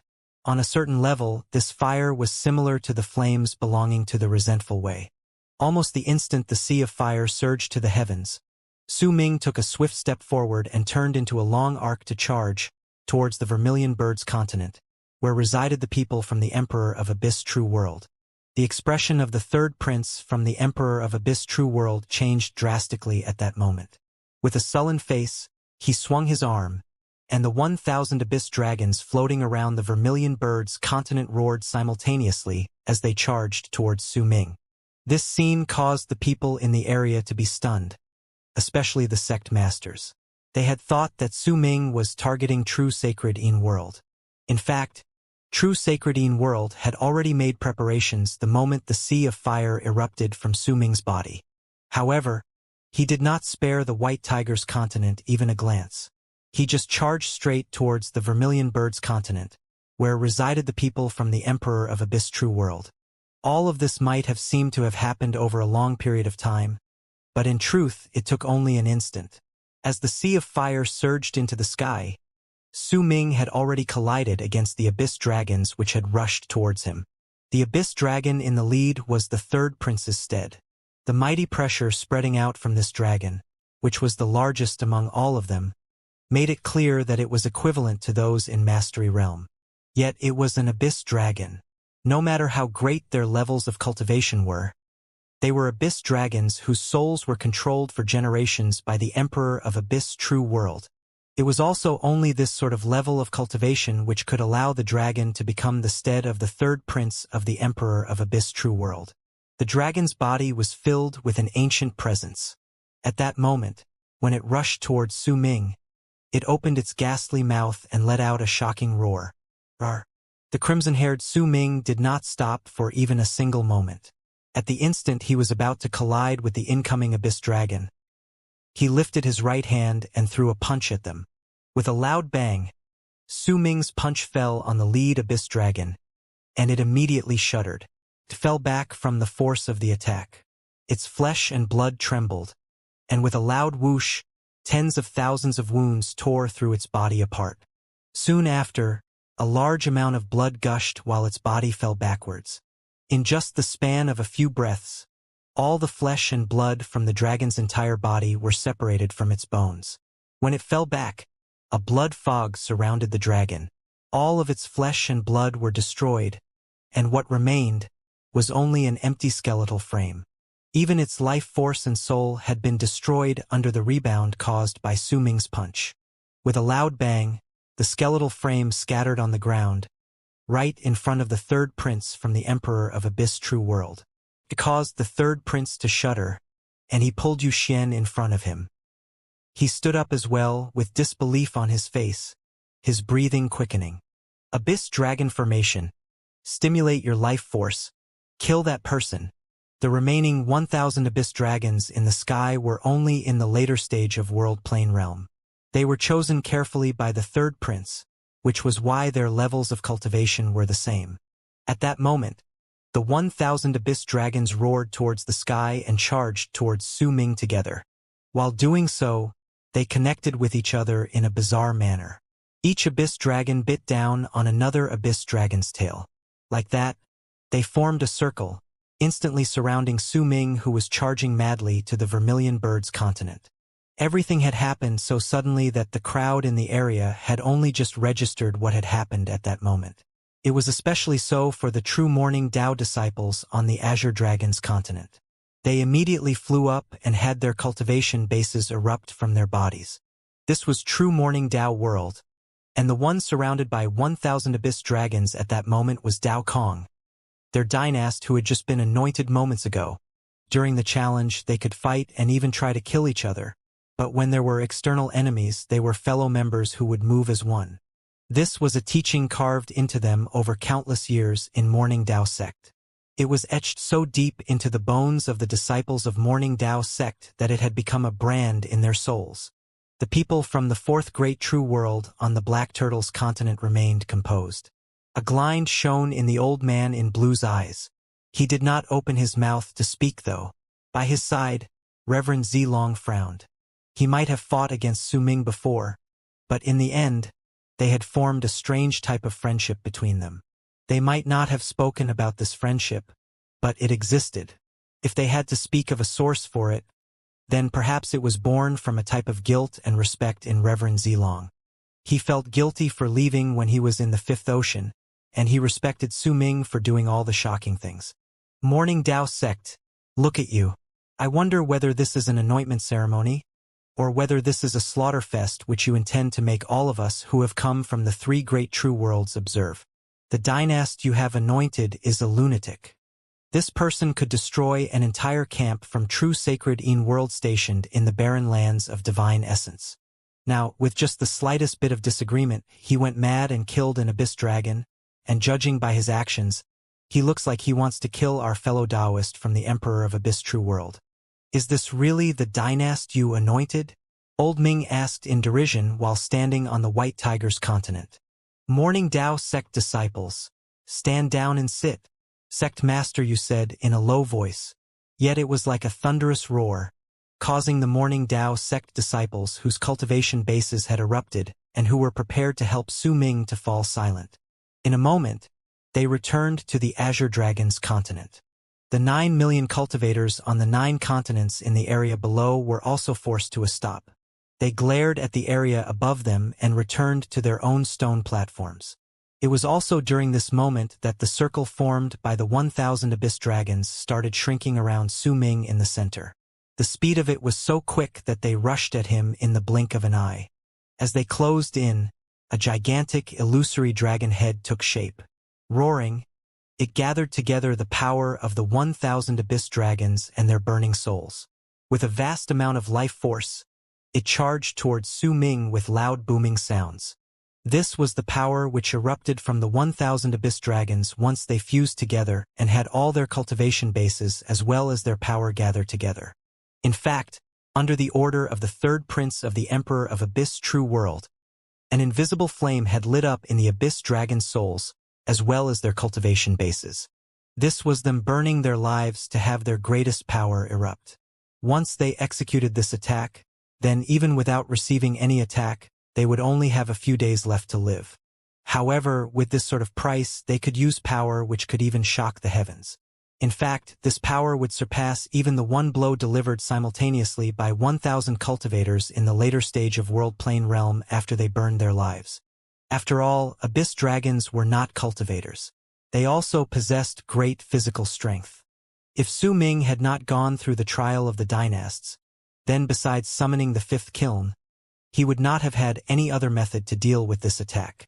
He felt that this attack was just slightly weaker than the ancient god's punch he'd faced in the battlefield.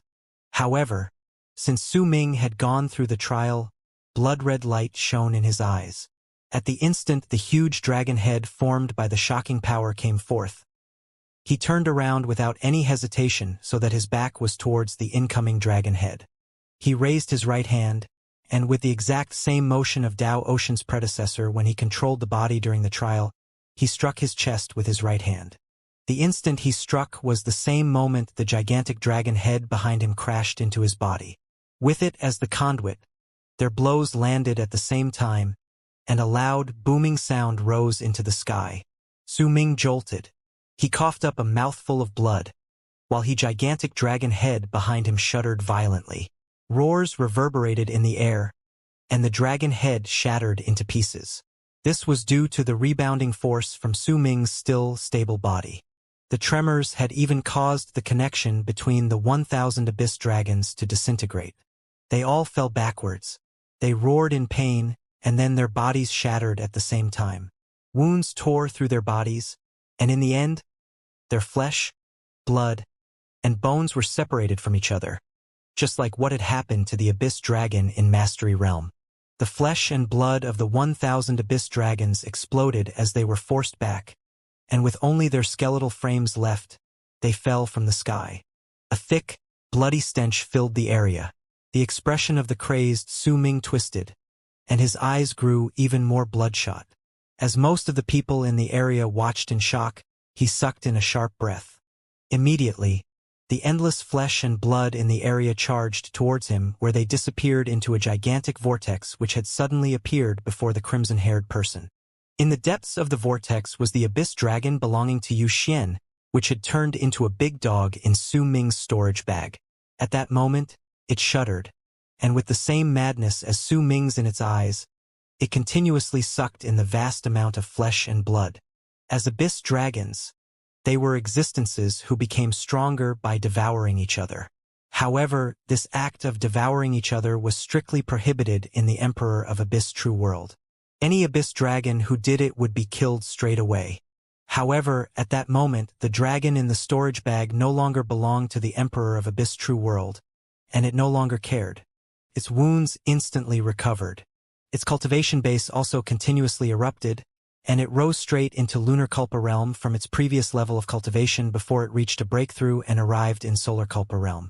It might not have attained great completion, but it was enough to make it feel as if it had been reborn. I, too, have an abyss dragon. Su Ming swung his arm, and a loud dragon's roar came from the vortex. It was the voice of the abyss dragon which belonged to Yu Xian and also to Su Ming. It rushed out from the vortex. When it threw its head back and roared, a huge sun appeared behind it, At the instant the Abyss Dragon appeared, another Abyss Dragon also shot out from the vortex with a roar. This Abyss Dragon was clearly much bigger than the first, but it had not a hint of imposing might in its eyes, only a sleazy look, making it clear that this Abyss Dragon was what the bald crane had transformed into because it did not want to be left out of the limelight. The two Abyss Dragons floated by Su Ming, their roars shaking the sky and earth. With one move, Su Ming turned into a long arc and charged towards the Vermilion Bird's continent. This scene shocked all the people in the area. It also caused the heart of the third prince from the Emperor of Abyss True World to tremble. As his expression twisted, he growled, "Cultivators from the Emperor of Abyss True World, what are you waiting for? I'm ordering you now, without regard for cost. No matter whether you are going to summon the progenitor of our world or the abyssal nightmare by sacrificing your flesh and blood, kill him. Dao Kong, what are you doing?" Sect Master Ri shouted towards Su Ming. He lifted his foot, but just as he was about to take a step forward to put a stop to everything, Old Yu and Ming laughed long and hard from the White Tiger's continent. Such a conceited and mad person is not suited to be a dynast in Morning Dao sect. Since you do not clear your trash from your sect, then let the both of us help you deal with it. Old Yu and Ming, the two old men who were so old that they looked as if they could not even open their eyes, chortled and jumped into the air. Their terrifying cultivation erupted with a bang from their bodies. Fellow Taoists from the Emperor of Abyss True World, we will help you kill this person. With a loud roar, the two old men charged towards Su Ming. Sect Master Yu's foot stopped for a moment as his expression turned dark. He did not move forward. "Ha! Thank you, Seniors Yu and Ming. I will certainly tell my Lord Father exactly what happened, and I will naturally repay you in the future." The third prince's spirits were lifted. He forced down the terror in his heart and stared at Su Ming with a ferocious expression. "Huokue!" The crimson-haired Su Ming charged forward with madness in him. At that moment, there was only Yu Xian in his eyes. At the instant he spoke, ripples immediately appeared in the air. Flame Fiend's progenitor stepped out of thin air. When he raised his right hand, the flames belonging to him instantly spread out with a bang. When they swept out in all directions, they formed 100,000 fireballs that swept towards the incoming cultivators from the Emperor of Abyss True World. Zhu Yu Kai. Su Ming seized the air with his right hand, and the Life Inequity Spear appeared in it. Once he released his grip, the spear plunged down, and an arm instantly shot out from the air to seize it. Zhu Yukai's plump body walked out of thin air as well. He sighed in his heart, and his huge body instantly started shrinking. In the blink of an eye, he turned into a middle-aged man with an imposing face. He tightened his grip around the Life Inequity Spear. Then, with a single step forward, he charged towards Old Yu and Ming. "Life Inequity Spear, you... Chong He, you're really the war immortal Chong He." Old Yu and Ming's expressions changed swiftly. Besides searching for Dao Kong, they had also come to Morning Dao sect with another task, and that was to find true sacred in-world's war immortal Chong He, their sublime paragon's disciple who was mentioned by the middle-aged man in Life Realm when he returned from the camp stationed in the barren lands of divine essence. Chong He died in the fifth kiln. "I am Zhu Yu Kai." Zhu Yu Kai's eyes fell shut before he opened them once more. The power of those nearly in death realm erupted from his body with a bang, and he charged straight towards Old Yu and Ming. When he appeared as Zhu Yu Kai, his power would occasionally be weak, while at other times it would strong. However, when he adopted this form, he would never be the person who the middle-aged man from the camp of true sacred in-world thought possessed only Chong He's will. Instead, he would become the war immortal who had truly attained great completion in Life Realm, and who had taken half a step into Death Realm. However, during that moment, the war immortal no longer belonged to true sacred in-world, but because of a promise, he had come to Su Ming's side. Boom! The battle shocked the heavens. With Zhu Yu Kai holding back Old Yu and Ming, Flame Fiend's progenitor killing the cultivators from the Emperor of Abyss True World, the bald crane and the Abyss Dragon's roars echoing towards the heavens, Su Ming turned into a long arc. filled with madness and killing intent that seemed to be able to crush the air.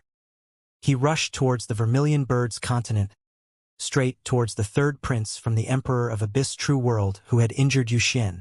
When the woman saw Su Ming coming towards them, a smile appeared on her face, and as she smiled, tears fell from her eyes.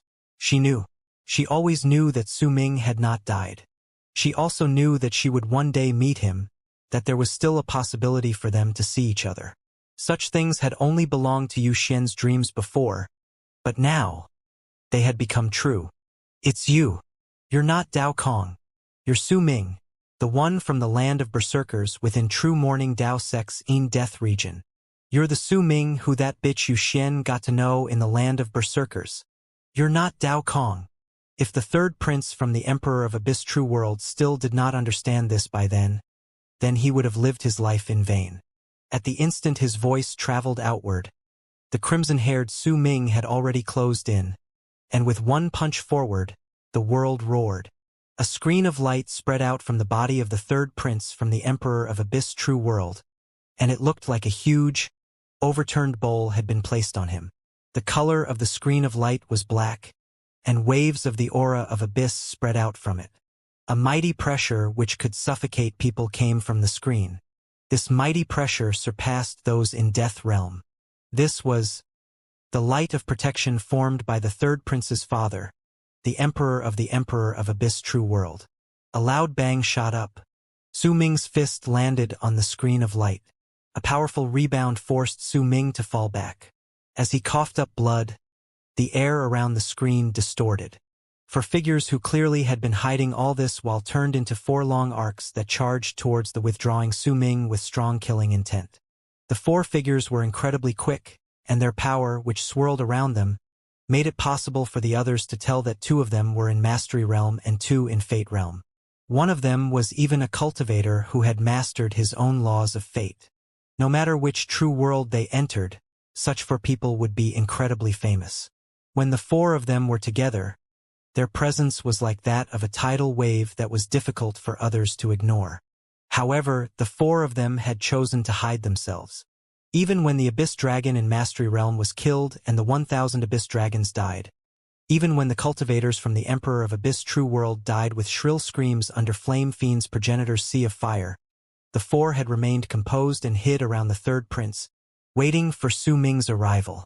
Only at the instant the screen of light appeared and Su Ming was bounced off that they launched a fatal attack. Su Ming fell back.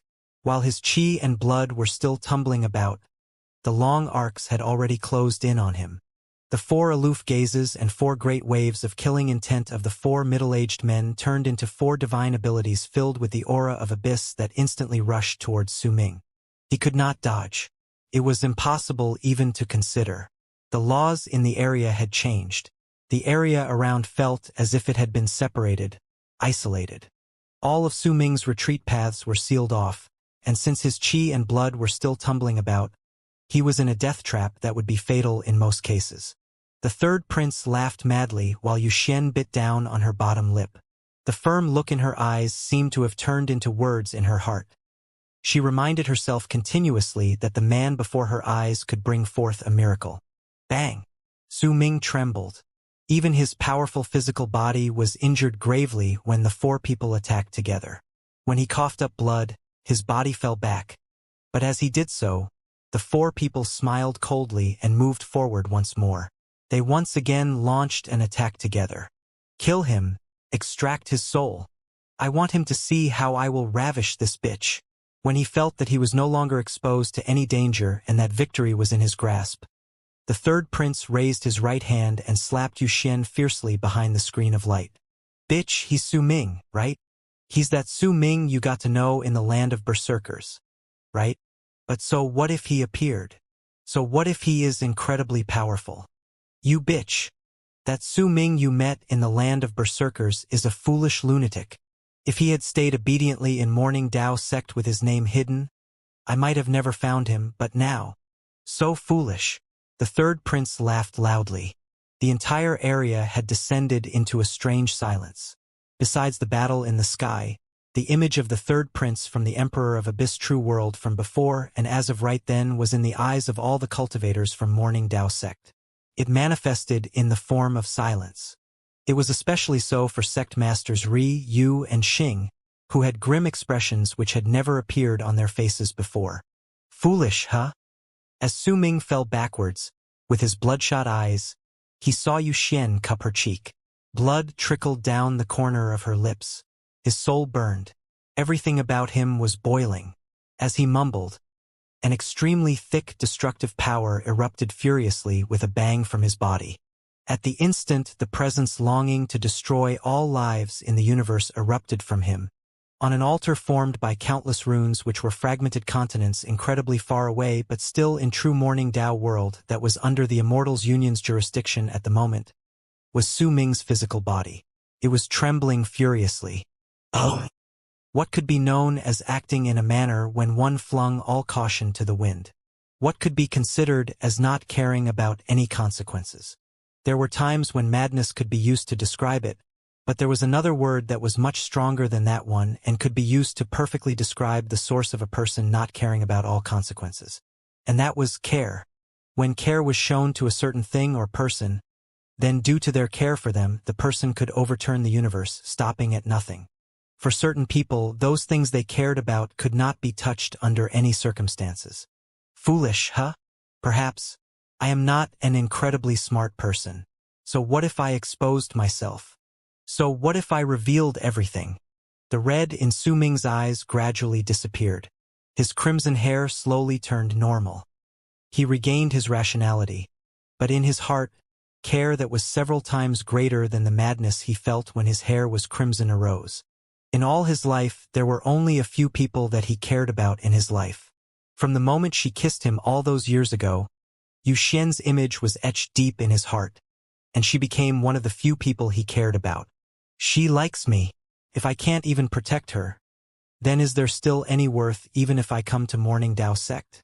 There are few people in our lives who we need to treat like an obsessions, and for whom we can give up on everything without any hesitation. Steadfastness. Steadfastness. The red in Su Ming's eyes might have disappeared, but it was replaced by firm steadfastness.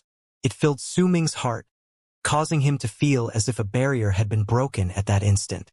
As it shattered, the three mountains illuminate the moon appeared swiftly in the sky behind Su Ming, right before all of the cultivators' eyes.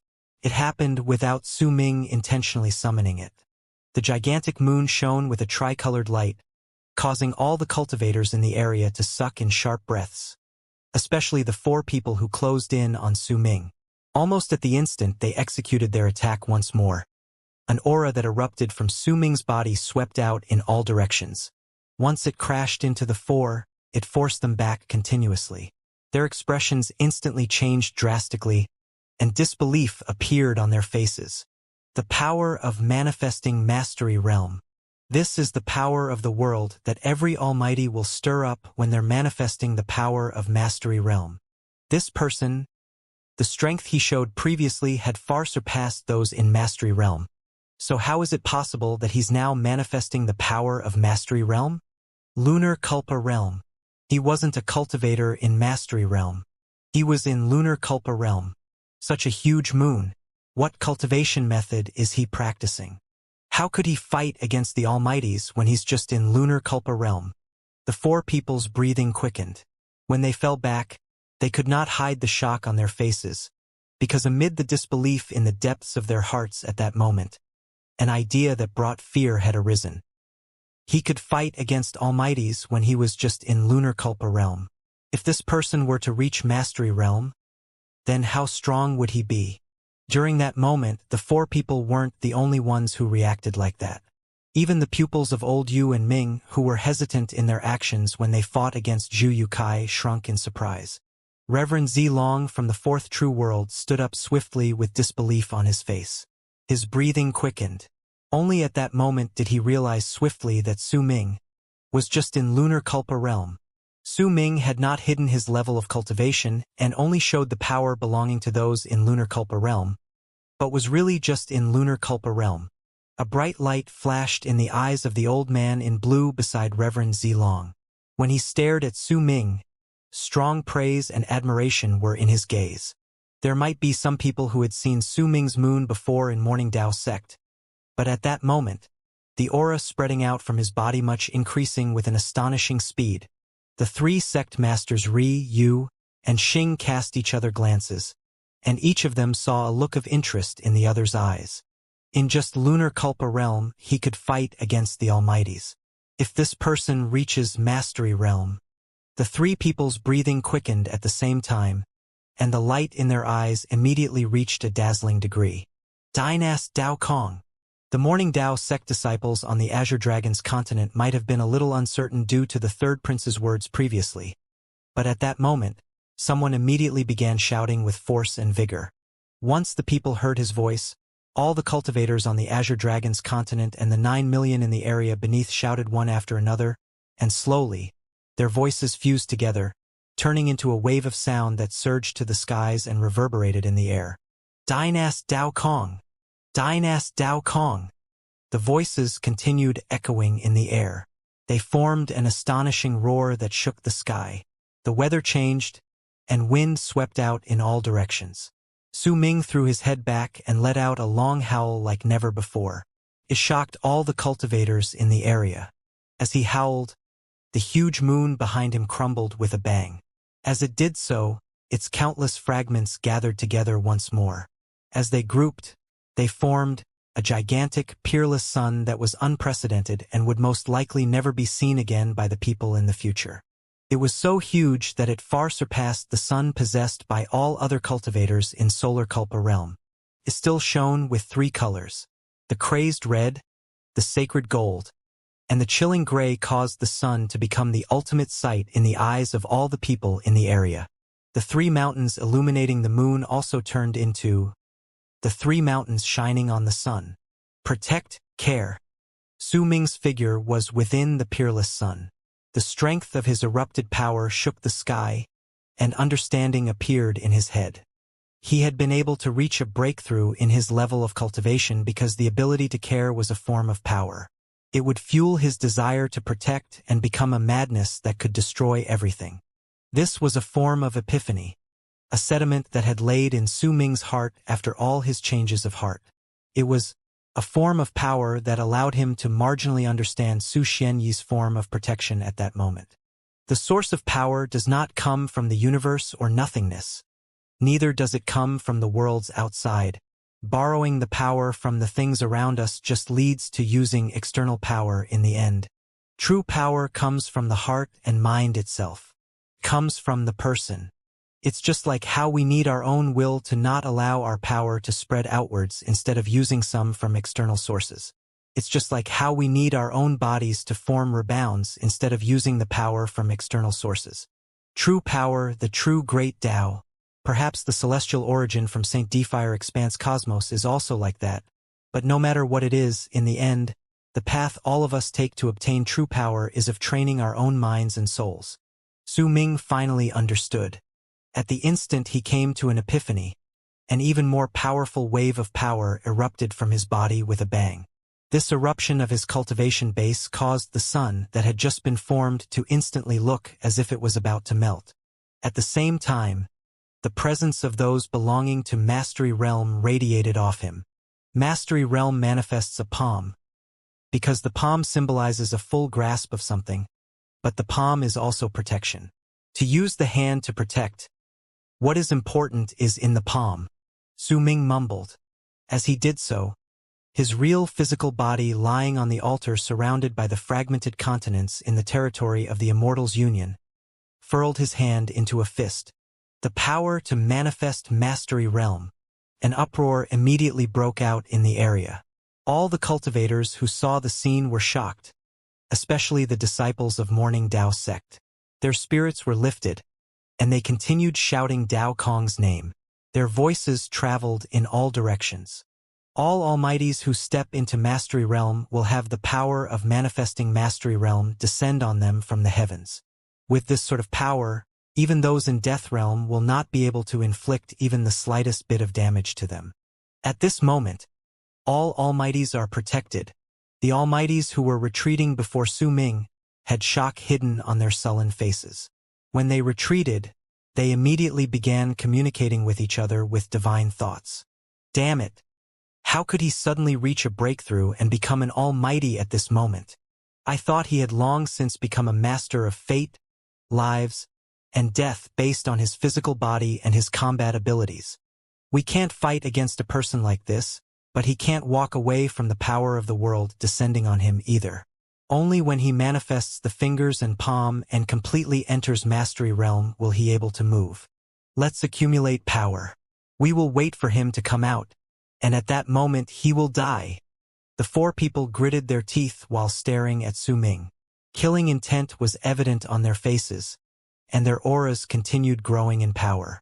Even though they were wary of what Su Ming's power would become when he stepped into Mastery Realm. They were four people and old monsters who had been in Mastery Realm for years. They had a certain amount of confidence that they could be able to kill him. After all, in their eyes, no matter how strong Su Ming became, he would have only just reached Mastery Realm. Killing him when his foundation was not strong enough was not impossible.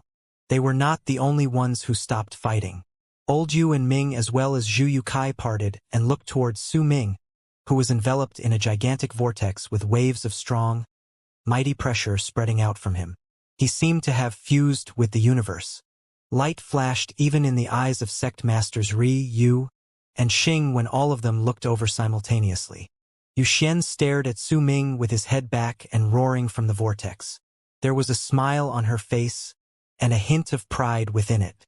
She was proud for Su Ming's achievements. The third prince's expression was dark and gloomy. In his eyes was strong jealousy. He longed to move into the ranks of almighties. So when he saw Su Ming entering Mastery Realm, a cold and sinister light danced in his eyes. Under the gazes of all those around, since even all that fighters had fallen into dead silence, Su Ming could feel his power increasing at an extremely terrifying pace. The gigantic sun which had just been formed behind him swiftly melted as the cultivation base in him erupted. As it did so, it gradually shrank. From the distance, the sun looked as if it had turned into a huge fist. At the same time, almost at the instant the fist-like sun stopped melting, Su Ming's continuously increasing power came to a swift halt. It looked as if it had crashed into an invisible wall. At the instant Su Ming's whole body shuddered. The several people who were staring at Wei Xian immediately focused back on him. He's starting to manifest his fingers. Breaking through Solar Culpa Realm and stepping into Mastery Realm requires a person to manifest the fingers of a hand. Based on the different levels of potential and the power accumulated, the fingers manifested end up different. That's right. The three of us only managed to manifest 4.5 fingers in the past. And that was already an unprecedented matter in Morning Dao sect. It's not as if there are no people who have managed to manifest all 5 fingers the moment they stepped into Mastery Realm, but their number is far too small. There are a handful of such people over the course of tens of thousands of years in a true world. I wonder how many fingers Dao Kong will manifest. Morning Dao sect's sect masters Ri, Yu, and Xing cast each other glances as they communicated with divine thoughts. Old Yu and Ming from True Sacred Yin World sneered. With their levels of cultivation, they were only slightly wary of Chong He. As for Su Ming, since they dared come, it clearly meant that they were not worried about him. They naturally had methods to deal with the fifth kiln, which was why when they saw Su Ming manifesting his fingers, they could still smile coldly. This boy will only have 3 fingers. That will be his limit. When one of the 2 old men said that, a long string of laughter came from the fourth true world. The voice of the old man in blue also reverberated in the air amid that laughter. Why don't we make a bet? I bet that this Dao Kong will manifest more than the 3 fingers you speak of. Do you dare make that bet? Old Yu and Ming turned around and looked towards the old man in blue from the fourth true world. Their expressions were slightly dark, but there was wariness hidden behind it as well. They let out cold harumphs. At the instant all sorts of expressions appeared on the faces of the people. A shocking rumble came from Su Ming. His expression distorted. He felt as if there was a wall in his way, and if he did not break it, then it would be difficult for him to step into Mastery Realm. With a glint in his eyes, he had his cultivation base erupt and form an indescribable wave of impact that swept up all the power in his body and charged against the invisible wall. Sound that shook the sky spread out in all directions. Under that wave of impact, Su Ming could clearly feel signs of the invisible wall cracking. After a moment, booming sounds surged into the air, and the wall shattered. At the instant it did so, Su Ming's cultivation base rose madly once more. His long hair danced in the air, and a powerful light shone in his eyes. The area around him distorted. The vortex formed by the power of the universe descending in the area spread out. At the same time as Su Ming's cultivation base erupted from his body, the gigantic sun behind him extended a finger as if it was a fist. The first finger appeared. A power that was much stronger than before swept out from Su Ming's body. When it spread out, a deafening rumble shot into the air. Su Ming turned his head around and cast his gaze at the vermilion bird's continent beneath him, where the sullen third prince was enveloped by a screen of light. A ruthless glare shone in Su Ming's eyes. He raised his right hand and pointed at the vermilion bird's continent. Booming sounds surged into the sky, and Su Ming's vortex immediately roared. The shadow of a fingertip manifested within it before stretching into a huge finger. It was several thousands of feet big, and at the instant it appeared, it gained complete corporeal form. Not a hint of it being a mere illusion could be detected. The huge finger was the first finger Su Ming had manifested among in Mastery Realm. He was not in a hurry to open all 5 fingers though and attacked. As he pointed forward, the huge finger charged towards the vermilion bird's continent with a loud roar. It was so fast that an arc which seemed like it was formed when air had erupted appeared in front of the finger. That arc even showed signs of burning, as if there was a barrier, and the finger wanted to pierce through it. In the face of the power from that one finger, a cold sneer appeared on the third prince's lips. It was full of derision. He naturally knew that when the power of the universe descended, no one could hurt Su Ming, but Su Ming could also not go through the power of the universe and attack others. This was the rule, the law. It was something that no one could change. Because of that, the act of sending the finger was incredibly ludicrous to him. However, the instant that mocking look appeared on his face, it was replaced by disbelief. The expression of all the people in the area also changed, including those of sect masters Ri, Yu, and Xing, Old Yu and Ming, Reverend Zilong, and the old man in blue who had remained composed during the whole affair. Everyone's pupils shrank at that instant, because, as that huge finger from Su Ming scrapped against the power of the universe, becoming slower as if unable to penetrate through the invisible power to bring forth the destruction it wanted, the slightly larger of the 2 abyss dragons let his eyes wander. All the people who fell into its line of vision felt as if the items in their storage bags had been seen through. That abyss dragon let out a fake cough, cursed under its breath, lifted its claw, seized the air in front of it gently, and immediately, the power of the universe surrounding the large finger belonging to Su Ming and preventing it from moving forward vanished. At the instant it disappeared, the finger shot out with a bang, and with a speed even faster than before, it charged forward with a crazed desire to destroy the world, straight towards the third prince enveloped by the screen of light. This is impossible. Even with their level of cultivation and ability to compose themselves, sect masters Ri, Yu, and Xing were stunned at that moment. There was no need to even talk about other people. It was especially so for the 4 almighties who protected the third prince. The 4 of them had been gathering their strength when the sudden change in circumstances caused their expressions to change drastically. They were the third prince's guards, and they could not allow anyone to touch the third prince before them, or else it would show their incompetence, and what would await them would be the punishment from the Emperor of Abyss True World. Without any hesitation, the 4 of them acted as one and turned into 4 long arcs which charged against Su Ming's huge finger rushing towards the third prince. A loud bang shot up in the air, and it stirred up a powerful wave of impact from the spot where they came into contact with the finger. That wave of impact charged in all directions with loud, booming sounds. Ripples spread out, and a large number of cracks appeared in the air. As Su Ming's finger flashed a few times, it gradually disappeared from the people's sight. However, The price for causing Su Ming's first finger to disappear was falling back of the four Almighties. They coughed up blood continuously, and the Almighty in Mastery Realm, who was the weakest among them, was torn to shreds, his body and soul destroyed, 1 dead and 3 injured. This was the terrifying power Su Ming showed once he manifested his first finger in Mastery Realm. This is unfair. The remaining 3 people retreated swiftly. Their faces had went pale, and one of them let out an indignant roar. They could not hurt Su Ming because of the power of the universe, but Su Ming could disregard it and kill one of them as well as injure the rest with just 1 finger. This was indeed unfair, but their only answer came from the abyss dragon, which was the bald crane. It shook its but then turned back to wink at the person who had shouted before cursing under its breath. Darn it all! As it spoke, perhaps its movements when it shook its butt were a little too great, for it immediately turned around. A loud bang shot up.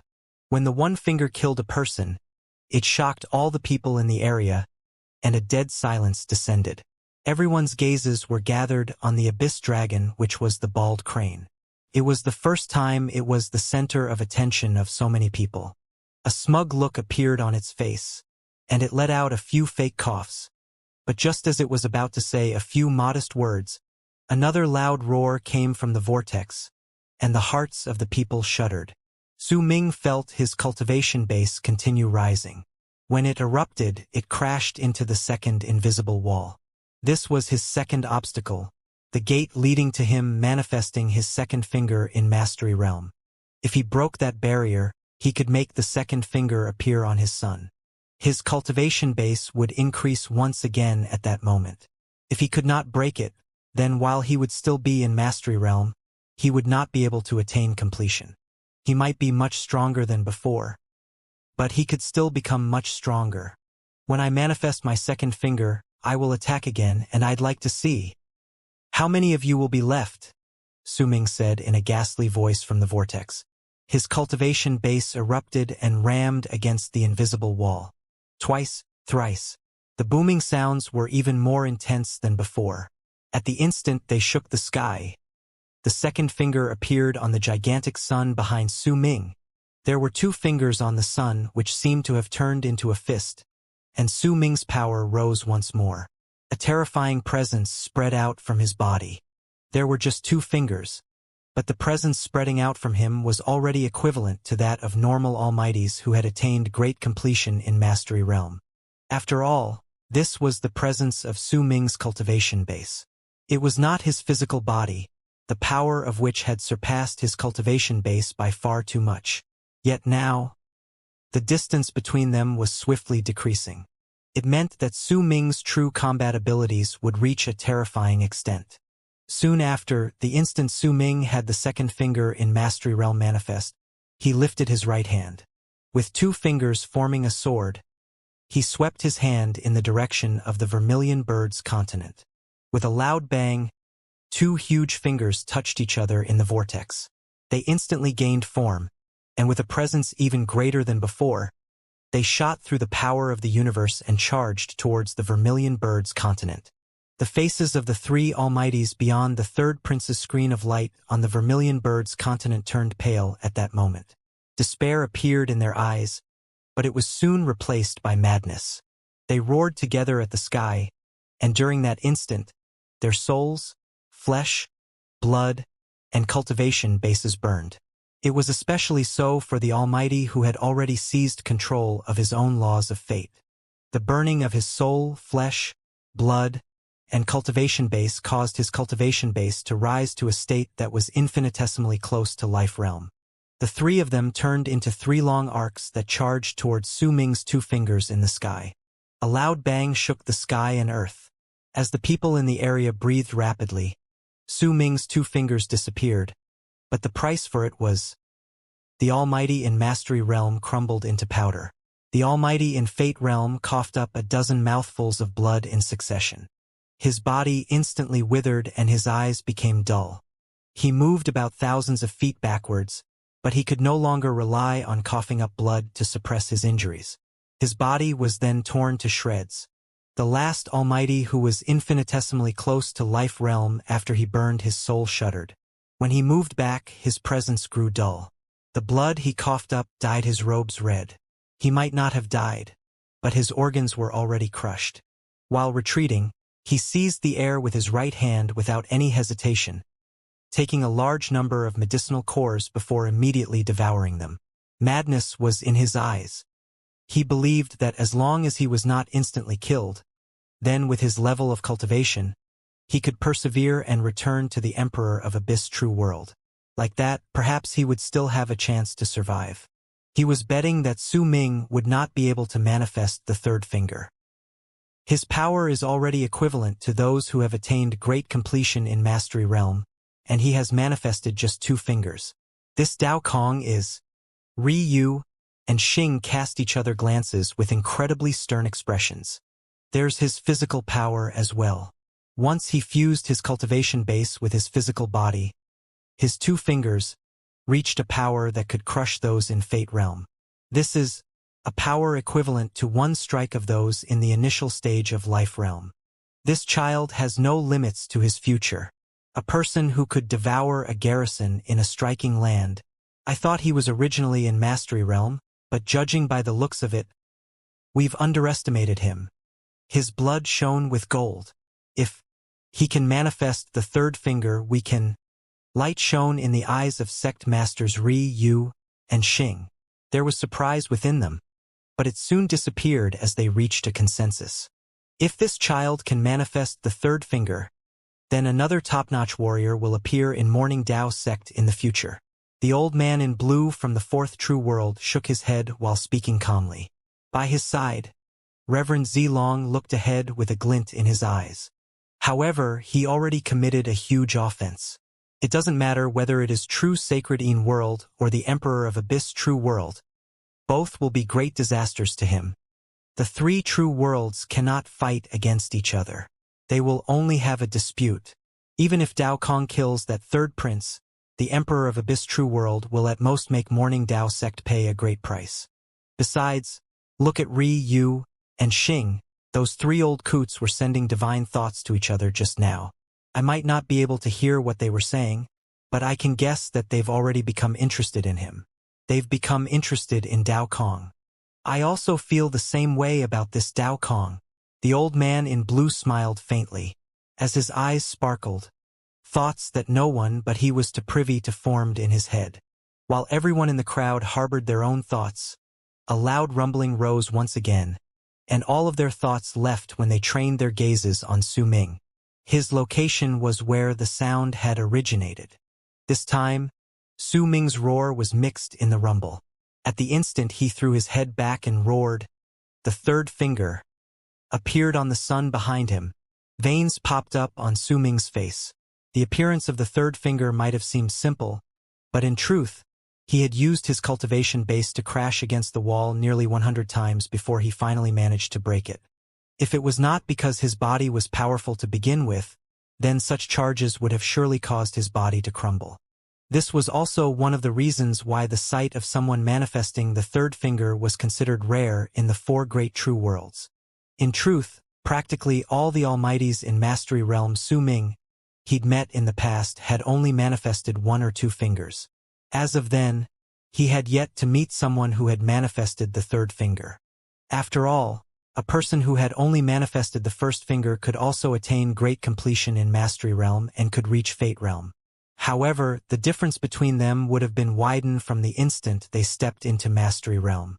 They might all be in Mastery Realm and would have all attained great completion, but a person who had manifested 4 fingers could kill a person in Mastery Realm who had only manifested 1 finger. Almost at the instant Su Ming manifested the third finger, he lowered it. The killing intent in his eyes was laced with madness. It was a steadfast power formed by extreme care towards another person. It was the source of power which allowed Su Ming to reach a breakthrough and become an almighty. It was a form of care because of which he wanted to use his palm to protect everything, defend the people he treasured so that they would not be injured. I'd like to see how you'll withstand this. Su Ming raised his right hand and swept through the air with 3 fingers. The world rumbled, and the 3 large fingers appeared in the air beyond the vortex. They were thousands of feet long, and a power that allowed them to blot out the sky spread out from them. As the tumbles shook the area, the fingers charged towards the vermilion bird's continent with loud booming sounds. The almighty inflate realm who had burned his soul looked over at it with anguish. Despair showed up in his eyes. The instant Su Ming manifested his third finger, he understood that he could not block the attack. He could only be a pebble that was crushed because he had blocked Dao Kong's path as he rose to power. As he laughed brokenly, the almighty inflate realm also came to understand that he no longer had any path for retreat. He roared at the heavens, and the instant the three huge fingers appeared, he rushed forward. When the three fingers were about to touch him, he chose to self-destruct. Loud booming sounds echoed in the sky, yet the self-destruction from the Almighty, from the Emperor of Abyss True World, could not make Su Ming's three fingers to stop for even an instant. They landed on the vermilion bird's continent and immediately crashed against the black screen of light. By then, the prince had seized Yuxian and dragged her in front of him. His expression was no longer what it had been before. The entire vermilion bird's continent shuddered furiously. The vermilion bird supporting it let out a pained screech, and its body sank together with the continent for thousands of feet. The bird then flew out swiftly, no longer supporting the continent. Instead, it stared at Su Ming with a terrified gaze. The vermilion bird might have left, but the continent did not sink. The black screen of light around the third prince expanded swiftly to envelop the entire continent, causing Su Ming's three fingers to crumble. "Ha ha! How are you going to break through my Lord Father's protection screen? I'll remember what happened today." The third prince laughed loudly and raised his right hand to push it against the ground. Immediately, threads of light appeared in front of him. As they spun, they branded the ground. At an extreme speed, they formed a relocation rune. "I will need 30 breaths for the rune to form completely and another 20 the moment I activate it to leave this place. Su Ming, you only have 50 breaths. You can only watch me take this bitch and leave." The third prince laughed madly with derision as well as contempt in his eyes. "I don't need 50 breaths." A menacing glare appeared in Su Ming's eyes. The instant he said those words in a flat voice, he bit the tip of his tongue and coughed up a mouthful of blood. At the same time, he raised his right hand and swept his hand across the blood, causing it to turn into a blood-red brand. Once he seized it, he pushed it at the center of his brows. A loud bang shot up. The brand formed by the mark from his blood and essence was Su Ming sparing no pains to stimulate his potential so that he could cut down on the time required to crush the wall. Even though doing so would cause his body to suffer an even greater impact. But as a Kang, Su Ming did not care. In the mid of the loud bang, the fourth finger swiftly appeared on the sun behind Su Ming. The fourth finger! The breathing of all the cultivators in the area quickened at that moment. With his actions, Su Ming had told everything, that he was going to rise to power in one go. The fourth finger swiftly appeared on the fist-like sun. Su Ming had already activated 4 of the 5 fingers. As Su Ming raised his right hand and swung his arm at the vermilion bird's continent, a palm with 4 fingers manifested beyond the vortex formed by the power of the universe. With a mighty pressure that caused people's hearts to tremble and a will that could destroy the entire universe just to protect something, the 4-fingered palm looked as if it had replaced the world. It charged straight for the vermilion bird's continent. Before it even closed in, the sky started shattering layer by layer. The black screen of light on the vermilion bird's continent shone with a dazzling light. A cold sneer appeared on the lips of the third prince from the Emperor of Abyss True World. However, his slightly trembling gaze betrayed that he was terrified at that moment. Boom! A shocking sound reverberated in the air. At the instant it traveled through the area, the third prince's arrogant laughter spread out. The black screen of light distorted furiously when the 4-fingered palm collided against it. But the palm was the one that fell back and was torn to shreds. "What can you do to me, Su Ming? Do you care about this bitch that much?" While laughing with conceit, the third prince raised his right hand and seized Yuxian's neck, lifting her frail body high into the air. With a tight squeeze, he caused pain to immediately appear on her face. However, she still smiled. She did not want Su Ming to see her in pain. "You care about this bitch? Ha ha! So what if you care about her? She's in my hands. If you have the ability to break the Emperor of Abyss screen of light in the span of a few dozen breaths, then do so and try to save her.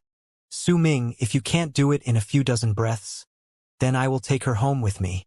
But if you're willing to kneel down and beg me, destroy your own cultivation base, and dig out your heart as a form of respect, I will consider letting this bitch, who will not live for more than 100 years if she leaves the Emperor of Abyss true world, to stay with you. Come on. The third prince tightened his grip.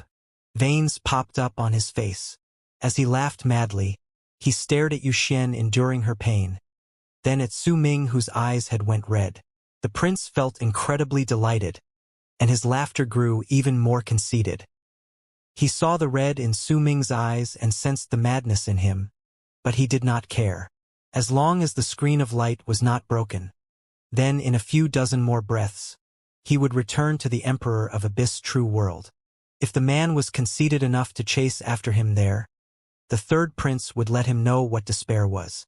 Su Ming had returned from his destructive, crimson state, but at that moment, after the taunts of the third prince, red covered all the white in his eyes. At the same time, red light spread out from him when he saw Yuxian doing her best to smile even though it was clear that she was in pain. As he watched the woman who was once a mischievous girl in the past, Su Ming felt his heart aching in pain. He also saw resolve and determination in her face as she did her best to smile. There was deep steadfastness within her. It was a steadfast resolution proclaiming that, if we cannot be together, then I will wait for you in the netherworld. The pain made Su Ming feel as if his heart had been torn apart and would not recover. Everything in his eyes grew crimson. There was only one thought in his head at that moment. Break the screen of light, kill the third prince, save Yuxian. In the mid of his madness and his form of care, Su Ming charged forward without a single word, and left the vortex formed by the power of the universe. At the instant he stepped out, he raised his right hand, and his cultivation base roared to attempt to manifest the fifth finger. Many attempts were completed as Su Ming charged forward, but even if the blood in his body was raging violently, he still could not break through the invisible wall leading to the manifestation of the fifth finger. It was as if there was always a little left lacking. Manifest, fifth finger. As a blood-red glare shone in Su Ming's bloodshot eyes, he struck his storage bag with his left hand, and the poisonous wasp with the God Ascension nectar immediately appeared on his palm. At the instant he clenched his left fist, the poison sting pierced his flesh. God Ascension nectar entered his system, and it immediately swam through his blood. As it spread out and fused with his cultivation base, a loud bang rang out in Su Ming's head. Another attempt to break through was executed in a frenzy. But he was still lacking a little. The now irrational Su Ming sent out a divine thought to the poisonous wasp to have it inject even more God Ascension nectar into him. And immediately, an amount hundreds of times greater than what had caused him to attract the swarm of waves of tears in divine essence star ocean was injected into his body. Booming sounds echoed in Su Ming's head. They were like thunderous roars shaking his soul so much that he felt as if he was about to shatter. Yet, at the same time, a presence that caused all the cultivators and even the old man in blue from the fourth true world to stand erupted from Su Ming's body. As it did so, Su Ming circulated all of his cultivation base. At that moment, he might have seemed normal, but in truth, as his cultivation base continuously erupted and the God Ascension nectar spread through him, his body continued swelling. This could not be seen with the naked eye. However, Su Ming had a feeling that at the extent his body swelled up, he would burst apart in less than 3 breaths. During the first breath, Su Ming bled from his ears, nose, mouth, and eyes. He circulated all his cultivation base and continued attacking the invisible barrier leading to the fifth finger, intending to use this method to forcefully break through it. During the second breath, an intense pain that could not be put into words spread out through him, causing Su Ming to feel as if every single part of his body was about to shatter. Sweat broke out on his skin, and a strong sense of danger rose in his heart. It was the feeling of upcoming death. Once his body crumbled, his physical body would not be the only thing that would disintegrate. His soul, too, would be gone. This was a choice between death or breaking the wall to the fifth finger. A rational person would have definitely not chosen to do this, but at that moment, Su Ming no longer possessed any form of rationality. There was only extreme concern towards another person. With great effort, he circulated his entire cultivation base and continuously attacked the invisible wall. When the third breath arrived and Su Ming's body surpassed its limit of the swelling up it could contain, it started showing signs of crumbling. The instant he was about to burst like a water balloon, a loud bang shot into the air. Once a large amount of water was injected into the water balloon, what would erupt would either be Su Ming's body, or he would break through the wall. At the instant that loud boom reverberated in the air, the shadow of the fifth finger appeared on the sun behind Su Ming. At the instant this happened, the crazed power in Su Ming's body seemed to have found a vent. It surged towards the illusory fifth finger on the sun, causing it to instantly gain corporeal form. As loud booing sounds surged into the air, a scene that shocked countless cultivators in the area appeared in the sky. Up above, there was a fist-like sun with all 5 fingers, but it no longer looked like a sun. It was a palm that had unfurled its fingers from the position of a fist. At the same time, a tricolored light spread out from the real physical body of Su Ming's clenched right fist in the territory of the Immortal's union. It instantly filled his entire right arm. As it shuddered lightly, a power that seemed to come from Su Ming's physical body rose, and he looked as if he was about to wake up because of it. The palm symbolized protection, Su Ming's steadfastness, and also his care as well as the form of protection he had come to understand. Buzzing sounds rose from the area used for the anointment ceremony in Morning Dao sect. Powerful light shone in the eyes of the old man in blue from the fourth true world. There was a form of concentration in that light, along with incredibly great admiration. His breathing quickened in an indistinct manner, which showed just how shocked he was in his heart. Reverend Zilong sucked in a sharp breath. There was disbelief on his face. However, only he alone among all the other people in the area knew just how crazed Su Ming's actions were, because he knew that Su Ming had used God Ascension Nectar. This was a secret he had told no one, and it was precisely because of it and that he had once sucked in a small whiff of it that he knew how Su Ming had forcibly manifested his fifth finger when he'd seemed unable to do it before. God Ascension Nectar was definitely at work in this. When he thought of the terrors of the God Ascension Nectar, respect appeared in Reverend Zilong's eyes. When Old Yu and Ming from True Sacredine World saw Su Ming manifest the fourth finger, their hearts had let out a thump, but they could still remain calm. However, when they saw him manifesting the fifth finger, the two of them sucked in a deep breath and cast each other a glance. Both of them saw the complicated emotions the other was feeling. They knew that once Su Ming manifested his fifth finger, then unless there was a large amount of concrete evidence to prove that he was not Dao Kong, there was no sect in the universe which would give up on a person who had such talent, even if they suspected his origins. It was almost certain that as long as they did not die, then the chances of disciples like this stepping into Death Realm were much higher than of other people. In fact, there was even a hint of possibility that they might surpass Death Realm and become sublime paragons. To any true world, this was an indescribable treasure, and they would absolutely not give up on it. In fact, even if they had concrete evidence against them, they could still make changes to their policy. Of course, the prerequisite for this was that the person was not their enemy. Yet clearly, Su Ming had become a dynast, killed tens of thousands of cultivators from the Immortal's union, and even returned from the barren lands of divine essence. This already made it certain that to Morning Dao sect, he was not an enemy, because to Morning Dao sect, their greatest enemy was the Immortal's union. And more importantly, this person had already received progenitor Dao Chen's blessing and had greeted the progenitor. There was no longer any problems with everything else concerning him. At the instant discussions rose in the area with a buzz. Su Ming had already made the sun behind him form a full palm. Heinous killing intent and a monstrous red glare shone in his eyes. When he raised his right hand, what appeared this time was not an illusory palm, but a palm formed by the sun behind him charging forward with a loud bang. It shot through his body and rushed straight for the Vermilion Bird's continent. That palm was the manifestation of Su Ming's full power at that moment. It was his strongest attack, and he charged right after it. It was the release of Su Ming's physical strength, the strongest power he had gathered together in his life after he fused his cultivation base with his physical body.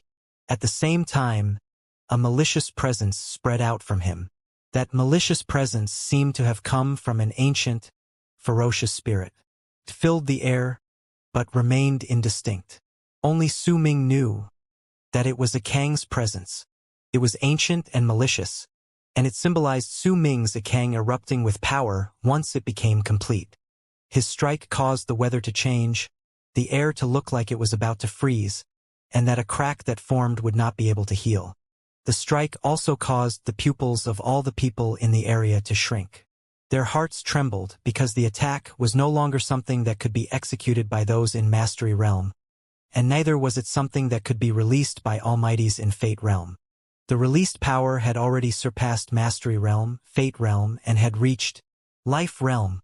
Even though this was not the power brought by those who had attained great completion in Life Realm, it was still an attack belonging to those in the middle stage of Life Realm. Yet that was not the most terrifying aspect. After all, there were people present who were already in Death Realm. What caused them to be in fear was because Su Ming's real level of cultivation was just that of someone who had just reached Mastery Realm. Their fear was born from the fact that they did not understand Su Ming. If they did, they would not feel fear, but shock. If Su Ming could be in control of the laws of fate, he could make his strike reach the power equivalent to those in the later stage of Life Realm and retrieve his real physical body. Then he, who had understood the laws of fate, could make his strike reach the state that was infinitesimally close to the power exhibited by those of Death Realm. The moment Su Ming stepped into Mastery Realm and became an almighty, he could truly be considered powerful. He was no longer a weakling and a weak cultivator who could only be manipulated by the others as they liked. All those who tried to twist his fate would have to suffer consequences. They would have to pay a great price, and it would be so great that perhaps even they would be unable to bear it. His strike descended on the screen of light around the Vermilion Bird's continent. Within it was the third prince who had a crazed expression on his face. He had confidence in the screen of light, and as he continued laughing madly, he gripped Yu Xian's neck even tighter. The rune had already almost completely formed. As the light grew to a dazzling degree, the third prince raved at the sky. "I'm waiting for you here. Come on." What answered him was a monstrous bang that shook many of the cultivators in the area so much that they bled from their ears. A violent impact swept into all directions with loud banging sounds. The palm formed by Su Ming's cultivation base touched the screen of light left behind by the Emperor from the Emperor of Abyss True World for his descendants. His strike caused the screen of light to instantly distort. A large number of cracks formed at the spot where his palm had landed, and they spread through the whole screen at a fast speed. As they did so, the top part of the screen sank. It looked like it contained an elastic force. Yet the palm formed by Su Ming's cultivation base continued pushing down on the screen, charging towards the third prince on the Vermilion Bird's continent. This shocking scene caused the third prince's expression to change. His raving laughter immediately came to a stop. At the instant disbelief appeared in his eyes, a loud booming sound reverberated in the air. When the palm formed by Su Ming's cultivation base pushed the screen of light about 10,000 feet downwards, more cracks spread, and the palm disappeared. Su Ming had used all his strength, but could only do so much. He still could not make the screen shatter. However, at the instant the palm formed by Su Ming's son disintegrated, he rushed out from behind it and raised his right hand to push down on the sunken screen of light. Booming sounds rose into the air. Red filled Su Ming's eyes. With madness, the power of his physical body reached its peak, and the malicious presence around him grew to an astonishing degree.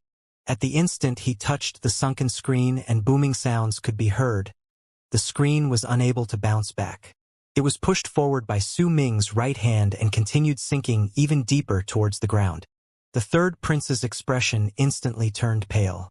He stared at Su Ming, who was above him in the sky and was separated from him by the screen of light, but was currently pushing it and making it descend. His mind instantaneously turned blank. With a shudder, he pulled on Yuxian without any hesitation and swiftly entered the relocation rune. His face was stark pale, and there was fear that had never once appeared on his face before. He struck the rune with his left hand. Damn it! Hurry up and activate. Just activate already. Cold sweat broke out on the third prince's forehead, and a strong feeling that he was about to die rose within him. He roared and struck the rune with his left hand. Immediately, it let out a dazzling light as it started spinning slowly. Red filled Su Ming's eyes. Pushing the screen of light so that it would sink might have seemed easy, but in truth, the screen of light was something that the Emperor of Abyss from the Emperor of Abyss True World had personally branded on his descendants, and its goal was to prevent them being killed. If the screen could be destroyed easily, then the princes of the Emperor of Abyss True World might have all died a long time ago. Even if Su Ming was at his strongest at that moment, he still could not destroy the screen of light. Even moving it was proving to be increasingly difficult. He pushed the screen so that it would continuously approach the ground. He could see Yuxian, could see the third prince who he absolutely wanted to kill. He saw their expressions, and also saw the fear in the third prince's eyes. Su Ming approached the ground. From the great distance before, he came until he was only 100,000 feet away from them. Then, the distance shrank to 10,000 feet before it eventually turned to 1,000 feet. In the eyes of the third prince, Su Ming had already arrived, but the rune beneath his feet had only partially activated. It would need another dozen breaths before he could be sent away. After all, this was not a normal relocation but a relocation between true worlds. That was why the speed was slightly slower. When he saw that Su Ming was about to close in, the third prince's expression twisted. With a roar at the sky, he grabbed Yuxian, and just as he was about to fling all caution to the wind, he was suddenly stunned before he laughed loudly. There was madness contained in his laughter, along with endless mockery. Su Ming, what can you even do to me? You can't break open this screen of light. It'll be even better if you're just 1,000 feet away from me.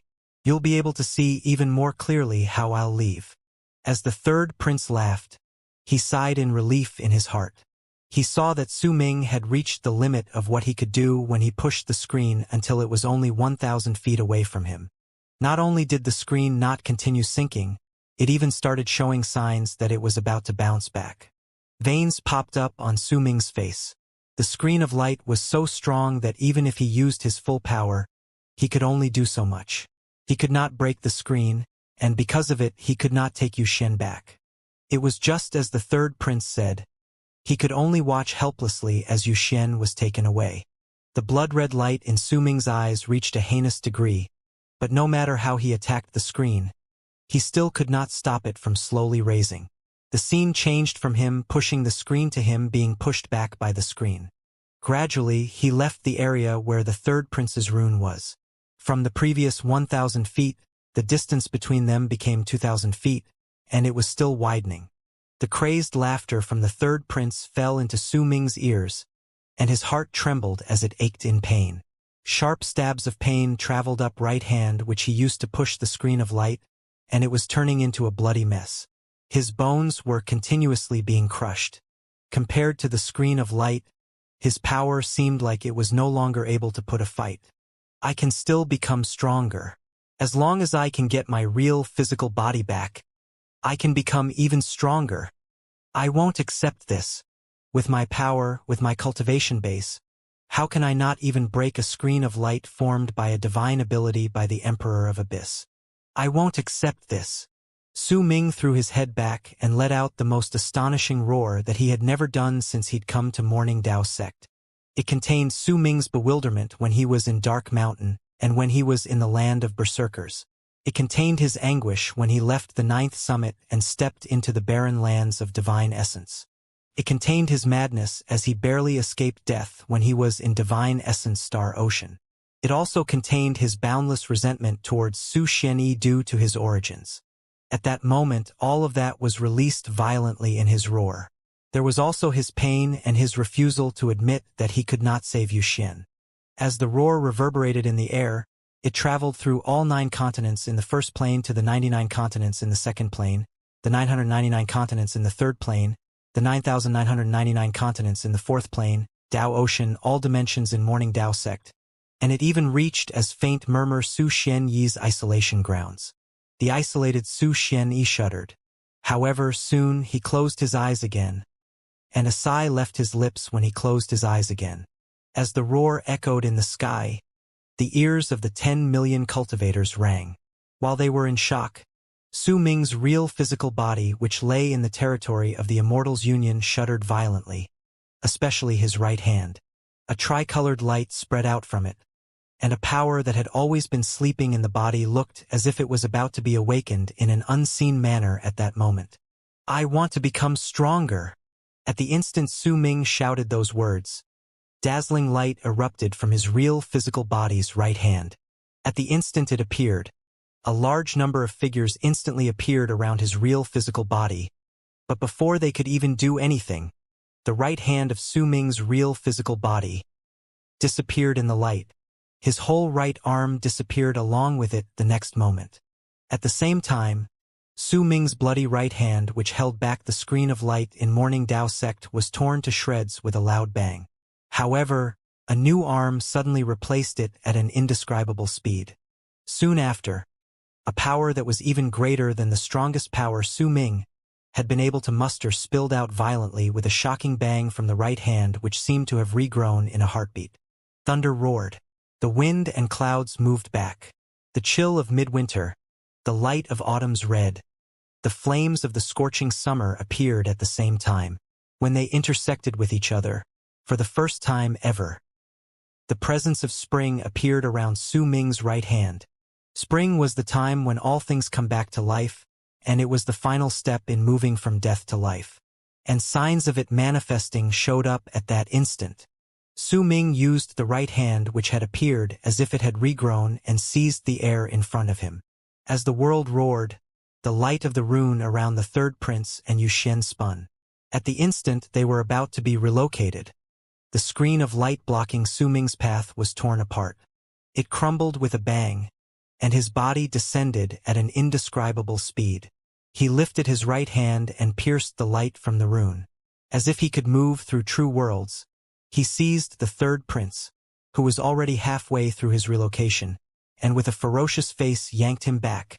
A shrill scream of pain tumbled out from the mouth of the third prince of the Emperor of Abyss True World. That scream of pain contained both terror and strong disbelief. He clearly remembered that just one breath ago, Su Ming had still been beyond the screen of light, and he himself had already been relocated halfway through and was in an illusory state. In just a few more breaths, he would have returned to the Emperor of Abyss True World. Everything had happened too fast, so fast that the moment he screamed and disbelief appeared on his face, he felt as if time had flowed back right before his eyes. His body was seized by a power so great that he could not fight back against. It grabbed the back of his neck and yanked him out of the relocation rune. At the same time, Su Ming swung his right arm, and blood-red branches swiftly extended from it. At the instant they spread out, they charged towards Yuxian and caught her. All of this was originally supposed to be perfect. During the most critical moment, Su Ming retrieved Destiny's right arm and broke the Emperor of Abyss screen of light, stopped the conceited third prince from leaving, and was about to catch Yuxian, changing her destiny with her hands. Everything should have been so, but fate was unpredictable. At that instant, due to someone changing certain things, almost at the instant the tree branches spread out from Su Ming's right hand and were about to catch Yuxian, so that she would not be relocated to the Emperor of Abyss True World. A power that Su Ming was familiar with suddenly descended from the sky. With extreme ease, it shot into the tunnel within the relocation rune between Su Ming's right hand and Yuxian. The power which was familiar to Su Ming did not come to help him. The instant the branches extended from his right hand to touch Yuxian, that power spread outwards, and without a single sound, it let out a ripple that even the current Su Ming would find difficult to handle in the tunnel created by the relocation rune. When it spread out, it caused a tremor so great in the branches Su Ming wanted to use to pull Yuxian that they fell backwards, causing her body to be swept away. In an instant, she fused into the air and was relocated back to the Emperor of Abyss True World. You! Su Ming's eyes turned red. Madness erupted violently in his mind. If the power had come from someone else or even from the Emperor of Abyss True World, then even if Su Ming would have descended into a frenzy, he would not have been as enraged as he was at that moment. It was impossible to put his anger into words. The boundless resentment in his heart filled his entire body, causing a black vortex to immediately appear in the area around him.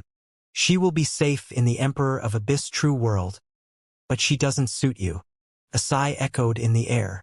When it gradually faded away, Su Ming's roar shook the sky. The vermilion bird's continent let out a bang. As it trembled, the relocation rune instantly started showing signs of crumbling. It then broke down into pieces. Before that happened, though, the third prince was dragged out by Su Ming. Yet, even though he dragged out the third prince, Yu Xian could still only become an afterimage in his memory. Su Ming trembled. He lifted his head and stared at the sky. At the same time, a broken smile appeared on his face. He laughed fiercely. With extreme grief and indignation, he laughed at the heavens, the world, his own bloodline, and himself. His laughter contained despair along with an intense pain, as if his heart had been torn apart. The person who had prevented Su Ming from catching Yu Xian was not an outsider. That familiar power. It belonged to Su Xianyi, progenitor Dao Chun. Su Ming continued to laugh brokenly.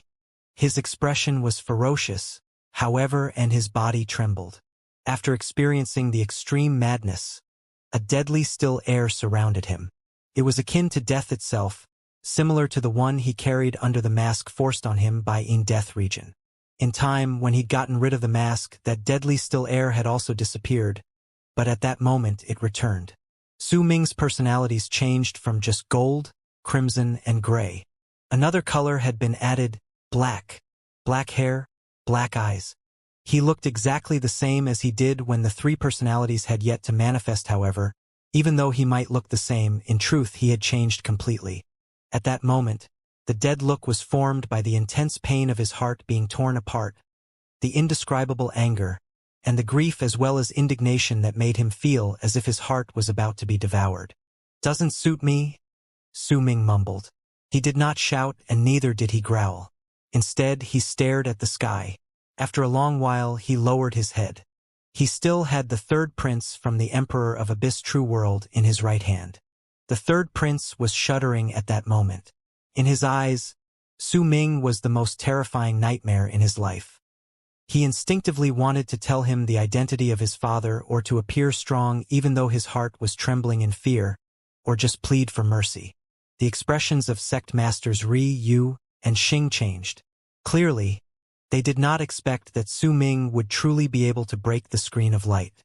At that moment, when they saw that the third prince of the Emperor of Abyss True World was in Su Ming's hand, the three of them immediately took a step forward.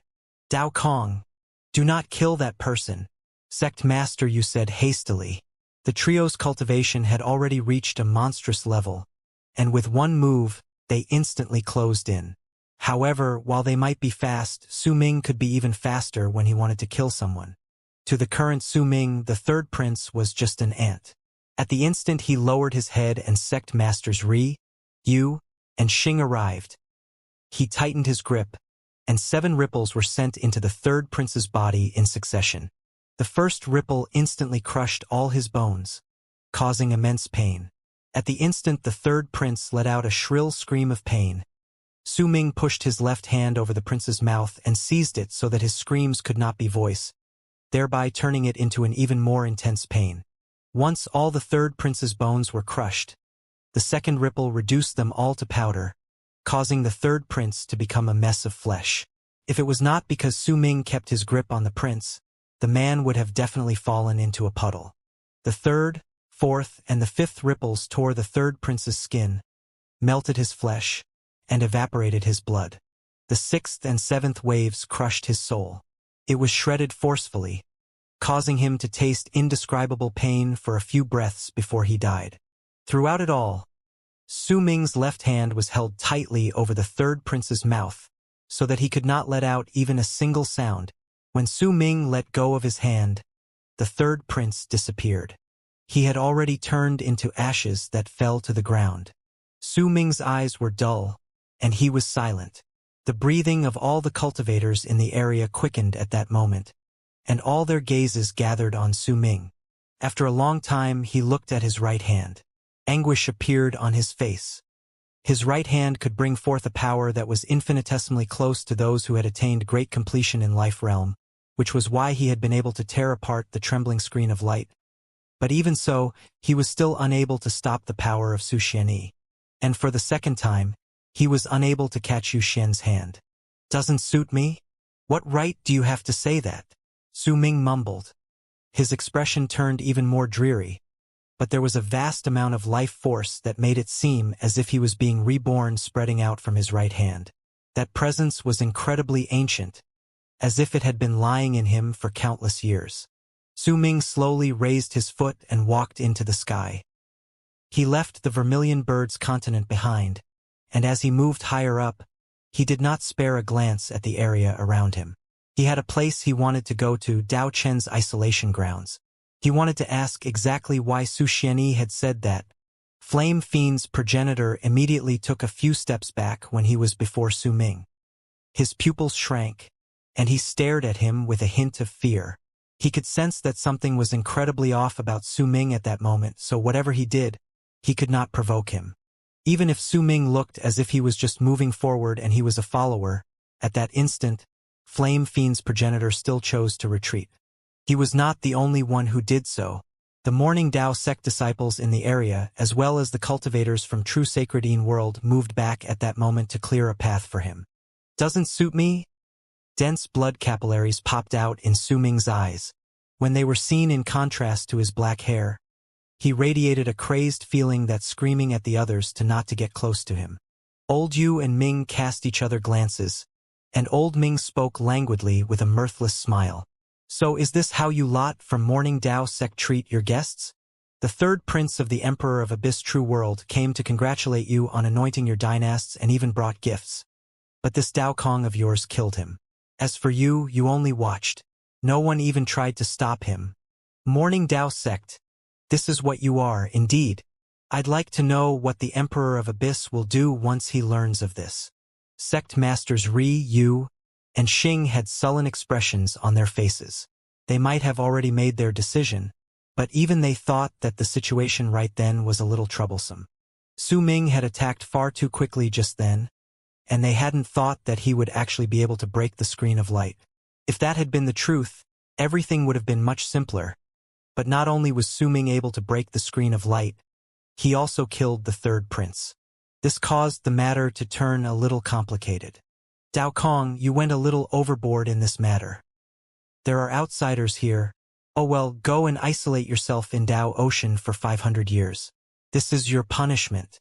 As for the Emperor of Abyss True World, Sect Masters Ri, Yu, and Xing sighed in their hearts and moved in front of Su Ming to block his path. The three of them cast each other a glance, and all of them were troubled by the gargantuan price they would have to pay for this. If there were no outsiders, then even if Dao Kong had killed the third prince, they would not have been bothered. There would have been plenty of methods to handle the problem. However, Old Yu and Ming were clearly going to use this and fan the flames, immediately making the matter into a troublesome problem. However, to Morning Dao sect, the price they had to pay compared to Dao Kong being able to manifest the five fingers was nothing. The fact that he was able to do that immediately turned him into an incredibly valuable resource for the sect. This resource was equivalent to them obtaining an almighty in Death Realm, which was why they had changed their earlier plan. If there were no outsiders present, Su Ming came to a halt and raised his bloodshot and crazed eyes. Almost the instant Su Ming raised his head, he took a swift step to the side, and he was so fast that he instantly charged at Old Yu and Ming from True Sacredine World. Su Ming needed to vent his frustration. If he did not let out the heinous resentment and anger within him, then he had a feeling that his body would tear open and collapse. He needed to vent. Both his heart and his soul needed to let out his frustrations in a violent manner. He wanted to see blood being spilled. The instant Su Ming moved, the expressions of Sect Masters Ri, Yu, and Xing instantly changed. Just as they were about to chase after Su Ming, a long string of laughter came from the continent where the fourth true world stayed. The old man in blue took a step forward at that moment and instantly appeared in front of Sect Masters Yu and Xing. He had the ghost of a smile on his face as he wrapped his fist in his palm lightly towards the three of them. "My friends, why don't we spar a little?" "Ling Hai, what's the meaning of this?" Sect Master Yu demanded with a frown. "I'm not planning anything. I just miss the three of you very much and want to spar with you." The old man in blue smiled and swung his arm. Immediately, a roaring sea manifested, then swept outwards, straight towards Sect Masters Yu and Xing. Blood ocean hell. The old man in blue formed a seal with his hands, bit his tongue, and coughed up a large mouthful of blood. It immediately fused with the ocean which had manifested around him, dyeing it red. Once it turned into a sea of blood, it surrounded the area and became an existence akin to a seal, making it difficult for even Sect Masters Yu and Xing to rush out. "Laddie, I've given up a lot of my assets to help you. I used up nearly 5,000 years' worth of my cultivation base just to muster that one mouthful of sealing blood for this sea of blood. Only with it could I trap the three for an hour with my power alone. You'll have to work hard, commit more irrecoverable, heinous atrocities. It's good that you killed the third prince of the Emperor of Abyss True World. It's also good that you destroyed true sacred worlds camp in the barren lands of divine essence. But it's not enough. You have to kill old Yu and Ming, and you have to slaughter your way into the Emperor of Abyss True World as well as murder your way into true sacred world. It'd be best if you could bring out a sublime paragon of a true world. Only then would it be enough." The face of the old man in blue was slightly pale. Clearly, trapping Sect Masters Yu and Xing was incredibly difficult for him.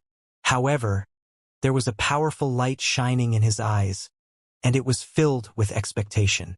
At the instant the old man in blue trapped Sect Masters Yu and Xing of Morning Dao Sect, and the expressions of the people all around changed. Su Ming turned into a long arc and charged towards old Yu and Ming with black smoke spreading out of his body. "You're just asking for death." Old Yu and Ming's eyes sparkled. Old Yu smiled coldly and took a step forward. He looked so old that he looked as if he had just crawled out of a coffin, but he raised his right hand and formed a seal before he pointed forward. Immediately, wisps of cold air rose from his fingertips. A vast power that was so ghastly it looked as if it could freeze space itself appeared with cracking sounds. Countless ice flowers instantly appeared in the air in front of old Yu. They were all connected to one another. As more of them spread out, they formed a huge face of a ghost in the air, right in front of Su Ming. With a ferocious expression, it charged at him. A power that was just a step away from that of Death Realm erupted with a bang from the ghost face. The same presence was also released from old Yu's body. When Su Ming was about to touch the ghost face, powerful killing intent shone in his eyes. He raised his right hand, and powerful might that was as astonishing as the ghost faces instantly came from his right hand. The moment he was about to be hit, Su Ming furled his fingers into a fist and threw a fist forward. The world roared. The sky shuddered. Su Ming took 3 staggering steps back, but the ghost face made of ice flowers in front of him instantly collapsed. Su Ming forced himself to stop. When he rushed forward again, a heinous, malicious presence followed him. It was his Akang self manifesting. Old Yu narrowed his eyes, and with a cold harumph, he formed a seal in front of himself before he swiftly pushed his palms together and pointed at Su Ming. Sinister dark mass. A low growl came from old Yu's mouth. When he pointed forward, a jolt ran through his body, and overlapping shadows seemed to cover him. When they rushed forward, they turned into an old man.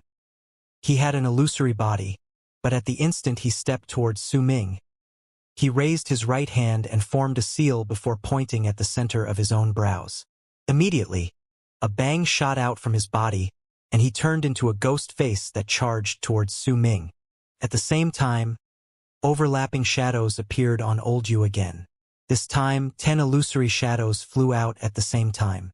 They were all middle-aged men, and all of them looked the same. They were rather similar to old Yu, and seemed to be versions of his younger self. When Su Ming crashed against the ghost face formed by the old man's illusory shadow, The 10 middle-aged shadows turned into 10 ghost faces that charged towards him. If that was all, it would not have posed a problem for Su Ming. But overlapping shadows appeared for the third time around Old Yu, who still remained unmoving in the air. Then 100 illusory shadows rushed out. Each of them was a young man, and they all turned into 100 gigantic ghost faces in the sky before charging towards Su Ming. It seemed as if there was no end to them. When overlapping shadows appeared for the fourth time, the shadows of 500 teenagers rushed out. They spread out, surrounded the area, and turned into ghost faces simultaneously. The whole sky seemed to be filled with them. The ghost faces opened their mouths and roared before they charged towards Su Ming. Booming sounds rang out without end. When he saw the countless ghost faces rushing towards him in a mad rush, a glint shone in Su Ming's eyes. The instant the enemies came close, he turned around, raised his right hand, and struck his chest. This was the rebounding force he had learned from the predecessor of Dao Ocean. With Su Ming's raised level of cultivation, the instant his right hand landed on his chest, a deafening roar reverberated in the air. A wave of impact rushed through the area from Su Ming. When it swept outwards, all the incoming ghost faces let out shrill roars. Then, like fog being swept apart by a violent gust of wind, they scattered.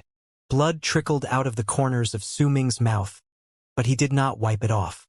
With blood dyeing his lips red, he threw his head back and let out a roar to vent his anger and resentment. As he did so, Old Ming beside Old Yu let out a cold harumph. With one move, he instantly disappeared. When he reappeared, he was already behind Su Ming. He raised his right hand and touched Su Ming's back lightly. At the instant he did so, a ray of dark light appeared at his fingertips. That light was strange and enchanting, and it could be vaguely seen that there were countless existences resembling ghosts within it. They let out soundless roars, and as their expressions distorted, they charged towards Su Ming's back along the old man's finger. They looked like they wanted to tear Su Ming, rush into him to devour his flesh, blood, and soul. Su Ming could not avoid the strike, but he didn't even consider doing it. As he turned around, he raised his right hand and formed a seal before he spread his fingers. Immediately, a huge hand manifested under his feet. As Su Ming clenched his right hand once more, the huge, illusory palm furled itself into a fist as well to hold Su Ming within it. It then collided against Old Ming's incoming finger. Booming sounds rose into the air. The huge palm holding Su Ming shattered layer by layer until he was revealed within. He coughed up a mouthful of blood, but Old Ming shuddered and took a few staggering steps backwards too. Blood trickled out of the corners of his mouth. But almost the instant he moved back, a freezing glare shone in his eyes. He formed a seal with both hands, and nearly 1,000 overlapping shadows flew out with a bang from his body. They turned into nearly 1,000 ghost faces in the area. As they roared, they rushed towards Su Ming, and Old Ming also took a step forward. This time, when he raised his right hand, an oil lamp appeared on his palm. It burned with dark green flames. He held up the oil lamp, opened his mouth, and blew at the dark green flame. It erupted with a bang and turned into a phoenix that rushed towards Su Ming with a shrill shriek. Old Yu and Ming attacked at the same time, and they were determined to kill. When they attacked, all of the skills they executed were great divine abilities. There was not a hint of them intending to be careless in their actions. They had even sealed up all of Su Ming's paths to head forward or retreat. When they managed to do so, Old Yu and Ming roared at the same time towards the sky. Immediately, a presence that surged to the skies erupted from their bodies. At the same time, 2 green pearls rushed out from the top of their skulls. When they floated out, they spun swiftly and appeared at Su Ming's sides. The 2 pearls shone before turning into 2 huge bodies. They had black skin and bald heads, but the ripples of power equivalent to those in life realm spread out from their bodies. If it was not because they had no spark of life in their eyes, making it clear that they were puppets, they would definitely be regarded as cultivators. They clearly were 2 puppets in life realm, puppets that were incredibly rare and extremely valuable in all of the true worlds. Sacred slaves. The old man in blue narrowed his eyes. True Sacredine World was the most famous among the 4 great true worlds for its puppetry art, and almost all of the divine abilities in True Sacredine World's Sacredine sect were related to puppets. Creating puppets and using them to train had practically become the essential art of Sacredine sect. The 2 puppets were Yu and Ming's origin substitutes, which they had created by having their entire cultivation base merged together. Front, back, left, and right. Su Ming was surrounded by enemies from all directions. The 2 puppets might exude the power belonging to those in Life Realm, but in their hands they held 2 huge black blades. They were entirely black, and there were countless vengeful souls surrounding them. They exuded a presence that made even Su Ming feel great danger.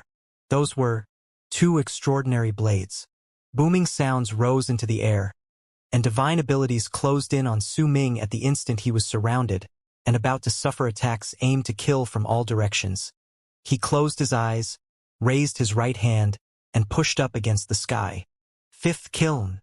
A loud rumble surged into the skies, and the entire Morning Dao sect shuddered. At the same time, a huge crack appeared in the sky. As it spread out of nowhere, tearing through the sky, the 5th kiln, which had hidden itself away in divine essence star ocean, shuddered. A sea of fire spilled out from it, and the countless living spirits in the kiln roared at the sky. During that instant, the 5th kiln moved swiftly and disappeared from divine essence star ocean. When it reappeared, it was in Morning Dao sect, and at that moment, the hearts of all 10 million cultivators were shaken as their gazes were directed at the crack in the sky. When the 5th kiln appeared, all the cultivators in Morning Dao sect immediately sucked in sharp breaths. Most of them had never seen the 5th kiln before. It was an existence that was an incredibly mysterious entity even in divine essence star ocean, and the cultivators present were incredibly unfamiliar with it. There were plenty of people who had never even heard of the 5th kiln before the old man who returned from the barren lands of divine essence had mentioned it. After all, arid triad expanse cosmos was just too big. The things the cultivators knew about were naturally related to their own paths of cultivation as well as their experiences. Without a high enough level of cultivation, it was impossible for them to learn about too many secrets. Similarly, without enough experiences, it was also impossible to learn about these things. It was the case for Su Ming as well. When he first stepped into the barren lands of divine essence, he had not known about any of these things. Other people might have different backgrounds compared to him, but at least in this matter they were all the same. The sky roared, and the air distorted. The sound of something being ripped open shook the sky and earth. Countless bolts of lightning swam in the sky, tearing the crack wider. The 5th kiln descended from it with loud booming sounds and a presence that surged through the air. Wherever it spread, the air would collapse. The entire sky was torn apart, as if there was no power in the world which could stop the 5th kiln from appearing for the first time in true Morning Dao world. A mighty pressure so strong it was difficult to describe with words spread out violently from the kiln at that moment. It landed in the hearts of all the cultivators in Morning Dao sect, causing them to beat furiously. Everyone clearly felt a pressure that caused their bodies to tremble. The sea of fire surrounded the area as they changed color. The 5th kiln broke through everything and descended. Even though the sea of fire did not spread out, the power of the heat contained in the mighty pressure seemed to be able to melt all gazes, causing all those who saw the sea of fire to feel their eyes sting in pain. There were also quite a number of people who could not stop tears from flowing down their faces. All of this was because of the 5th kiln's shocking appearance. The 5th kiln. A glint appeared in old Yu and Ming's eyes. The 2 of them lifted their eyes at the same time and fixed them on the 5th kiln.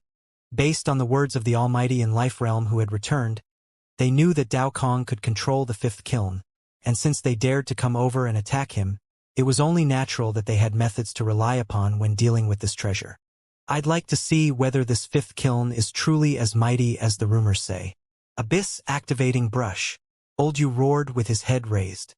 Immediately, a dark ray of light flew out from his mouth. That dark ray of light charged towards the 5th kiln and instantly turned into a white brush surrounded by dark light. At the same time, a brilliant light shone in Old Ming's eyes. He raised his left hand and struck his chest. Immediately, a loud bang came from his back, and his clothes were torn to reveal shriveled skin. It was full of wrinkles, and a decaying air spread out from it. Right then, numerous runic symbols appeared on his skin. As a loud bang shot into the air, Old Ming coughed up a mouthful of blood. Immediately, a large patch of skin on his back separated from his body. After floating into the air, it charged towards the fifth kiln. Book of Life and Death. Old Ming roared towards the sky. The patch of skin that flew out from his back immediately shone with a piercing black light. It was filled with a feeling of death, and there was also a mighty pressure spreading out with loud rumbles from it. Book of Life and Death and Abyss Activating Brush were two treasures who could be regarded as a set. They were one of the 4 supreme treasures of true sacred world, and they were personally created by the Sublime Paragon. Besides the Book of Life and Death, as well as the Abyss Activating Brush given to true sacred world's Culpa Lord, the remaining 3 supreme treasures were sunken into River to suppress the 9 underworlds. This sort of supreme treasure surpassed the level of treasure possessed by Xianxia in the past. More accurately speaking, they were not even on the same level. They might both be created by the same Sublime Paragon, but one of them was created personally to return a small debt of gratitude, and the other 4 were created with meticulousness and painstaking effort. The Sublime Paragon had gathered a large number of materials over the course of many years to create these treasures, and they were used as a legacy of a true world. It was only natural then that they could not be compared. Almost the instant the Book of Life and Death, as well as the Abyss Activation Brush appeared, shock appeared on the faces of a handful of people among the cultivators in the area. Clearly, they had recognized this set of supreme treasures from true sacred world. This was the reason behind the confidence of Old Yu and Ming against Su Ming's 5th kiln. It was all because they had taken the set of supreme treasures from true sacred world. To them, the 5th kiln might be mysterious, but that was it. First and foremost, they had never entered the 5th kiln themselves, and second, it was because the Culpa Lord of true sacred world had never entered it before due to his status as well. However, due to the accounts of people from true sacred world who had survived and returned from it coupled with the investigations and the great history of true sacred sacred, they still knew quite a lot about the 5th kiln. They knew that the greatest divine ability from the 5th kiln was the sea of fire that could burn all those in Mastery Realm. They also knew that if it erupted completely, perhaps flames of even greater level would appear. In fact, they even knew that while the person in possession of the 5th kiln might not be able to harm an almighty in life realm with its sea of fire, but the 5th kiln was practically indestructible, and its owner only needed to control it and send it crashing down to destroy anyone. It was unknown whether even those in Death Realm could withstand such an attack. Once they learned of the 2 greatest functions of the 5th kiln, Old Yu and Ming were very confident that the moment Dao Kong brought it out, the kiln would belong to true sacred world. This was the greatest reason why they came to Morning Dao sect to antagonize Dao Kong. They did not come for Dao Kong himself, and neither did they come to seek vengeance. Instead, they came to snatch the 5th kiln. Since Dao Kong had destroyed true sacred world's camp in the barren lands of divine essence, even if they snatched the 5th kiln, Morning Dao sect would not be able to say anything about it as long as they could seize it fast enough. Almost the instant the Book of Life and Death and the Abyss Activation Brush flew out, the latter looked like it was seized by a huge, invisible hand in the air. When it tilted downwards, it immediately started drawing on the Book of Life and Death. In just an instant, the outline of the 5th kiln was drawn. The outline looked almost alive, and the moment it was completed, black light shone from the Book of Life and Death. It instantly swelled up, and with a speed so fast it was inconceivable, the black light expanded to a boundless distance and swiftly enveloped the 5th kiln. A vast suction force spread out from the outline of the 5th kiln drawn by the Abyss Activation Brush on the swelled-up Book of Life and Death. The descended 5th kiln moved slightly towards the Book of Life and Death with a loud bang. At the same time as the Book of Life and Death swelled up, it completely enveloped the 5th kiln like a seal. Once it wrapped it up tightly, it started absorbing and fusing with it. Old Yu and Ming laughed loudly. A glint shone in the eyes of the 2 puppet, and they rushed towards Su Ming together. During that instant, Old Yu and Ming formed a seal with their hands as they laughed. When they swung their arms, a vortex instantly appeared around their bodies, and when it swept outwards, that vortex turned into a relocation rune. They wanted to leave, even if it meant that they were going to disregard all the other people who came with them from true Sacredine world. They had to quickly take the sealed fifth kiln and leave Morning Dao sect. They had already completed half of their task. At that moment, as the vortices swept outwards and the light from the relocation rune reached a blinding degree, Su Ming did not even cast a glance at the origin substitutes of Old Yu and Ming closing in on him. There was a dull, dead look in his eyes, along with a madness that made him want to kill everything around him. His lips curled upwards in mockery, and it was hard to discern whether he was laughing at himself, at others, or both. Another relocation rune. Su Ming's smile was very twisted. At that moment, he had already sunken into an abnormal state. He watched the activation of the relocation rune, the fifth kiln being wrapped up by the Book of Life and Death, and Old Yu and Ming about to disappear with excitement and elation on their faces. All of you underestimate the fifth kiln. Su Ming threw his head back and laughed. There was a shrill and forlorn feeling to his laughter along with madness as well as the resentment which he could not put to words. At the instant it reverberated in the air. Su Ming spoke in a voice as if he was passing judgment. All existences who have existed for countless years in the fifth kiln, as the master of the fifth kiln, I will allow you to walk out. At the instant Su Ming's voice echoed in the air, the fifth kiln enveloped by the Book of Life and Death jolted. Among the countless living spirits in the innumerable dimensions within the kiln, there were powerful spirits, even more powerful spirits, and incredibly powerful spirits. Some of them Su Ming had met before, and some of them he had yet to see. At that instant, no matter what they were doing in the kiln, all of them shuddered and roared at the sky. Their bodies instantly disappeared, and when they reappeared, they were already outside the fifth kiln. It was as if some sort of seal on them had been broken and a new one activated, so that they could be released. Ferocious beasts, strange figures, fire spirits, people with wings, astonishing dragons, and countless ferocious beings with bizarre appearances appeared outside the fifth kiln at that instant. Presences that caused people's expressions to continuously change drastically until they were in complete shock. The countless living beings spread out their presences with loud rumbles, and the presences of those in Mastery Realm, Fate Realm, and Life Realm filled the 9 skies. 5 other presences surged into the sky as well. The moment they appeared, they shook the skies, for they were 5 people in Death Realm. The world rumbled. At the instant the existences Su Ming released from the fifth kiln appeared, they rammed themselves against the Book of Life and Death. No matter how powerful this supreme treasure was, it was not the opponent for all the creatures. As booming sounds surged into the sky, the Book of Life and Death crumbled, torn to shreds. The relocation was instantly interrupted, and the moment fear and disbelief appeared on the faces of Old Yu and Ming, countless figures pounced on them. Shrill screams of pain echoed in the air. Booming sounds surged into the sky and reverberated in the area. Su Ming did not even cast a glance at the 2 puppets rushing to him. While turning his head around, he raised his right hand and pointed at all the people from true Sacredine world in the area. Kill all the outsiders in this place. Countless ferocious spirits roared. Fire spirits were in the majority of that group. As they charged forward, they surrounded the 2 puppets by Su Ming and encircled all of the people from true Sacredine world. Pained screams resounded over the land, and they seemed to merge into the most beautiful song at whose end people would die. Greetings, my liege. 2 men who were hundreds of feet tall kneeled behind Su Ming. They were large and tall, but the most shocking thing about them was that both of them had 3 heads. When they kneeled down with ferocious expressions, each one held a head in their hands. There was no blood dripping from them, for they were the heads of the origin substitutes of Old Yu and Ming.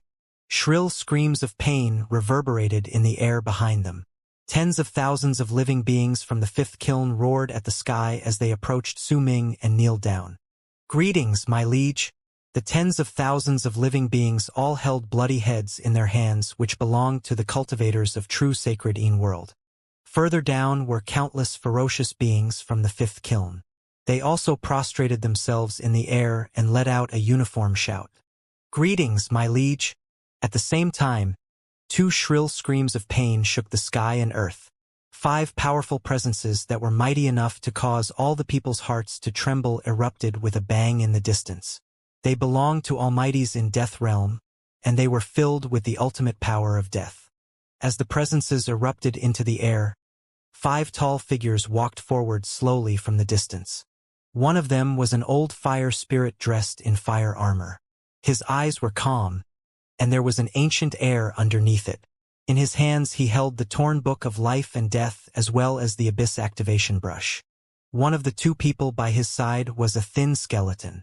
If it was not because of the ghastly green flame burning brightly in his eyes, many people might have thought that he was a puppet formed from a corpse. His limbs were stiff, and when he approached Su Ming, he did not walk over, but instead drifted toward him. The third was a person with 9 heads, but it wasn't what made everyone continuously suck in sharp breaths in shock.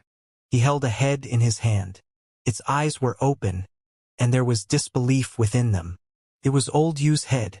The fourth was an old woman.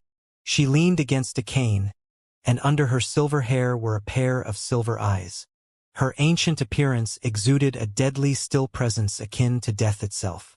The last one was a teenager in black. He had an apathetic expression, and his eyes were dull. There were hundreds of wounds on his body, but they were not from the battle just then. They were from some unknown period of time, but they had yet to start healing. His expression was aloof, and his gaze was icy cold. He felt like a blade that could pierce into everything the master of the fifth kiln wanted, even if the target was the teenager himself. In his hand he held a head as well. It belonged to Old Ming. Almighties in Death Realm were practically imperishable existences. However, if 5 existences even more powerful than those in Death Realm appeared and the fifth kiln suppressed their opponents, then even those in Death Realm may die. What was more, if the 2 old men had not brought with them the Book of Life and Death and the Abyss Activation Brush, their levels of cultivation would not have reached Death Realm. The 5 living beings with terrifying presences walked by the crowd one step at a time until they passed their companions. When they arrived before Su Ming, they knelt down simultaneously and shouted in a manner that their voices turned into a loud buzz. "Greetings, my liege." At that moment, it was impossible for Su Ming to not be the center of attention.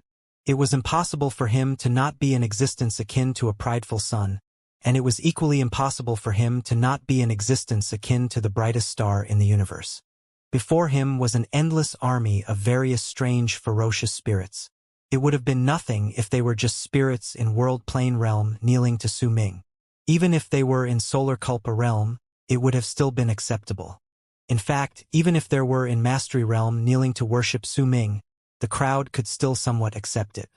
However, if those in Fate Realm worshipped him, those in Life Realm submitted to him, and those in Death Realm bowed to him, their actions instantly set off Su Ming's presence to an indescribable level.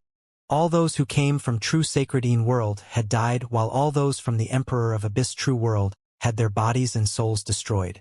This left a bloody sight that filled the entire area, and in an instant, Dao Kong's name seemed to have been dyed in crimson. Zilong shuddered. All those from the fourth true world around him could no longer remain aloof. When they looked towards Su Ming, their eyes filled with zealousness, and beneath it was an unprecedented respect. It was as if the things Su Ming did were an incredibly beautiful, grand feast. They were obsessed with it, and they harbored endless, fervent ardor towards the man who had brought it about. The 10 million cultivators of Morning Dao sect were silent, staring at the scene in shock. They could no longer think. In fact, with fear in their eyes, the sect masters were looking at the densely packed army behind Su Ming, whose presence held a mighty pressure. They were also looking at the fifth kiln surrounded by a sea of fire while it floated in the distant sky. Eventually, all of them looked together towards the 5 almighties exuding the terrifying presences behind Su Ming. The old man in blue had dissipated the ocean-trapping sect masters Ri, Yu, and Xing. His face was slightly pale, but full of excitement. He rarely felt it due to his age, but not only did he feel it at that moment, he was also filled with great anticipation. The moment the seal of the ocean dissipated, sect masters Ri, Yu, and Xing stared at everything around them blankly with shock on their faces. They might have been temporarily sealed, but they had still been able to see everything. The scene before them surpassed everything they could have imagined. They had not expected that the strongest attack from the fifth kiln was not its sea of fire, and neither was it its invincible body. Instead, it was the number of enemies which would cause others to fall into despair. There are no more outsiders. Su Ming's voice was hoarse. When he spoke slowly, he cast his gaze at the old man in blue, then at sect masters Ri, Yu, and Xing. Once he finished saying that, he took a step forward. The countless living beings from the fifth kiln behind him roared together. Once they stood up, they moved together with Su Ming. A monstrous presence erupted violently from the army, causing the expressions on the pale faces of sect masters Ri, Yu, and Xing to immediately change. Bald Crane, open the path through the barrier for me. I want to meet the great Dao Qin. Su Ming's voice was hoarse, and it sounded like there was blood contained in it.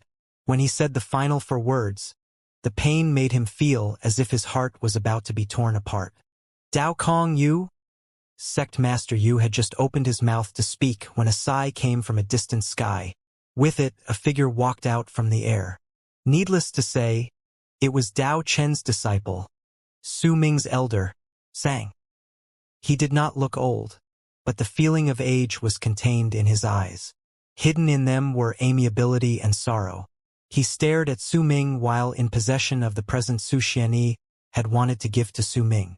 But everything had changed completely because of what had happened just then.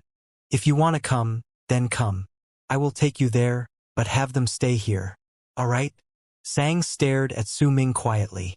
When he spoke, he had subconsciously spoken in the kindly tone which he'd used when he was in Dark Mountain. A barely noticeable shudder ran through Su Ming's body. He raised his head and stared at Sang quietly. A long time passed, but he did not say a single word. He then simply charged towards Sang. When Su Ming approached him, Sang sighed softly. He swung his arm, swept up Su Ming, and disappeared from the place. Su Ming might have left the place used for the anointment ceremony in Morning Dao sect, but the living beings from the fifth kiln stood still with a grim presence spreading out from their bodies. They stared at the area with freezing glares with an air of those who disregarded all rules and laws. The sky was clear in the area beyond the altar leading to progenitor Dao Chen's isolation grounds. There was fresh, green grass. In the distance, white clouds and cranes could be seen in the sky. The fragrance of flowers filled the area, and the sound of a small stream could be. It resembled a song of nature, making the place look incredibly beautiful. However, when Su Ming appeared, his fourth personality, the black, dead stillness which corresponded with spring, summer, autumn, and winter instantly cast the sky in shadow and gave the fresh, green plants a dismal air.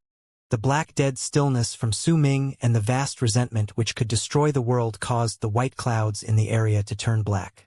The chirping of birds and the fragrance of flowers disappeared and the stream was blanketed, causing this place to look as if it had descended into hell. Su Ming stood still. His presence changed the world, and when Sang saw this, he fell silent. The dead, dreary, still look was in Su Ming's eyes. However, there was a madness so strong it could burn blood and everything else existing within him. Without a single word, he walked towards the altar. With each step he took, the world would become darker, and at the instant Su Ming stood on the altar, the world went completely black. Once he stepped onto the altar, Su Ming lifted his right leg and stomped on it. With a bang, his body disappeared. When he reappeared, he was back in Su Xianyi's isolation grounds, and he saw the figure whose back was turned towards him while seated in a meditating position. Why? As Su Ming stared at the figure, he felt his heart tear apart once more. His body shuddered, but he did not let out a shocking roar, and neither did he shout in anger. There was only a murmured question which made him feel as if he was speaking to a stranger. Su Xianyi was silent for a moment. When he spoke, his words were soft and dyed with nostalgia. they echoed in the chamber. Before your mother and I were married, we did not know each other. But once we were married, she became the only love of my life. When the fifth true world was destroyed, I was there to see all of my people die. I saw your grandfather and grandmother die. All of my brothers and sisters laugh brokenly in a shrill and forlorn manner. I watched all of our people self-destruct without care for anything else so that I could leave and protect the Abyss Builder's glory.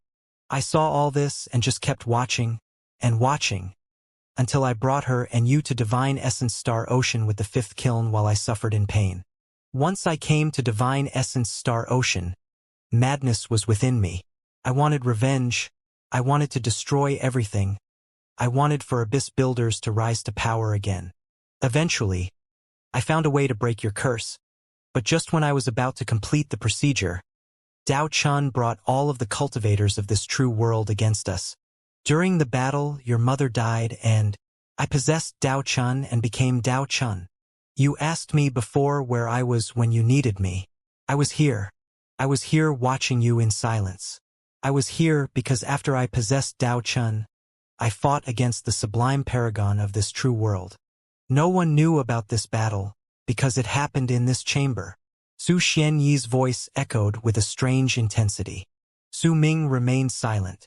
Echoing in his ears were Su Xianyi's words. They lingered for a long time, refusing to disappear. He had already guessed that the process of Su Xianyi possessing Dao Chun had not gone smoothly, but he did not expect that once he did so, he had to fight against True Morning Dao World's sublime paragon in this chamber. It was also this battle that prevented Su Xianyi from being able to move his body. He could only continue healing his wounds in this place. I did not lose that battle, but neither did True Morning Dao Sect's sublime paragon lose.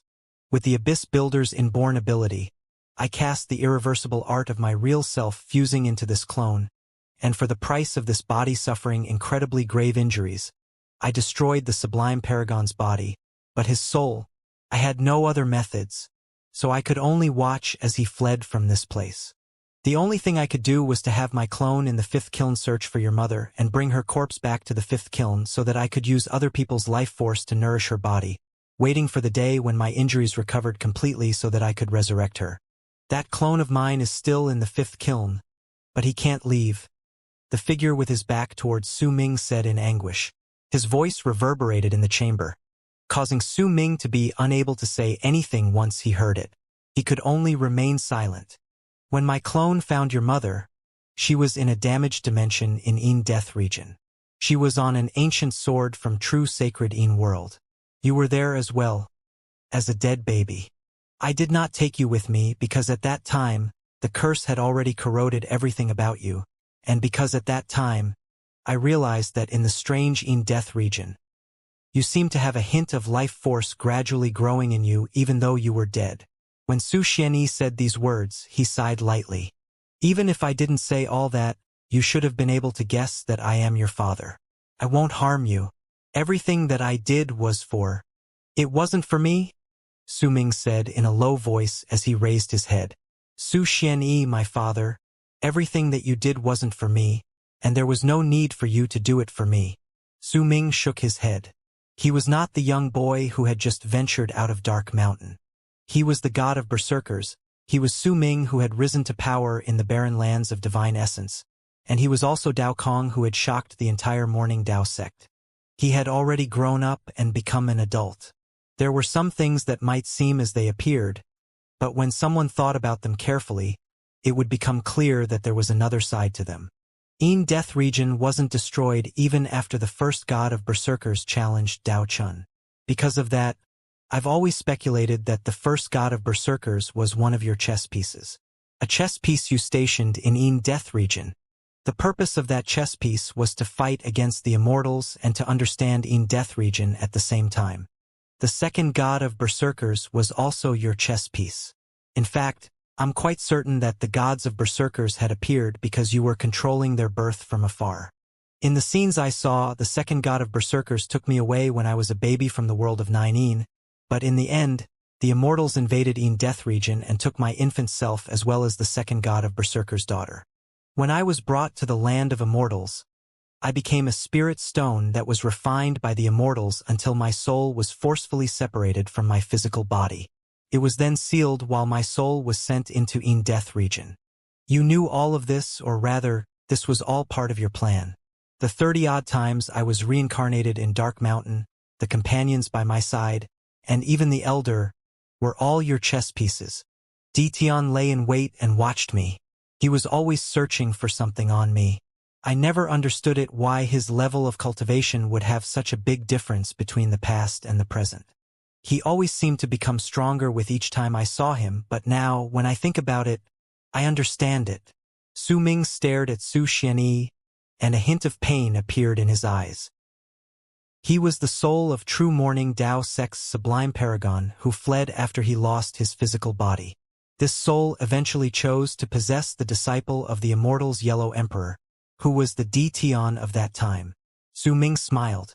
That smile was filled with anguish, and was the one he used when speaking to strangers. Detion wanted to gain something from me, and he was even scheming against my physical body. I believe that he was trying to figure out Abyss Builder's weakness, since with just his soul he was gravely wounded. If he wanted to kill you, he had to find Abyss Builder's weakness. That's why he made my soul reincarnate while preserving my physical body. In fact, I believe that he thought about possessing me before. Am I right, my dear father? Su Ming asked in anguish while staring at Su Xianyi. The man remained silent. In the end, he did all of this because his target was you. I might not know what Detion's final plan is, but I can guess that you know all about it. Perhaps the reasons you spoke of existed before you took me away when I was a dead infant, but the real important thing was that you noticed that the sublime paragon had possessed Detion. You noticed his attention on me, which is why you chose to treat me as a chess piece. My function was to blind Detion so that he would walk down the wrong path, and not be a threat to you. I also had another function. You used those ancient existences in Death region to make me head to the barren lands of divine essence based on your method. You sent Dao Kong for me to possess him. For this plan to be completed, I believe that you've always been observing me. If I ran into any life-threatening dangers on the way, you would have taken action. In fact, there is a possibility that you have already taken action before. Every single time you took action, you would do so with the thought that you are my father in mind, but all you ever wanted was for me to remain alive. You only needed me to do things according to your plan. Ever since I was born, you had already planned out my entire life. When I acted out, you made another arrangement for my life. In your eyes, is there anyone else besides your chess pieces? Su Ming laughed brokenly. He stared at Su Xianyi, who still had his back turned towards him. He did not shout, though. His voice was calm. When I came to know that Bai Ling, a person who is in a sect affiliated with Morning Dao sect, had appeared in Dark Mountain, I stared at the moon in the sky and drank. There were complicated emotions in my heart because of her and you, because I knew that you took part in everything that happened in Dark Mountain. Are you not affected when you see your own son in pain? Su Ming sighed softly. You schemed against the sublime paragon in Death region, and even against the 180 expanse cosmoses in St. Defire standing behind the Immortal's union. You planned all of it. You brought Xiao Hong into my world and even Old Man Extermination's fragmented seed of life extermination. You made me fuse with the fragment so that I could become the current extermination. You made me go to Divine Essence Star Ocean and destroy Divine Essence Star Ocean's fifth ocean, the spot that was clearly a relocation spot for the 180 expanses cosmoses of Dark Dawn. I don't know why you did it, but I can guess that you wanted St. Defire and Dark Dawn to wage a huge war of an unprecedented scale either inside or out of arid Triad Expanse cosmos. You're doing this for revenge. You're doing this to make the Abyss Builders raise to power once more. But can you say that you're doing this for me? Su Ming smiled. There was deep anguish contained in that smile, as if he was laughing at someone, but he was not laughing at Su Xianyi. He was laughing at himself. After a long time had passed, Su Xianyi spoke softly. Walking from death to life is the only path for you to break the curse. Were you the one who gave me this path? Su Ming stared at Su Xianyi's back, his words gradually turning cold. You're still too young. You don't understand.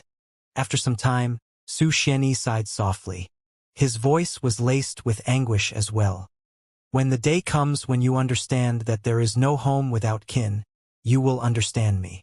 You will truly come to understand me. Su Ming remained silent for a moment before he retorted. But if there is no home, how will we even have kin? If you insist upon hating me, you can do so. Everything that I did was indeed not for you. I did it for all the abyss builders. Su Xianyi murmured with a tremble. Why should I even hate you? Su Ming shook his head. Do I hate you for not being by my side when I needed you and when I saw that the others had their parents but I didn't? My resentment is deep, but I am no longer the child I once was. This is just a temporary change in my emotions, but in truth, what do I have to hate about you? Should I hate you for manipulating my life? My life was given by you, what do I have to hate about you? Should I hate you for not being my side? I'm already used to loneliness and feeling lost. What else can I hate about you? Should I hate you for sacrificing your wife to make the abyss builders raise to power once more? When Su Ming said these words, tears trailed down his cheeks, reflecting his grief and sorrow. At the instant he said those words, Su Xianyi jolted. I'm no longer a child. All this while I was alone, and because of it I learned a long time ago how to analyze certain things through the tiniest hints. It's just that I didn't want to think too deeply into it. I didn't want to. Do you know why I wanted to take the fifth kiln with me? Why I didn't leave it behind for you? It's not because you wanted it to belong to me, but because I knew you didn't want to face it. You didn't want to see the fifth kiln. My mother, even when she died, she still held onto the baby in her arms. There might seem to be nothing strange about this, but when she held me, she floated in the galaxy all alone. She was protecting me. It's an instinctive sort of action, but who exactly had she been fending against? Su Xianyi breathed heavily, and he trembled even more violently. Clearly, his heart was in an extreme state of turmoil at that moment. The space around him shattered in some places. She was fending against you. Even upon death, she still tried to bring me away from your side. My dear father, do you truly think that I wouldn't learn about this? That was an accident. For the first time ever, Su Xianyi growled at Su Ming. That growl reverberated in the air, and Su Ming was forced to move backwards. He coughed up a mouthful of blood. An accident? Then let's treat it as an accident. What do I have to hate about you? She is your wife. You placed her in the fifth kiln so that you could resurrect her. That's why I don't hate you. I can only resent you, because she is your wife, and you are my father. What do I have to hate about you? I can only take the fifth kiln away with me and not let you anywhere close to it, Su Ming said while wiping off the blood at the corners of his mouth. But it should have been enough for you to use me and my mother as your chess pieces. We were your family, so you had the right to do it. If I hated you for it, then I would be an unfilial son. Thus, I could only resent you. However, why did you treat all my friends and all the people I know as your chess pieces as well? When Su Ming raised his head, revealing his bloodshot eyes. They were completely unrelated to you. Yu Xian doesn't suit me?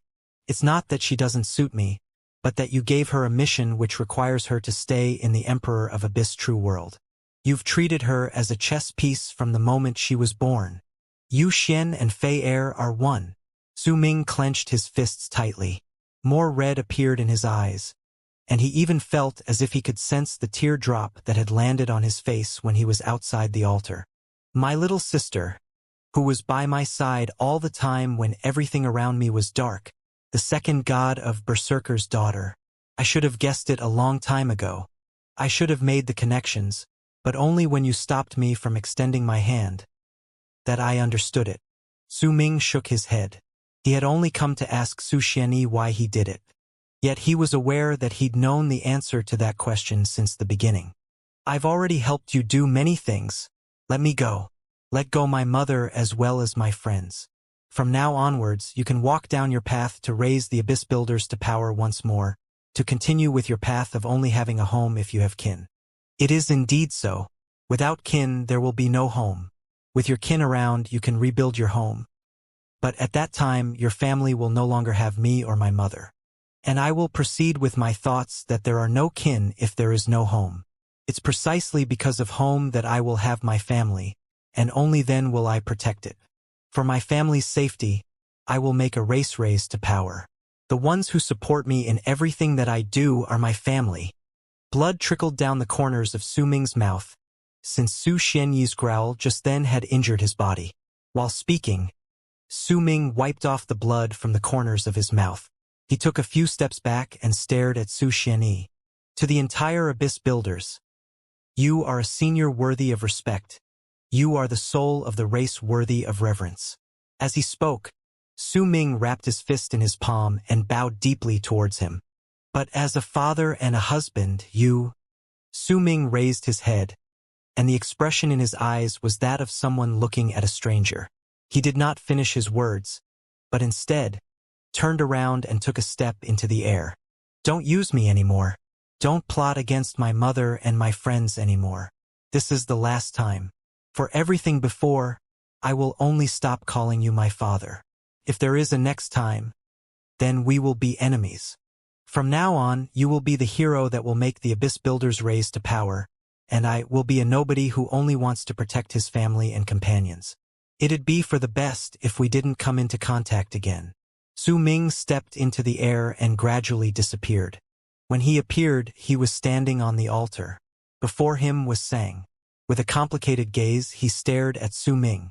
He opened his mouth, as if he wanted to say something, but in the end, he only sighed softly. When he raised his right hand, a wooden sword appeared on his palm. This is what your father asked me to give you. He once said that if you can control this sword, you can bring glory to your race. If you can't control it, then you will live a life of peace. Su Ming did not look at the wooden sword. Instead, he stared at the cultivator named Sang. As he stared at him, the red in his eyes gradually turned into a look of fond remembrance. After a long while, Su Ming went forward and gently hugged Sang. Elder, I missed you so much. Sang shuddered, then gently patted Su Ming's back. He appeared young, but at that moment, a kindly and sentimental look which reminded of an old man's appeared in his eyes. This sword. Sang hesitated for a moment before a hint of resolution appeared in his eyes. When he raised his right hand, the sword disappeared from it. You will not want this sword. My young La Su has grown up. You can challenge the universe on your own. Go on, with your own thoughts and ideals. Walk down the path that belongs to you. Sang stared at Su Ming, and the same fond remembrance showed up on his kind face. He had watched the child grow up with his own eyes and had taken care of him with his own hands. His feelings for Su Ming came from the memories which were deeply ingrained in his mind. He had long treated Su Ming as his own child. Su Ming stared at Sang for a long time before he took a few steps back to kowtow to him. He was bowing down to his elder, the one who had raised him till he became an adult, who taught him everything, and who had given him warmth in his childhood years. Then Su Ming left. Sang stared at his back, leaving into the distance before he slowly turned around to step into the altar. He then came to Su Xianyi's isolation grounds. As he stared at Su Xianyi, Sang was silent for a moment before he placed the wooden sword to the side. Your will is contained in this sword. I might not be an abyss builder, but I can tell that besides offering protection, this will can also change a person's personality and the path of their destiny. He has already grown up, master. Let him be free. Sang sighed softly and bowed quietly towards Su Xianyi's back. Home and kin. After a long while, Su Xianyi spoke softly. It was as if he did not hear Sang's words behind him. He stared at the rattling drum and fork in front of him, and as he continued staring at it, a woman's face seemed to appear vaguely before his eyes. Time trickled by. In a while, a sigh came from Su Xianyi's mouth. He slowly turned around, then gradually stood up. He appeared to be a middle-aged man with an awe-inspiring countenance. His tall and strong body made it look like he could support the whole world by himself. Sang was not at all surprised by his actions. He still remained in his previous posture, his head lowered and his body bent to form a bow. When Su Ming walked out of Su Xianyi's isolation grounds and returned to the place used for the anointment ceremony, the people from the fourth true world had already left. The only ones remaining in the place were the cultivators of Morning Dao sect, along with all the living beings of the fifth kiln who still stood around in a respectful manner. Once they saw Su Ming, they immediately bowed towards him simultaneously. At the same time, the 10 million cultivators of Morning Dao sect cast sideways glances at him with various thoughts contained in their expressions. It was especially so for the sect masters Ri, Yu, and Xing. They saw Su Ming walk out of the air and move towards the horde of living spirits from the fifth kiln before he swung his arm. The living spirits, with a grim presence to them, then turned into long arcs and disappeared back into the fifth kiln. After that, the fifth kiln gradually shrank before it fused into the center of Su Ming's brows. Silence covered the area. Su Ming stared at the vermilion bird's continent, and determination showed up in his eyes. Dao Kong, Dao Hua, Dao Lin. The three of you are the dynasts of Morning Dao sect. All of you have noble statuses and have the right to set up your own chambers as well as take in your own subordinates. However, as a dynast, if you want to take over Dao Chen's position, you will need war achievements. The silence was broken by Sect Master Xing, who spoke in a low voice. His voice spread out through the entire area. He disregarded everything that happened previously and spoke of the last stage of the anointment ceremony languidly. You have to go to war. The three of you are the bright and promising dynasts of Morning Dao sect, but in truth, there are three hidden dynasts behind your backs. The hidden dynasts also have the right to inherit Morning Dao sect in the future, so you will have to go to war. You will need war achievements. The first person who can kill 10 million members of the Immortals Union will have the right to become the future master of true Morning Dao world. The war achievements ranking board will be set up once more. You might be dynasts, but if you die in battle, then the person whose rank is the highest in the war achievements ranking board will be free to inherit your title and become a quasi-dynast. If all of you die in battle, then 3 quasi-dynasts will be born, and in time will be anointed as real dynasts. Go to war. Morning Dao sect will now wage a full-scale war against the Immortals Union.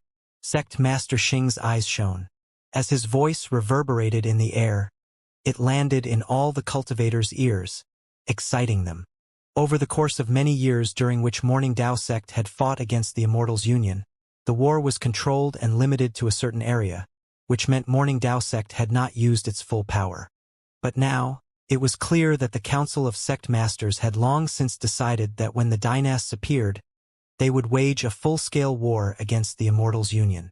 During that moment, as Sect Master Xing's voice reverberated in the air, all the disciples from Morning Dao sect in the area instantly threw their heads back and roared towards the sky. To war! To war! To war! This time, we will no longer fight in such a slow manner against the Immortals Union as we did in the past. This time, we will wage a full-scale war, and we will completely dissolve the Immortals Union in one go. Sect Master Xing's voice filled with even greater excitement. When it echoed in the air, Sect Master Yu swept his gaze across the crowd. This time, Morning Dao sect will separate into 10 armies made up of cultivators, and each one will contain 30 million disciples. We will slaughter our way into the Immortals Union from different directions. Dao Kong, Dao Hua, Dao Lin, the three of you will act as overseers and will each belong to one of these armies. You will not participate in the overall arrangement of the armies, but will be given tasks according to what is written here, and each of them will be different. As he spoke, Sect Master Yu raised his right hand, and 3 jade slips immediately charged towards Su Ming and the other 2. Su Ming had a cold expression on his face. In his eyes was a dark, dull, and still look. When the jade slip approached him, he did not raise his hand to take it. He only cast a glance at it before the jade slip shattered in front of him with a bang. Before it was destroyed though, Su Ming had already seen everything on it. Once he returned from Su Xianyi's isolation grounds, Su Ming had decided to leave Morning Dao sect. But once he heard of the declaration of war and saw his task on the jade slip, a barely noticeable glint shone in his eyes. He temporarily gave up on the idea of leaving. He originally intended to search for his 3 senior brothers in Death Region. then head to the Immortal's Union to snatch his real physical body back. But with his current level of cultivation, it was still hard for him to do all of this. And if he wanted to go to the Emperor of Abyss True World to look for Yuxian, he would have to be even stronger. With a glint in his eyes, Su Ming turned around in silence. With a single move, he dashed into the distance. The bald crane and the abyss dragon immediately followed behind him. Zhu Yukai walked over silently, and Flame Fiend's progenitor too mustered his full speed to turn into a long arc. Besides these people, Su Ming did not bring with him anyone else. Without a single word, he charged towards where he was supposed to go based on the information provided on the jade slip. After he left, Dao Lin and Dao Hua also seized their respective jade slips and scanned them with their divine senses. They frowned, their expressions turning rather sour, but they could not refuse whatever task was given to them. Once they bowed to sect masters Ri, Yu, and Xing, they turned into long arcs to gather their followers, attendants, and a rather large number of their family members to swiftly leave in two different directions. Di Tian still has another secret. In the northwestern part of True Morning Dao World was a brilliant, dazzling galaxy. There was a crimson planet there, but even though it looked like it was covered in flames, in reality it was icy cold and filled with a freezing chill that allowed no one to get near it. Su Ming sat in the space nearby and stared at the strange planet with a freezing glare. A barely noticeable glare shone in his eyes as he mumbled to himself. Sublime Paragon's soul possessed Di Tian's physical body, but there was absolutely no need for him to organize the Immortal's Union to fight against Morning Dao sect. His relationship with Su Xianyi doesn't seem to be what I imagined. Su Ming's eyes shone with a dark light as he fell into deep thought. Oh well, as long as he doesn't try to set me up again, this has nothing to do with me. What I need to do now is to seize my real physical body back, find my senior brothers, and then go to the Emperor of Abyss True World. A still and aloof expression appeared on Su Ming's face. He remembered the task given to him by sect masters Ri, Yu, and Xing on the jade slip. Kill Bai Feng, the sacred lady of Phoenix sect. Besides telling Su Ming to come to this place and wait for the gathering of troops, the jade slip had only had that one sentence. Su Ming remained silent for a time before he slowly closed his eyes. His presence completely disappeared, making it look as if he had died. Flame Fiend's progenitor surveyed his surroundings, and Zhu Yukai quietly sat down cross-legged with his eyes closed. The abyss dragon and the bald crane whispered to each other, though no one knew what they were discussing. However, based on how their eyes sparkled, it was clear that they were very excited. Days passed. When Su Ming left Morning Dao sect for about half a month, a piercing light suddenly burst forth from the crimson planet in front of him. At the instant the light shone, Su Ming opened his eyes. When he looked in its direction, he heard the planet let out a loud bang before exploding out of nowhere. When a violent impact swept outwards, it turned into a roaring, violent gust of wind. The instant Su Ming saw the planet shatter and heard the booming sounds reverberate in space, he found that the power generated when the planet collapsed did not spread outwards, but instead turned into a huge black hole. Booming sounds continued without end. At the instant the vortex appeared, groups of cultivators dressed in armor walked out from the black hole with aloof gazes. Each cultivator had murderous aura spreading out from their body. There was a brilliant glare in their eyes, making it clear that they were not ordinary cultivators. Su Ming could sense a great, bloody aura around their bodies. Almost every single cultivator in the area was a cold-blooded war immortal who had already killed countless living beings. They had clearly used the power from the collapse of a planet to activate a relocation rune that expanded to an unknown territory and instantly relocated all the cultivators in Morning Dao sect who should gather to the designated place. In the blink of an eye, more than 1 million cultivators walked out of the black hole. They stood close to each other, and the grim air spreading out of them seemed to be able to freeze the galaxy. Once they walked out, they formed square arrays made up of 1 million people each and stood tall in front of Su Ming. In time, more cultivators walked out, and warships exuding waves of mighty pressure came after them. This entire process lasted for most of the day before it gradually came to an end. When the tremors calmed down, there were already more than 5 million cultivators in front of Su Ming. There was no end to the sea formed from this many people. Above them were more than 100,000 warships. They drifted in space slowly. Behind them were nearly 10,000 huge stone platforms which were 100,000 feet wide. Further into the distance were thousands of gigantic beasts who were howling at the heavens. There was a chain on each one, and they were all tied to a planet even further behind them. A whole planet had come from within the black hole. It shone with a 7-colored light, and waves of terrifying, mighty pressure spread out from it. Dynast Dao Kong. A velvety voice with a lackadaisical tone spread out from the planet shining with the 7-colored light. Immediately, the 5 million cultivators in the area let out a low growl simultaneously. The roar shook the sky and earth and caused the galaxy to tremble. A large number of cracks tore through space, and they formed an indescribable, awe-inspiring air that seemed to want to suppress Su Ming. The 5 million cultivators from the earthen pole of the 2 heaven and earthen poles in war chamber welcomed Dynast Dao Kong to come forth and supervise the war. Once the velvety voice spoke once more, the 5 million cultivators in the area let out another howl. This time it was even stronger. When it traveled outwards, the 5 million cultivators let out their cultivation bases. A heinous, murderous aura erupted from all of them at the same time. The murderous aura was so thick that it seemed like it was about to gain corporeal form. It turned into countless vengeful souls which could only be detected by divine sense. Once they appeared in the galaxy, they roared at Su Ming. If it was anyone else in his place, and even if their levels of cultivation were higher, their hearts would tremble in the face of the murderous aura formed by the 5 million cultivators from the war chamber, and they would be so intimidated that they would be forced back. In fact, their hearts and souls would even be injured. It was the case for Flame Fiend's progenitor who stood behind Su Ming and whose expression had changed. His face had instantly went pale. The Abyss Dragon shuddered, stunned. As for Zhu Yukai, his pupils shrank, but his expression remained the same. The bald crane yawned, putting on a face as if it regarded all of this in disdain.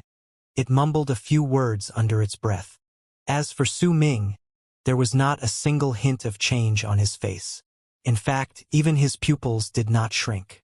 With just one glance, he could tell that the war chamber's intentional intimidation was clearly a warning. They wanted him to know that even though he was a dynast and had come to supervise the war, he was not to be too presumptuous. They also showed their fangs so that Su Ming would know that they were not to be easily provoked. In fact, Su Ming could even tell that it did not matter whether it was the army of cultivators in front of him, the warships floating in space, or even the more powerful cultivators sitting on the floating stone platforms. Most of these people had a scornful, aloof look hidden in their eyes as they stared at him while releasing their cultivation bases and murderous aura. They clearly looked down on him. They only acknowledged real strength, and even if most of them had heard of the things which happened during the anointment ceremony in Morning Dao sect, there were certain things that people would not believe unless they saw it with their own eyes. This was more common among people who were stronger. The stronger they were, the more they would act like this. There were plenty of people among the 5 million cultivators who believed that there were falsehoods in the story about what had happened during the anointment ceremony. Pardon us. I hope that you will not mind, Your Highness. All of my cultivators only acknowledge powerful warriors. If they showed any form of disrespect to you, I hope that you will not hate them on behalf of how they had killed countless cultivators from the Immortals Union over the past 1,000-something years. In truth, I really do not want to tell you this, but even if you hate them, it is useless. The lackadaisical, velvety voice said as usual, and most of the 5 million cultivators in the area laughed loudly. All right, let us welcome our Dynast Dao Kong, the dynast who will supervise us earthen pole while we fight. Once the last words were spoken, the laughter came to an abrupt halt. An intense, grim presence spread through the air. The cultivators in front of Su Ming instantly moved, and the formation of 10,000 people moved as if it was one body. Booming sounds shook the heavens as the cultivators changed their battle formation in front of Su Ming. They made a path for him through the crowd that would allow him to walk towards the planet in the distance. However, the invisible, murderous aura coming from all the cultivators was gathered on both sides of the path. Su Ming cast the group of cultivators a cold glance. He took a step forward, and the instant it landed, the power of those in Mastery Realm erupted from his body, causing the galaxy to shudder. The mighty pressure formed by the 5 million cultivators in front of him immediately shuddered. As Su Ming moved closer, the power of his cultivation base grew stronger.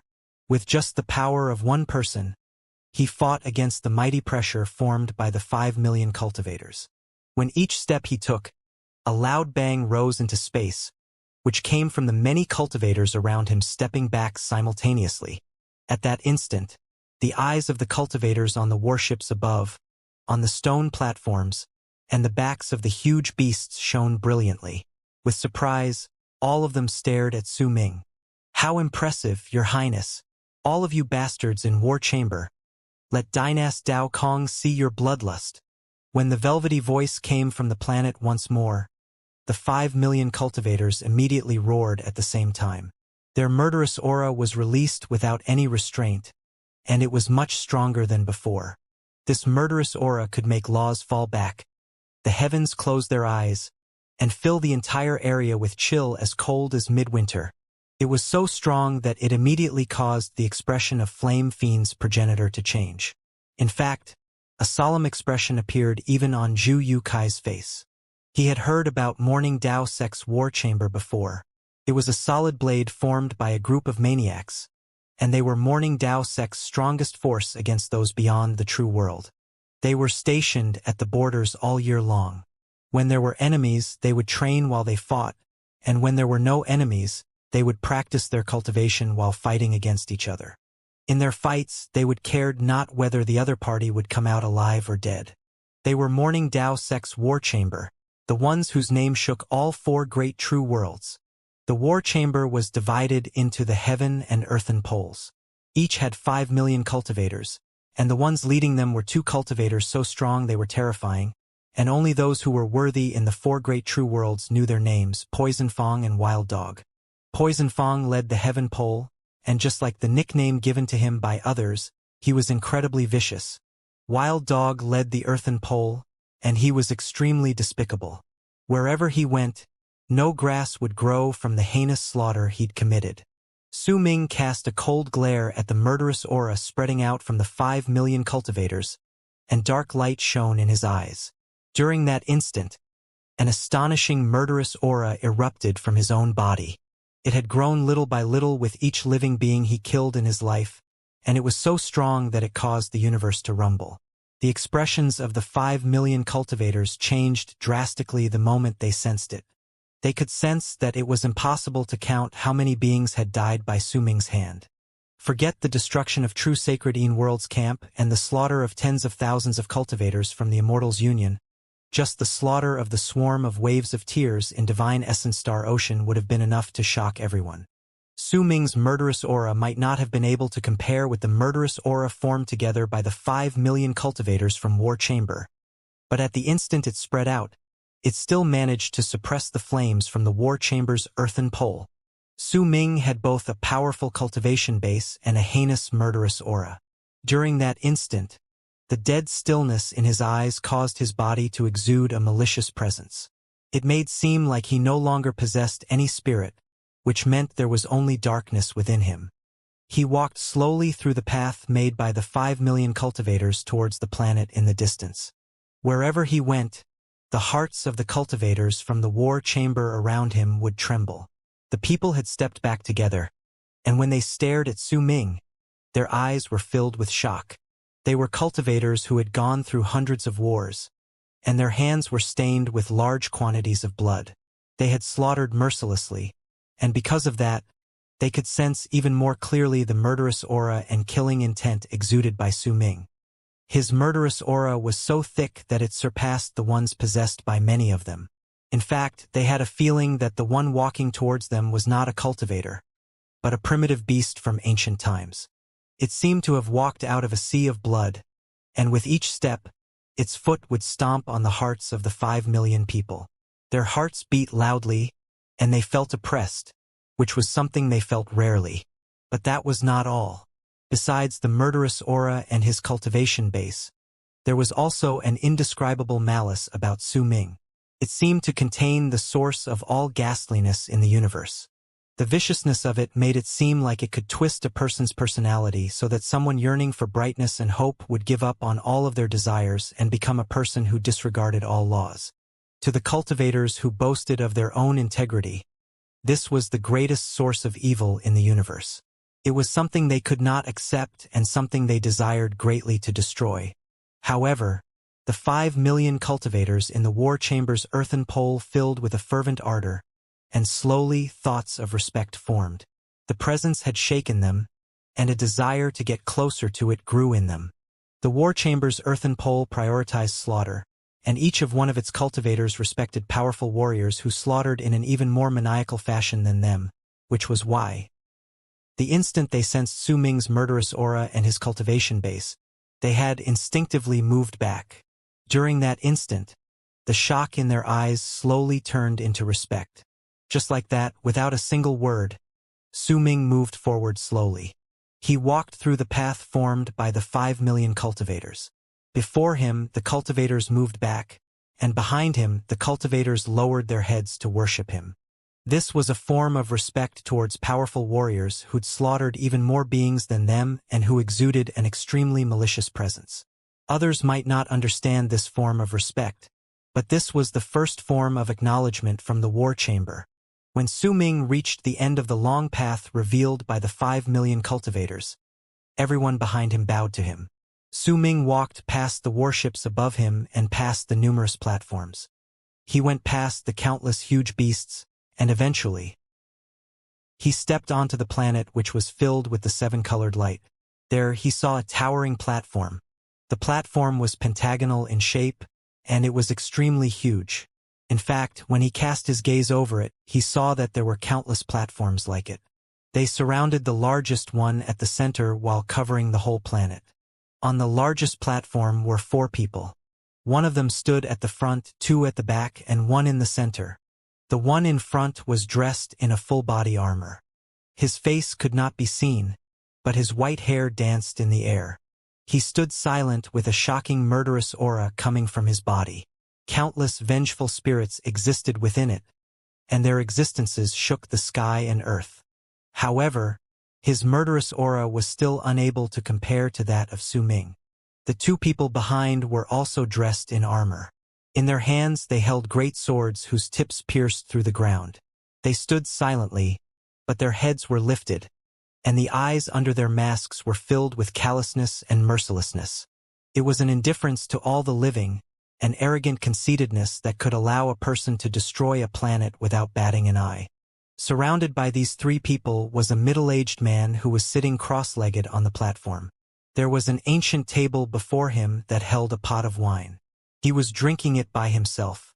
The man was as fair as a piece of jade, and he looked incredibly handsome. However, there was a long scar on his face. It was a hideous shade of flesh-like red, taking away handsomeness of the man's features and replaced them with a strangely enchanting, ferocious appearance. His eyebrows were long, but if anyone looked closely, they would find that they were drawn.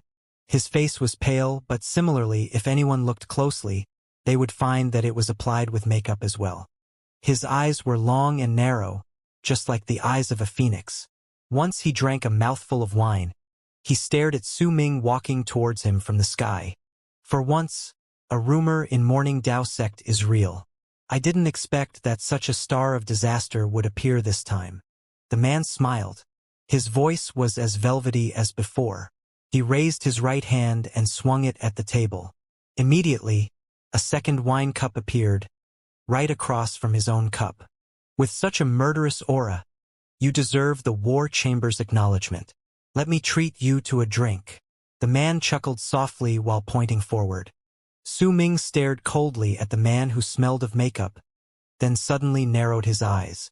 There was not a hint of any sort of murderous aura about the man, but Su Ming could clearly sense a presence of a wild dog that stood above the souls of countless corpses while it devoured their flesh and blood and tore through their souls. Wild dogs were weak creatures that existed in many planets.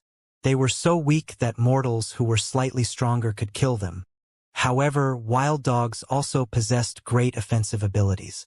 They were mortal creatures filled with a ruthless and brutal air. In Dao Kong's memories, no one knew the name of the leader of the war chamber's earthen pole. He only had a nickname, Wild Dog.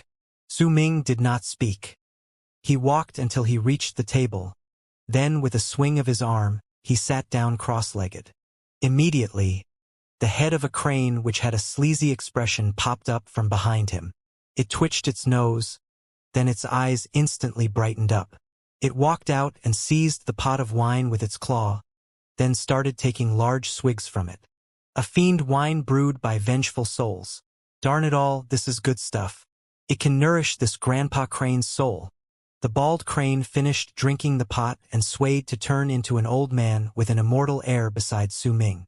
With a dry cough, it looked as if it wanted to say something, but it suddenly felt that its appearance did not seem to fit with the ghastly atmosphere. Even though there was a 7-colored light spreading out from the entire planet, it did nothing but gave the area an even more bizarre air. The ghastliness and the murderous aura, as well as the vengeful souls from beyond the planet, gave a thought to the bald crane. It moved again, and this time, it turned into a ferocious-looking bald man. The middle-aged man, who was the leader of the war chamber's earthen pole, stared at the bald crane with a look of great interest. A smile appeared on his face. However, it caused the scar on his face to twitch, which made his smile look incredibly ghastly. He clapped his hands, and immediately, shadows manifested in the air beside him. When they closed in, they placed 8 pots of wine on the table. The bald crane's eyes brightened. It licked its lips, then grabbed one of the pots and started drinking in big gulps. Su Ming's expression remained the same as ever. Not a single change could be detected. The middle-aged man cast a glance at the bald crane, then back at Su Ming. "My name is Wild Dog," the man said with a smile and picked up his cup. "I don't know what your mission is. The only order I obtained is to have the War Chamber's earthen pole enter the Immortal's Union from the 3rd War Zone. On the way, we will run into more than 30 races from the Immortal's Union. We might meet some bizarre and strange existences, but no matter what we run into it, the War Chamber will bring you to the end of the 3rd War Zone, where the galaxy serving as the core of the territory belonging to the Immortal's Union lies. This is the order given to me. No matter what mission you were given, I wish you success." When the man spoke, he finished the wine in his cup. He then swung his right hand, and an illusory picture appeared in the air beside him. It showed a map, and it contained all the regions of True Morning Dao Sect. "This is the core of the Immortal's Union." As he spoke, the man pointed forward with his right hand, and immediately, a spot appeared on the map. Su Ming stared at it without saying a single word. This was also where the Immortals' forces of power were in the past. You can say that this is where their main camp was. Right now, besides the Immortals, Phoenix Sect has also moved there. Su Ming remained as calm as ever. As he stared at the spot, the third eye suddenly appeared at the center of his brows. The map was instantly magnified endlessly before his eyes, and in a moment, he saw Death region lying in the region which had belonged solely to the Immortals, and in the deepest parts of the area was a darkness. Su Ming was familiar with that place. It was where his real physical body was suppressed. When the man saw the third eye appear at the center of Su Ming's brows, he narrowed his eyes slightly, then lifted his right hand and swung it. Immediately, the map disappeared. At that moment, a gold ray of light appeared in the sky above the planet, which looked like it had shot through the boundless galaxy to reach the place. It erupted with a bang, dyeing the universe in gold. "The Order of Golden Dawn has arrived. War Chamber's earthen pole, march at full speed," the man immediately said as a brilliant light shone in his eyes. His voice was gentle, but it instantly traveled beyond the planet and landed in all the cultivators' ears. The 5 million people immediately roared towards the sky together. The warships charged forth, the giant beasts roared, piercing light erupted from the platforms, and they turned into long arcs with the 5 million cultivators to bring forth a picture that could cover even the universe itself as they charged forward at full speed. The 7-colored planet let out a loud bang, and the huge beasts pulled it forward. The entire planet moved as quickly as a meteor, a telling sign of how quick were the cultivators surrounding it. The man smiled faintly, picked up a pot of wine, poured himself a cup, and started drinking. A pensive look appeared in Su Ming's eyes. After a moment, he stood up. "Since that is the case, I will leave once we arrive. Thank you for escorting me." Su Ming nodded at the man, then changed into the distance, immediately disappearing from the place. When he reappeared, he was already at the peak of a mountain on the other side of the planet. As for the bald crane, with a great reluctance to leave, it swept up all the pots of wine and quickly chased after Su Ming. The man smiled faintly and stared at the spot Su Ming had just vacated. "He knows that I don't welcome him. At least he's a tactful dynast." The man swung his right arm, and another pot of wine appeared on the table. Su Ming sat on a mountain in the planet with the 7-colored lights. When he lifted his head to look at the sky, he found that there were no clouds, only a muddled scene that looked like flowing streams of water. It was somewhat similar to fog. As it flowed by swiftly, starlight would occasionally squeeze through, but it would disappear in a flash, just like how Yuxian had disappeared from Morning Dao sect. Su Ming's face was slightly pale. He held his chest with his right hand while sharp stabs of pain came from within, causing grief and sadness to appear in his eyes. After he left Morning Dao sect, he once asked himself what he still had left. Everything in Dark Mountain was fake. His elder was Su Xianyi's disciple. His master, Xianxia, had clearly also become Su Xianyi's chess piece and shared the same fate as the first god of berserkers.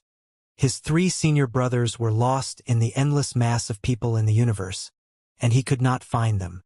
Bai Ling was his first love, but now that he looked at it, that love was fake. Everything contained falsehoods, making him remember his desire to walk out of the land of berserkers and see the universe outside. Ditian had used him.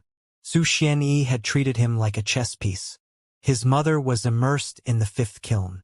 When Su Ming turned his head back to look at his own life, there was always a huge hand that willfully manipulated his destiny time and again.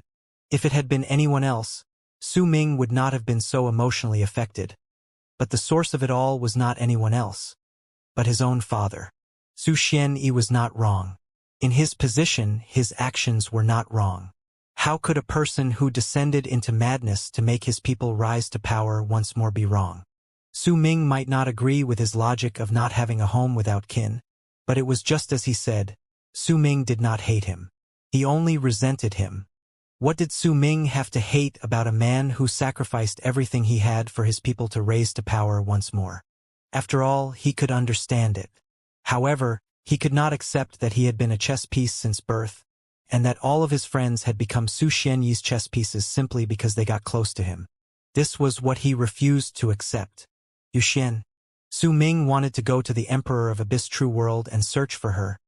But what right did he have to go there? His righteous ardor? His recklessness? With Su Ming's level of cultivation, it was a simple fact that he could not go to the Emperor of Abyss True World to save Yuxian. Su Ming understood this. If he wanted to go to the Emperor of Abyss True World, then the first thing he needed to do was to fuse with his real physical body so that his level of cultivation would rise. Only then could he succeed in saving Yuxian. After all, he knew that he only had one chance, just one chance. It looks like a brilliant life, but it's all just a joke, Su Ming mumbled in anguish. He did not want things to be this way, he did not want to accept them being this way, and was still trying to control his destiny, but in the end, he found out that he was still sent around by someone else. I just want to understand what is going on. If you let me understand and didn't use my friends, I would have helped you wholeheartedly. Father, for your ideals, I would have given up everything. Is this too much to ask? Su Ming asked softly while staring at the moving sky. I just want a home. Su Ming lowered his head and closed his eyes, stopping his tears from flowing down his cheeks. Is it really too much to ask? Wind blew past Su Ming's body. After a long while, he opened his eyes. They were unfocused, and his heart was filled with dreariness. A deep wave of loneliness washed over him. This loneliness came from his soul and his age. It lingered for a long time and refused to leave. The reason for it was that he was alone, but it had nothing to do with any desire for love. He was a wanderer who did not have a home sitting on a mountain, while he was surrounded by an army of 5 million cultivators from the war chamber's earthen pole and mumbling about the one thing he longed for the most in his life: a home. For my family, I could overturn the galaxy and give up on everything. I just want a home. Su Ming sighed softly. That sigh contained his loneliness and desolation. When he opened his eyes, he stared at the sky and shook his head. He understood that what he desired might be the simplest thing to obtain for other people, but for him it was incredibly difficult. In silence, Su Ming patted his storage bag with his right hand. Immediately, a 3-leafed grass appeared on his palm. He had obtained this item in the 5th kiln, and it was something that could allow a person to sense the laws of fate. Control the fates of the world around you and control your own fate. Fate, Su Ming mumbled. After stared at the blade of grass for a time, he closed his eyes again. He could only hide his loneliness and bury his sadness as well as his desolation. He had to remain strong because everything in the future was fated. He had to continue becoming stronger so that he could truly be in control of everything. He would use the power that controlled the universe to create his own home. At that moment, a determination that would no longer be swayed rose in Su Ming. I will have a home.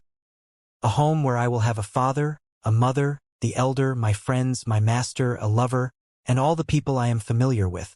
Even if the universe is destroyed, even if arid triad expanse cosmos falls, even if Saint Defire and Dark Dawn go to war, even if disaster falls and calamities come one after another, and even if I have to experience countless reincarnations, I will create a home that belongs to me. This is my Tao, my life. I will create this home. Even if this home is in the abyssal world, I will create it on my own.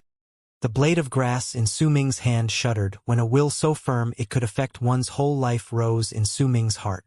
Gradually, it turned into threads of green light that fused into Su Ming's palm and gradually disappeared without a trace. At that moment, Su Ming opened his eyes, and as determination appeared in them, a presence akin to spring surrounded him. At that moment, the soul of the abyss builders in Su Ming let out an astonishing roar. In the mid of it, Su Ming's soul started boiling. All his blood turned into complicated runic symbols. They flowed through him, and his soul also turned into a large number of runic symbols.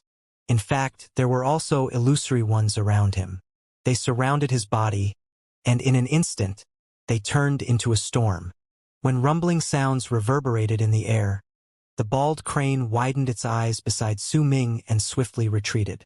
The presence of the abyss, the celestial origin energy of arid triad expanse cosmos, the reason behind Saint Defire and Dark Dawn fighting over this place, it lies between light and darkness, a power that can bring forth light and dark with a single thought. The bald crane shuddered. A muddled look appeared in its eyes, and something seemed to have appeared again among its scattered memories, causing it to instinctively mumble under its breath before pain appeared on its face. The bald head seized its head tightly and moved back with a loud screech. During that instant, long arcs shone in the sky, and Zhu Kai as well as Flame Fiend's progenitor arrived to protect the area around Su Ming. Much to their shock, they saw him being surrounded by a storm made of runic symbols. They could clearly sense a power and presence they could not describe within that storm. It was incredibly strange. It was not strong, but it possessed a power that made even Zhu Kai feel as if his soul and body were trembling. The effect was even more prominent on Flame Fiend's progenitor. He stared at the runic symbol around Su Ming in a state of great shock, because he realized that there was the feeling of the celestial origin of Flame Fiend's lives contained in one of the countless runic symbols. It was as if one of them symbolized all of the Flame Fiends. Yet it was so insignificant in the storm as if it was just a drop in an ocean. What is this? Flame Fiend's progenitor and Zhu Kai were not the only ones reacting this way at that moment. The man known as Wild Dog and the 3 armored people beside him on the planet jolted simultaneously.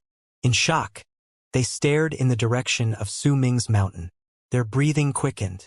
They were far from that mountain, but it was precisely because they were so far away that they could clearly sense something that resembled a power of their souls. But instead of resonating with them individually, it came from the soul of their races.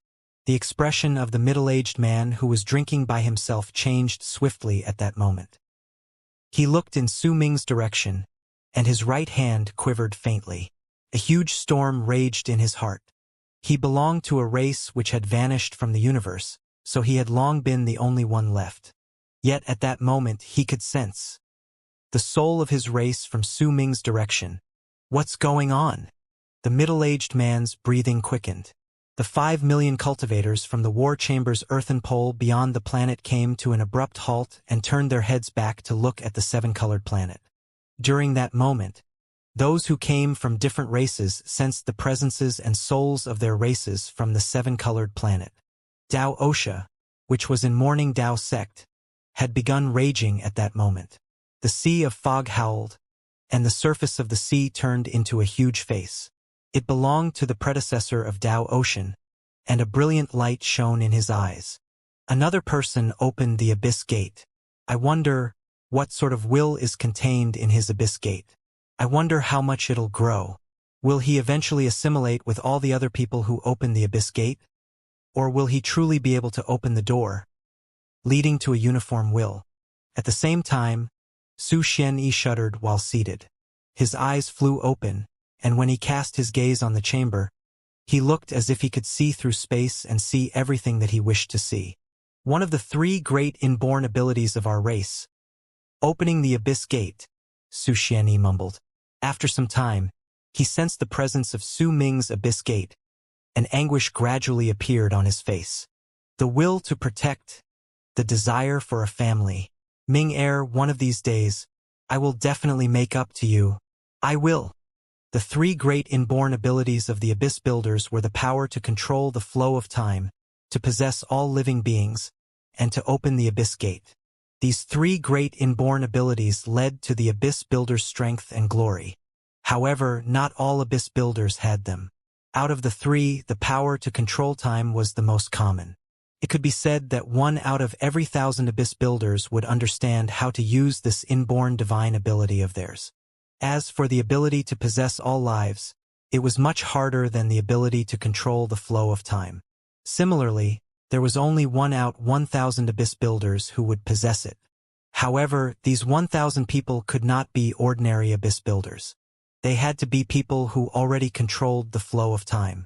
It might seem as like there were only a few people who could have both inborn abilities, but in truth, with the number of Abyss Builders around in the past, there were quite a lot of people like that. One of the necessities to awaken the inborn abilities was Abyss Builder's blood. The purer the blood, the more likely would that Abyss Builder be able to awaken their inborn abilities. The third inborn ability, which was the ability to open the Abyss Gate, was slightly more common. The probability of it awakening was 1 out of 10. However, these 10 people had to have understood how to possess and have full control over time. When Su Ming was in the land of Berserkers, he had showed the signs of the Abyss awakening and had obtained the power to control time. Destiny had been created when the past and future fused together, allowing his inborn ability to gradually gain perfection. When he left the land of Berserkers and was being devoured by the Crimson Python Phoenix, his inborn ability to possess was awakened due to the stimulation. It was as if some sort of instinct in him had activated, presenting him with the second inborn divine ability of the Abyss Builders. Many years had passed since then. With dead stillness in his heart, Su Ming had buried the complicated feelings and his sorrow while sitting alone on the planet, and during that instant, with the help of the blade of grass containing the laws of fate, the third great inborn ability of the Abyss Builders was activated. When the Abyss Builders' ability to control the flow of time reached its peak, they could control the flow of time and become the masters of time.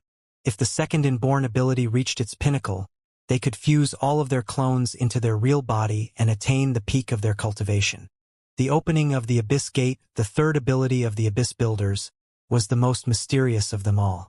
It was also the strongest inborn ability that practically no Abyss Builder had managed to master. It was the ability to resurrect others and a power to create their own world. It was a nature-defying power that could allow them to create their own abyssal world and resurrect all the dead. However, creating the abyssal world was too hard of a task. No one had been capable of doing it since the ancient times. Not even the powerful progenitor of the Abyss Builders had been to finish it. Opening the Abyss Gate was just the first stage of the divine ability, and there were plenty of others after it. However, just the activation of the Abyss Gate was already equivalent to opening a door leading to an even higher level of power. A whirlwind surrounded Su Ming. It was full of countless runic symbols, and each one of them symbolized the soul of a race in arid triad expanse cosmos. While in the whirlwind, Su Ming sat with closed eyes. His hair danced in the air, and while he was never tall and bulky, he was definitely not thin and lanky. However, during that instant, his body started withering, as if all his blood and flesh were being absorbed by some unknown entity. At the same time, the legacies of the Abyss Builders hidden in his soul appeared in his mind, causing him to instantly understand what was happening to him at that moment. It was the change of flesh, blood, soul to life. It was something that all Abyss Builders had to go through once they opened the Abyss Gate. Large quantities of blood, flesh, essence, and soul were needed to completely open the Abyss Gate. Su Ming had only activated it and not completely opened it. He could clearly sense that his body seemed to have become a bottomless pit, and there seemed to be a gate at the depths of it. Waves of aura of abyss spread out from the gate, and Su Ming understood that if he opened that gate, his cultivation base would increase by leaps and bounds. At the instant these thoughts appeared in his mind, and he gained an epiphany towards the legacy of his blood. The whirlwind around him vanished, and everything around him returned to normal. Not a single whiff of aura of abyss spread out anymore, but Su Ming's body as he sat on the mountain had become completely thin and shriveled. He looked nothing like before, and he was still becoming thinner, as if that bottomless pit wanted to devour all of his flesh and soul. The latter even started shaking. Su Ming's eyes flew open, and a dark light shone in them. The instant Flame Fiend's progenitor looked into them. He shuddered, and wisps of white smoke spread out from his ears, nose, eyes, and mouth towards Su Ming without his control. This scene shocked Flame Fiend's progenitor. He moved back swiftly, but he could not stop his life force and soul from spreading outwards. With just one glance, Su Ming had been able to cause this to happen, so there was no way Flame Fiend's progenitor would not be in shock. Fortunately, Su Ming had immediately shifted his gaze, allowing Flame Fiend's progenitor to quickly circulate his cultivation base and force the life force and soul which had spread out from his body to fuse into him once more. His expression instantly turned pale, and with fear in his eyes, he looked towards Su Ming. Zhu Yukai sucked in a deep breath as well, while as for the bald crane, it shuddered, and a dazed look appeared in its eyes. There were countless jumbled memories colliding against each other non-stop in its head. The aura of abyss, the death of all lives, the power to bring forth light and darkness with one thought. It is not allowed to appear. The bald crane's eyes rolled back, and it fell to the ground with a loud thump. Once it quickly climbed back to its feet, it used its claws to seize its head again. A drawn-out breath left its mouth. Darn it all. This is just someone asking for a beating. Come here, Abyss Dragon. Let me hit you. The bald crane moved, and a black dot immediately flew out of its body. It instantly turned into an Abyss Dragon, but just as it was about to hit the bald crane quickly went up to it and kicked the Abyss Dragon. Su Ming was not too far away. At that moment, even though his eyes were wide open, they were covered in a film of red. His body had also shriveled in the blink of an eye. By then, he was almost reduced to mere skin and bones. But even in this condition, Su Ming showed no signs of weakness. Instead, there was a vast power brewing continuously in his body. I need a sufficient amount of flesh, blood, and souls to activate the Abyss Gate and make it stop absorbing my life force. Su Ming's eyes sparkled. His heart was filled with anticipation at that moment. He looked forward with eagerness to what sort of changes would occur once he eventually opened the Abyss Gate, one of the Abyss Builder's 3 great inborn abilities. Su Ming was already aware of the might of being to reverse time and having a body capable of possessing all lives. They gave Su Ming a feeling that he had an incredibly great ability to survive. The power of these two divine abilities was enough to make all people go mad for them. At that moment, Su Ming might have only understood a bit of the activation of the third ability from the legacy in his soul, but it was still enough to make his heart tremble. His eyes sparkled, and he looked towards the sky with the fog flowing around it in streams. Never in his life had he yearned for war to come sooner as much as he did at that moment. He sucked in a deep breath and closed his eyes to suppress the excitement in his heart. He also continued suppressing the bottomless pit which had formed in his body. As he did so, various thoughts echoed in his mind. For this Tao which belongs to me and the creation of my home, even if I, Su Ming, have to overturn the universe and destroy all lives, I will complete it. Su Ming's breath quickened. By closing his eyes, he hid the determined yet crazed glare in them. Rays of gray, red, gold, and black light changed continuously on his body, making him feel as his thoughts were gradually being ignited by some sort of will in his heart. Eventually, it turned into a brilliant light in his eyes that was covered by his eyelids. But even so, his heart went through a metamorphosis. As time trickled by, 1 month passed. Throughout it, Su Ming remained seated on the mountain. His body had withered to the point that he looked like a skeleton. It seemed like he would come apart from a single gust of wind. However, the presence spreading out from his body had become increasingly more terrifying. Beside him was the bald crane, Flame Fiend's progenitor, and Zhu Yukai. They would occasionally cast their gazes on Su Ming. The past month had not been easy for them. Even if it was Zhu Yukai who came a bit closer to Su Ming, he would feel as if all his life force, soul, blood, and flesh were about to be sucked out. During the month, the middle-aged man called Wild Dog had dropped by once. But when he approached Su Ming, his expression changed drastically, and without any hesitation, he left swiftly. He never returned again. One day, a loud rumble came from the galaxy. The sounds of battle reverberated in the air. This was the first great battle the Earthen Pole had to face. Before the 5 million cultivators from the War Chamber's Earthen Pole was a shining gray screen of light. Behind it were nearly 1 million cultivators from the Immortal's Union. They were staring at the army with shocked, pale faces. Behind them were 9 planets shaped in the form of spoons. Over there was a relocation spot which belonged to the Immortal's Union. It was also the territory of the Dust Dews. As members of the Immortal's Union, Dust Dews tribe leader, Great Elder, and other powerful warriors had solemn expressions with anxiety underlying it while they stood in the galaxy above the 9 planets. Their gazes penetrated the screen of light and stared at the 5 million cultivators from the war chamber standing with heinous murderous aura spreading from their bodies. Wherever the war chamber passes, at that moment, a velvety voice came from the planet on which Su Ming stayed and which was located behind the cultivators from the war chamber. At almost the same instant, low growls came from the mouths of the 5 million cultivators. There will be none who live. With a loud roar, the 5 million cultivators charged forward simultaneously. They spread out their cultivation bases and rushed at the screen of light. Su Ming lifted his head where he sat on the planet.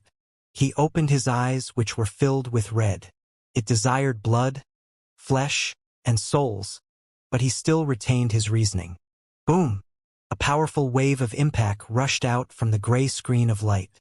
When it swept outwards, it charged towards the 5 million cultivators from the war chamber like a roaring wave, even spreading to the planet in which Su Ming resided. At the same time, the gray screen of light started distorting violently, as if there was a violent power trying to forcibly tear it apart. It seemed to be struggling under it.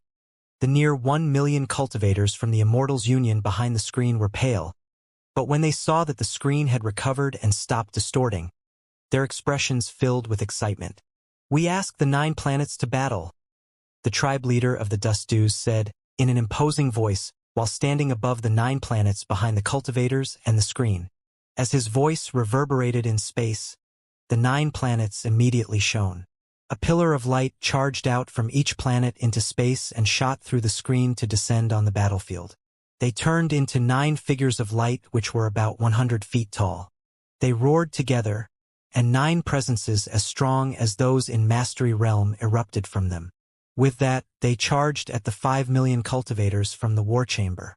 At that moment, a cold harumph came from one of the warships. There was absolutely no need for Wild Dog to take command for a battle of this scale. There were cultivators under him who could take up that task.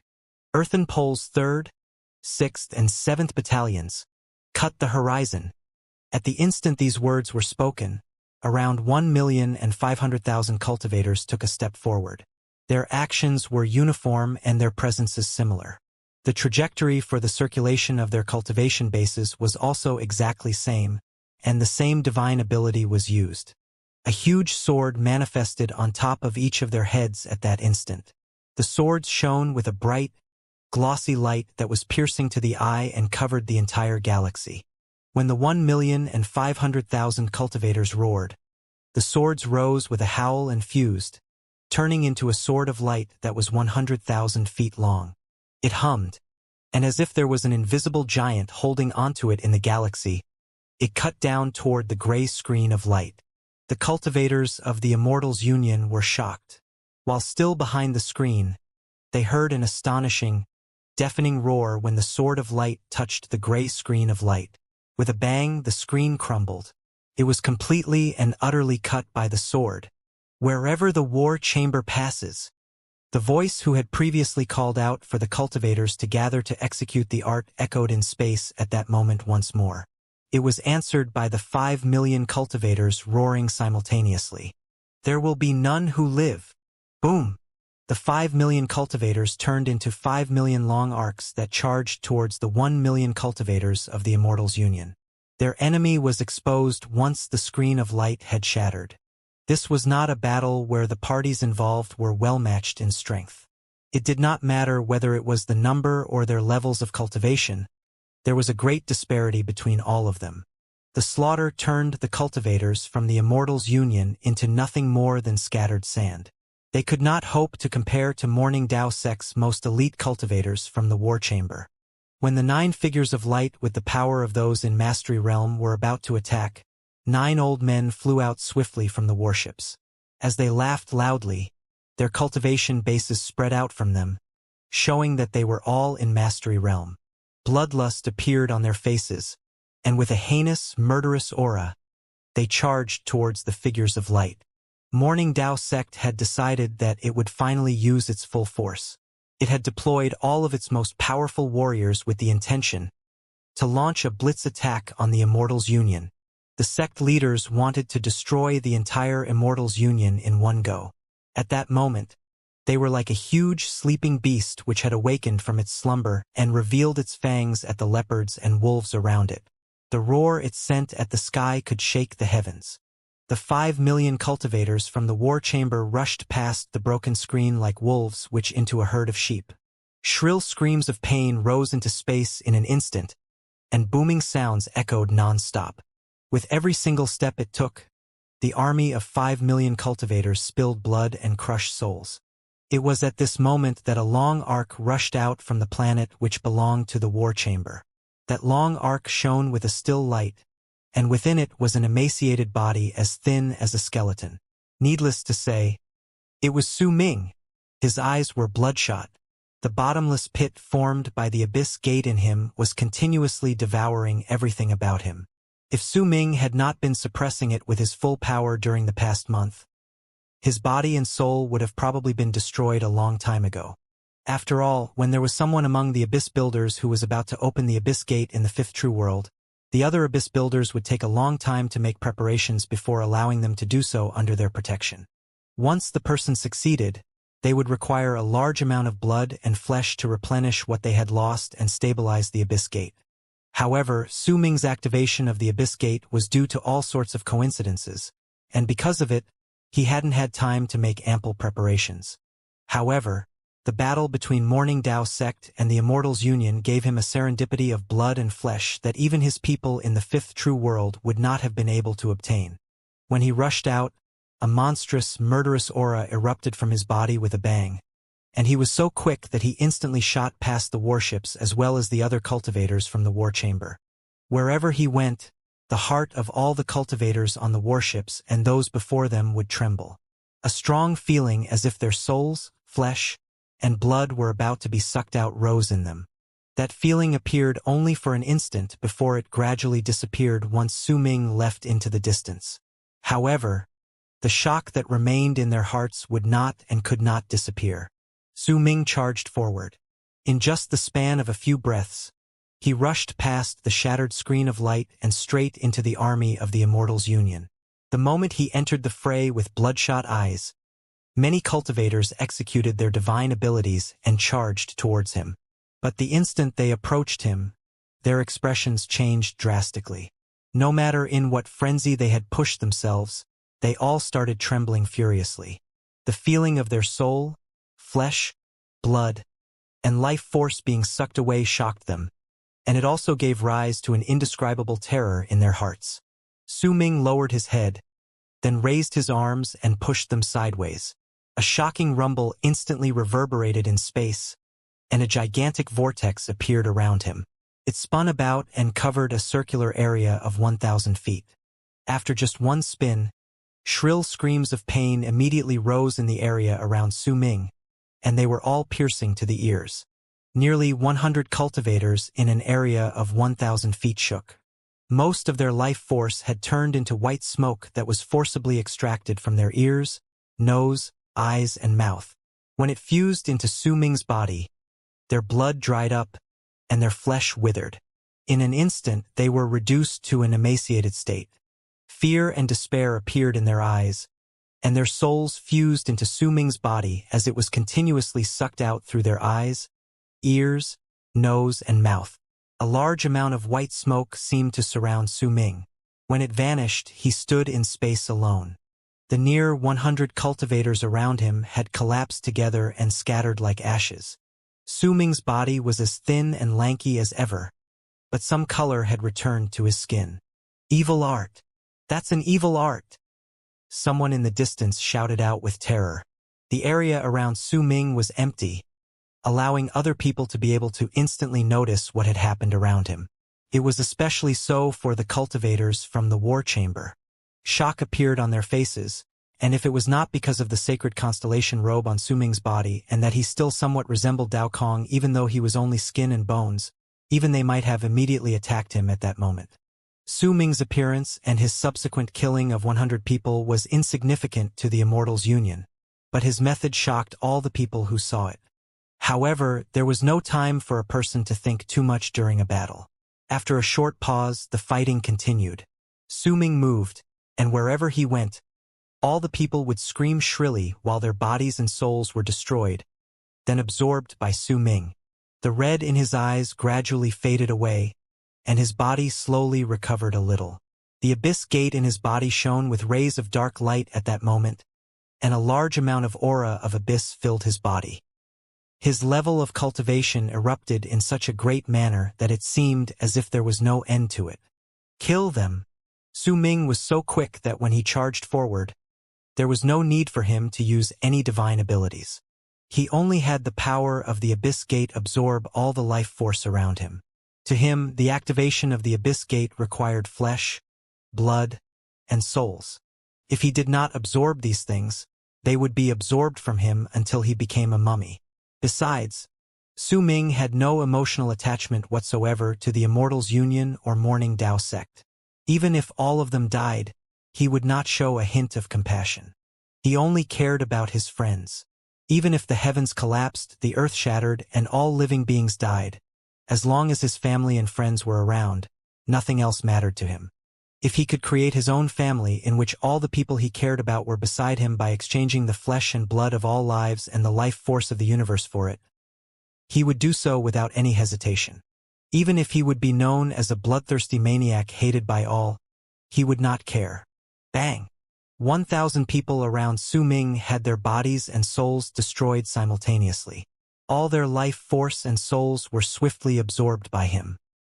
He swiftly turned around and lifted his right hand to point at the center of the brows of a cultivator who had approached him quietly. He penetrated his skull with one finger and sank deep into his head. Then, as the gaze of the Almighty in Mastery Realm who belonged to the Immortal's union filled with disbelief because he was killed with just one strike, Su Ming absorbed all of his life force and soul. As he stood above the 9 planets, the tribe leader of the Dust Dews fixed his stare on the sacred constellation robe. Then he shouted shrilly, "Kill him! He's a direct descendant of Morning Dao sect. Kill him! Even if our entire race is wiped out, we have to make Morning Dao sect pay the price." Dozens of figures beside him charged forward instantly with loud whistles. All of these people were old men, and they were the elders of the Dust Dews. All of them had once been this particular race's tribe leader but had retired at some point. Right then, when their race came face to face with the threat of being completely wiped out, they moved together. "Kill me?" Su Ming turned his head around to look and lifted his right foot to take a swift step forward to charge towards the incoming dozens of people. At the moment they drew close to each other, he raised his right hand and pointed at the universe. "Mountain Shifter." When he spoke, the universe immediately roared. Countless mountains instantly appeared around him and pushed down on the dozens of people who were closing in on him. Before he reached Mastery Realm, Su Ming had already been able to kill Almighties. When he was in the area used for the anointment ceremony for Morning Dao sect, he could already fight against 8 Almighties in Mastery Realm. Later, not only had he reached Mastery Realm and gained an epiphany regarding this particular stage, he had also manifested all 5 fingers for this realm. In fact, due to the blade of grass fusing into his body, he had also opened the Abyss Gate. At that moment, Su Ming was a powerful warrior who could fight against those in Life Realm. There was no lack of Almighties among the dozens of cultivators rushing towards him, but they were all not Su Ming's opponent. When Mountain Shifter was activated, the world rumbled. The universe tumbled about, and countless mountains pushed down with loud rumbles. They charged towards the dozens of people. When the rumbles became deafening, the group coughed up blood and tumbled backwards. Su Ming took a step forward, and he was so quick that he instantly closed in on one person. Then he brought his right hand up and tapped the person between his brows. That cultivator shuddered, and all his life force as well as his soul were instantly absorbed from his body.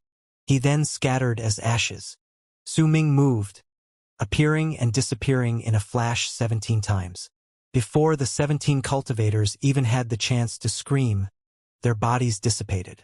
Vast quantities of life force surged into Su Ming's body along with many souls and nourished his Abyss Gate. At the same time, it also eased the rate of the Abyss Gate's continuous absorption of Su Ming's own life force. Eventually, he sighed in relief in his heart once he slightly recovered from his emaciated state. He still looked thin, but was no longer as frightening as previously. But it's still not enough. Su Ming raised his head, and a glint appeared in his eyes. He stared at the 9 planets in the distance with a malicious and strange glare. Without any hesitation, he charged forward. Wherever he went, all the cultivators who tried to block his path would have their life force and souls wiped off, causing Su Ming to look like a fierce tiger on the battlefield. No one dared to get close to him, let alone stop him. He had a powerful cultivation base, a bizarre divine ability, and extreme speed. These things caused Su Ming to immediately become the center of attention on the battlefield. As the 5 million cultivators from the war chamber continued with their slaughter and the 1 million cultivators from the Immortal's Union's Dust Dews fought back in a frenzy, the death count grew to a heinous degree. Booming sounds reverberated on the battlefield, but Su Ming turned into a long arc and charged towards the 9 planets. He looked as if he was about to cut through space. He was so quick that he instantly closed in on one of the planets. The tribe leader and elders of the Dust Dews roared, and when another dozens of cultivators gritted their teeth and charged towards Su Ming, he performed an act that caused the fighting parties on the battlefield to be so shocked that they even forgot to continue fighting. He raised his right hand, and the instant the dozens of cultivators drew close to him, he seized one of the 9 planets through the air. At the same time, the Abyss Gate in his body sent out a suction force, pulling in a great amount of energy. It traveled along his arm and went straight to his palm. Then, with a bang, a huge palm manifested in front of him with his power of a person in Mastery Realm. The palm was a mere illusion, but it was 100,000 feet long. As loud rumbles echoed in space, it seized the planet. The power of the Abyss Gate erupted from it in vast quantities, making it shudder violently, and right before everyone's eyes, a drastic change great enough to shock all those who saw it appeared. All the green plants on the planet withered, and all the rivers instantly dried up. The still ocean went dry. The countless ferocious spirits within it were reduced to ashes at the same moment. The ground turned dry and yellow. Cracks tore through the land, making it seem like there were earth dragons moving about and tearing the ground apart. Mountains collapsed. When the people looked at the land, they saw the dried up and yellow earth swiftly expanding. In just a few breaths, the planet seemed to have walked through its entire life. Its life was swiftly being extinguished, and wisps of white smoke were continuously seeping out. All of them surged towards Su Ming and rushed into his ears, nose, mouth, and eyes. The planet was also rapidly shrinking right before everyone's eyes. In the end, with a loud bang, it shattered and turned into countless fragments that scattered into ashes as they tumbled backwards. The ashes contained all the lives and the essence of the world which belonged to the planet, and as it collapsed, they turned into white fog that filled the entire area and instantly surrounded Su Ming. In just the span of a few breaths, all the white fog was completely absorbed. When Su Ming was revealed once again before the people's eyes, he was no longer thin and lanky, but had returned to his original appearance. He was dressed in the sacred constellation robe while his black hair danced in space. The third eye at the center of his brows seemed had been activated, giving Su Ming a mystifying air. There was also a dense wave of aura of abyss surrounding him. All the people who were close enough felt like a chill would creep up their hearts the moment they cast a glance at him. This scene caused the pupils of all the cultivators in the area to shrink. Their minds went slightly blank at that moment. Destroying a planet was not difficult for an almighty, but Su Ming had not just destroyed it. He had absorbed all the life force of the essence of a world. There was no way anyone could not be shocked by this. In fact, the dozens of dust-dew cultivators who were rushing at Su Ming came to an abrupt halt from it.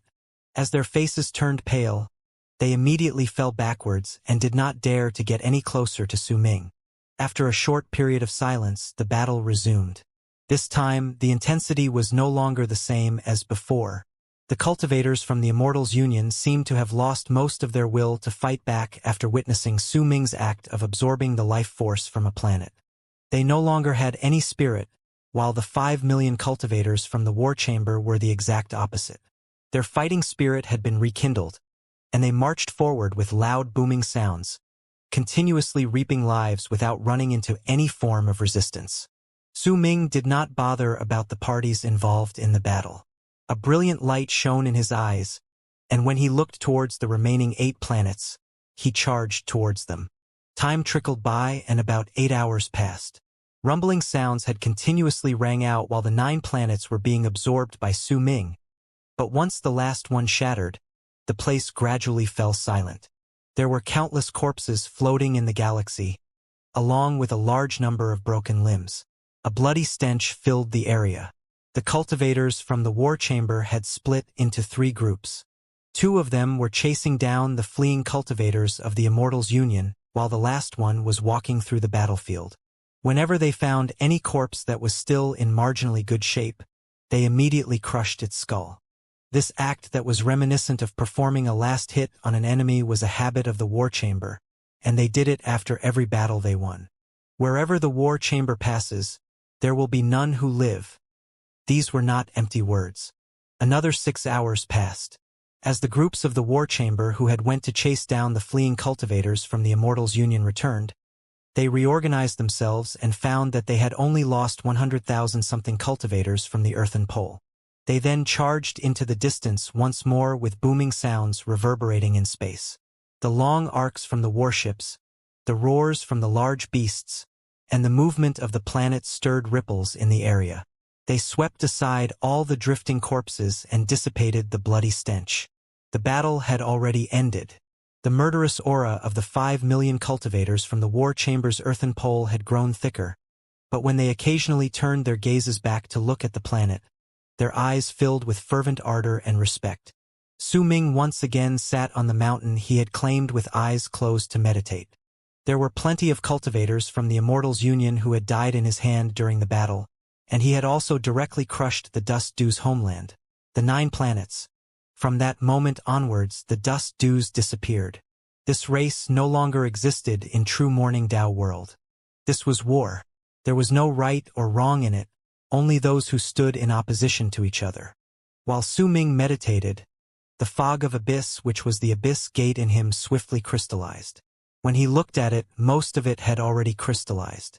With just a little more, the entire thing would turn into a crystal. Time passed, and Su Ming spent all of it in meditation. Battles erupted all along the way, sending the war chamber through a dozen battles of various scales in 1 month of slaughtering their way into the Immortal's Union. They were not the only ones fighting. War reports would be sent into Wild Dog's hands almost every single day with a unique method. With Su Ming's status, he could naturally read those reports as well. Morning Dao sect had deployed 10 armies of cultivators this time around, and most of them numbered in millions. They slaughtered their way into the Immortal's Union from 10 different directions, intending to determine the winner of the war in one go. This was the first time Morning Dao sect had erupted and fought back in such a manner, taking the Immortal's Union by surprise and forcing it to continuously retreat. There were 10 armies, and wherever they went, they almost always left the area in complete devastation. They slaughtered to a heinous degree and massacred whole races. They did accept any form of surrender. Since these people had betrayed them before, their only fate was complete annihilation of their race. Morning Dao sect's counterattack was like lightning and filled its territories with a bloody stench. The closer the armies got to the core of the Immortal's Union, the stronger resistance they faced. After about half a month left before the war chamber's earthen pole would reach the core of the Immortal's Union, they ran into a battle that was on a far greater scale than before. With only around 4 million cultivators left, the war chamber fought against an army of cultivators numbering to nearly 3 million from the Immortal's Union. The slaughter was already going for nearly a day. During it, the number of deaths on both sides was so devastating that Wild Dog had personally come forth to command the battle. The roars of beasts filled many corners of the battlefield. When the loud bangs of warships collapsing reverberated in the air, the 7-colored light from the planet where Wild Dog was swept outwards once every hour. There were hundreds of huge eyeballs floating in space over at the camp which belonged to the Immortal's Union. They constantly observed all the changes on the battlefield. Beneath them, at the rear end of the camp, was a 9-story tower. Orders came from it to lead the cultivators from the Immortal's Union in the battle. A large number of cultivators that could be clearly identified as immortals surrounded the tower while standing on flying swords. Their gazes were cold and ghastly as they stared at the cultivators from the war chamber in the distance. In fact, Su Ming even saw 2 black-robed people further into the distance. They were the exact same as the one he'd seen in Dao Ocean's illusion. However, he did not see the giants who were known as ancient deities. Yet Su Ming had a feeling that if the black-robed people were around, then there was a high possibility that the ancient deities would appear as well. Su Ming did not attack. He sat on the mountain on the 7-colored planet, and with sparkling eyes, he stared at the planet in the distance. With his level of cultivation, he could see everything on the battlefield clearly. Most of the time, his gaze landed on the 2 black-robed people, and when he narrowed his gaze, great fighting spirit was hidden within it. He had fought against their companion before, but that was in an illusion and not real. Back then, he had killed the black-robed man, but a lot of time had passed since then, and Su Ming had become much stronger. Because of it, he wanted to know just what would happen when he faced off against the black-robed people and the ancient gods with the 7 stars at the center of their brows. I wonder, would I get more from absorbing an ancient god's life force and soul, or a planet's? As brilliant light shone in Su Ming's eyes, and the fighting spirit in him grew even stronger. The battle beyond the planet continued. Booming sounds echoed without end in space. The number of deaths on both sides was incredibly great. After all, this time, the cultivators of the war chamber had to face off against another considerably large and powerful army from the Immortals' Union. It had been formed by amassing the elites of all races. In the mid of the rumbling, Su Ming could hear wild dogs and raged roars coming from the planet. Damn those hundreds of eyes from Phoenix Sect. With them around, all our actions can be seen clearly. Someone get over there and get rid of all those eyes. The instant wild dogs' roars echoed in the air. Hundreds of cultivators charged forward from the warships. They were so quick that they instantly went past the battlefield. Yet the instant they drew close to the eyeballs, dozens of immortals flew out from the tower of the Immortals' Union. With a swing of their arms, countless sun-destroying lightnings charged forward. Booming sounds surged into the air, and the hundreds of cultivators from the war chamber immediately coughed up blood and fell back. At almost the same moment, 3 figures flew out from the platforms behind the war chamber's warships. They charged toward the eyeballs with their ripples of power surpassing those in Mastery Realm. They belonged to those in Fate Realm. However, right when they approached the area, a cold harumph reverberated in space from among the cultivators of the Immortals' Union around the tower. 3 ancient old men moved, exuding power that was equivalent to those in Fate Realm. They charged towards the trio from the war chamber, and as loud rumbling sounds shot into the air, the 6 people fought against each other before rushing higher into the heavens to open another battlefield above the main one below. Damn it! Wild Dog growled, and his voice echoed in the 7-colored planet. Su Ming narrowed his eyes slightly. He had seen the hundreds of sun-destroying lightnings previously, and his heart instantly began pounding in excitement. At that moment he stood up swiftly. "I'll help you." When he said that, his voice echoed in the planet. A glint shone in the furious wild dog's eyes.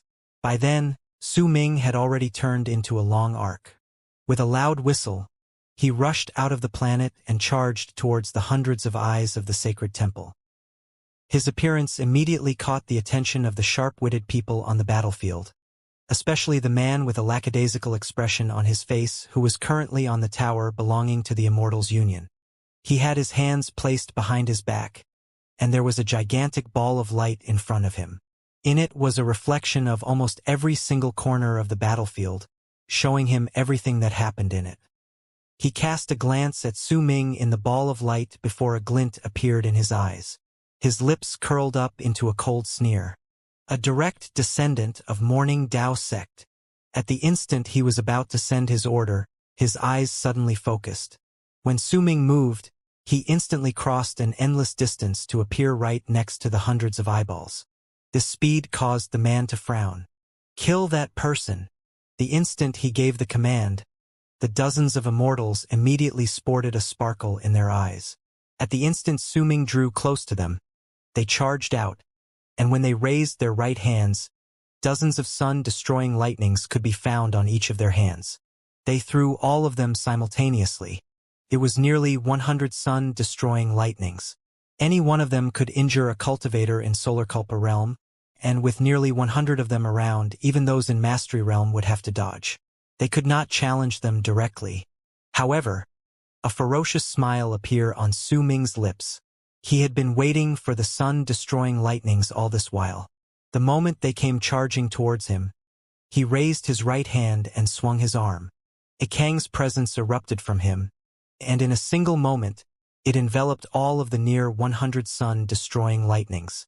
There were no rumbles, no tremors, only the near 100 sun-destroying lightnings fusing together to turn into drops of faint golden blood that merged together.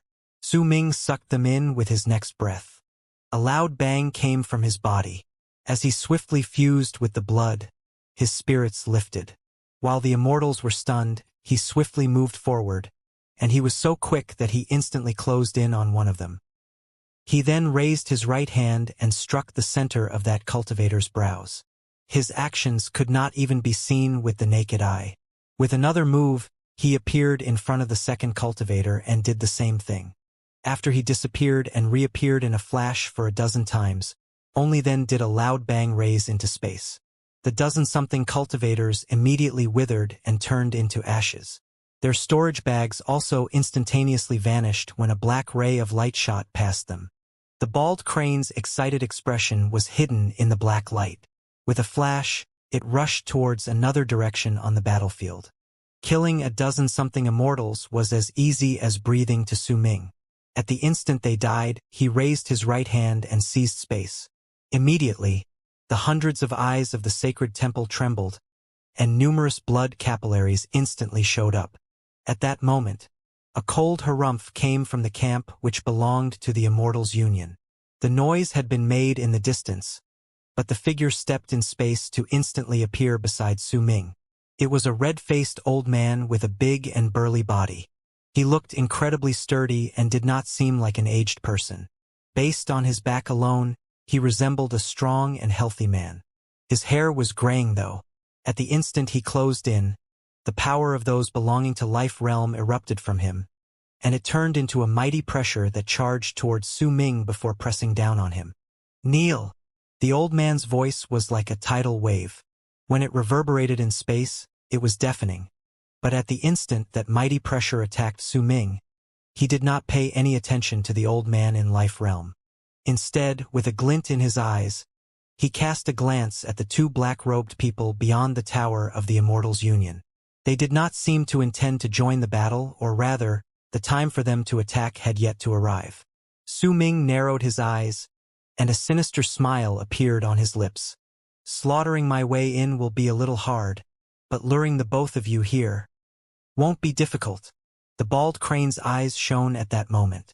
Immediately, a black light that surged into the heavens erupted from its body, as well as that of Su Ming. Light of extreme darkness. With a loud whoosh, the black light covered the entire galaxy and enveloped the old man. His expression changed drastically, and a chill went down his back that made even his heart tremble. But that was not all. Besides the chill, the old man also felt as if countless arrows had shot through his whole body. The intense pain made him unable to move his body even a single bit. At the instant the light of extreme darkness appeared, Su Ming moved. When he brought his right hand up, he did not attack the old man.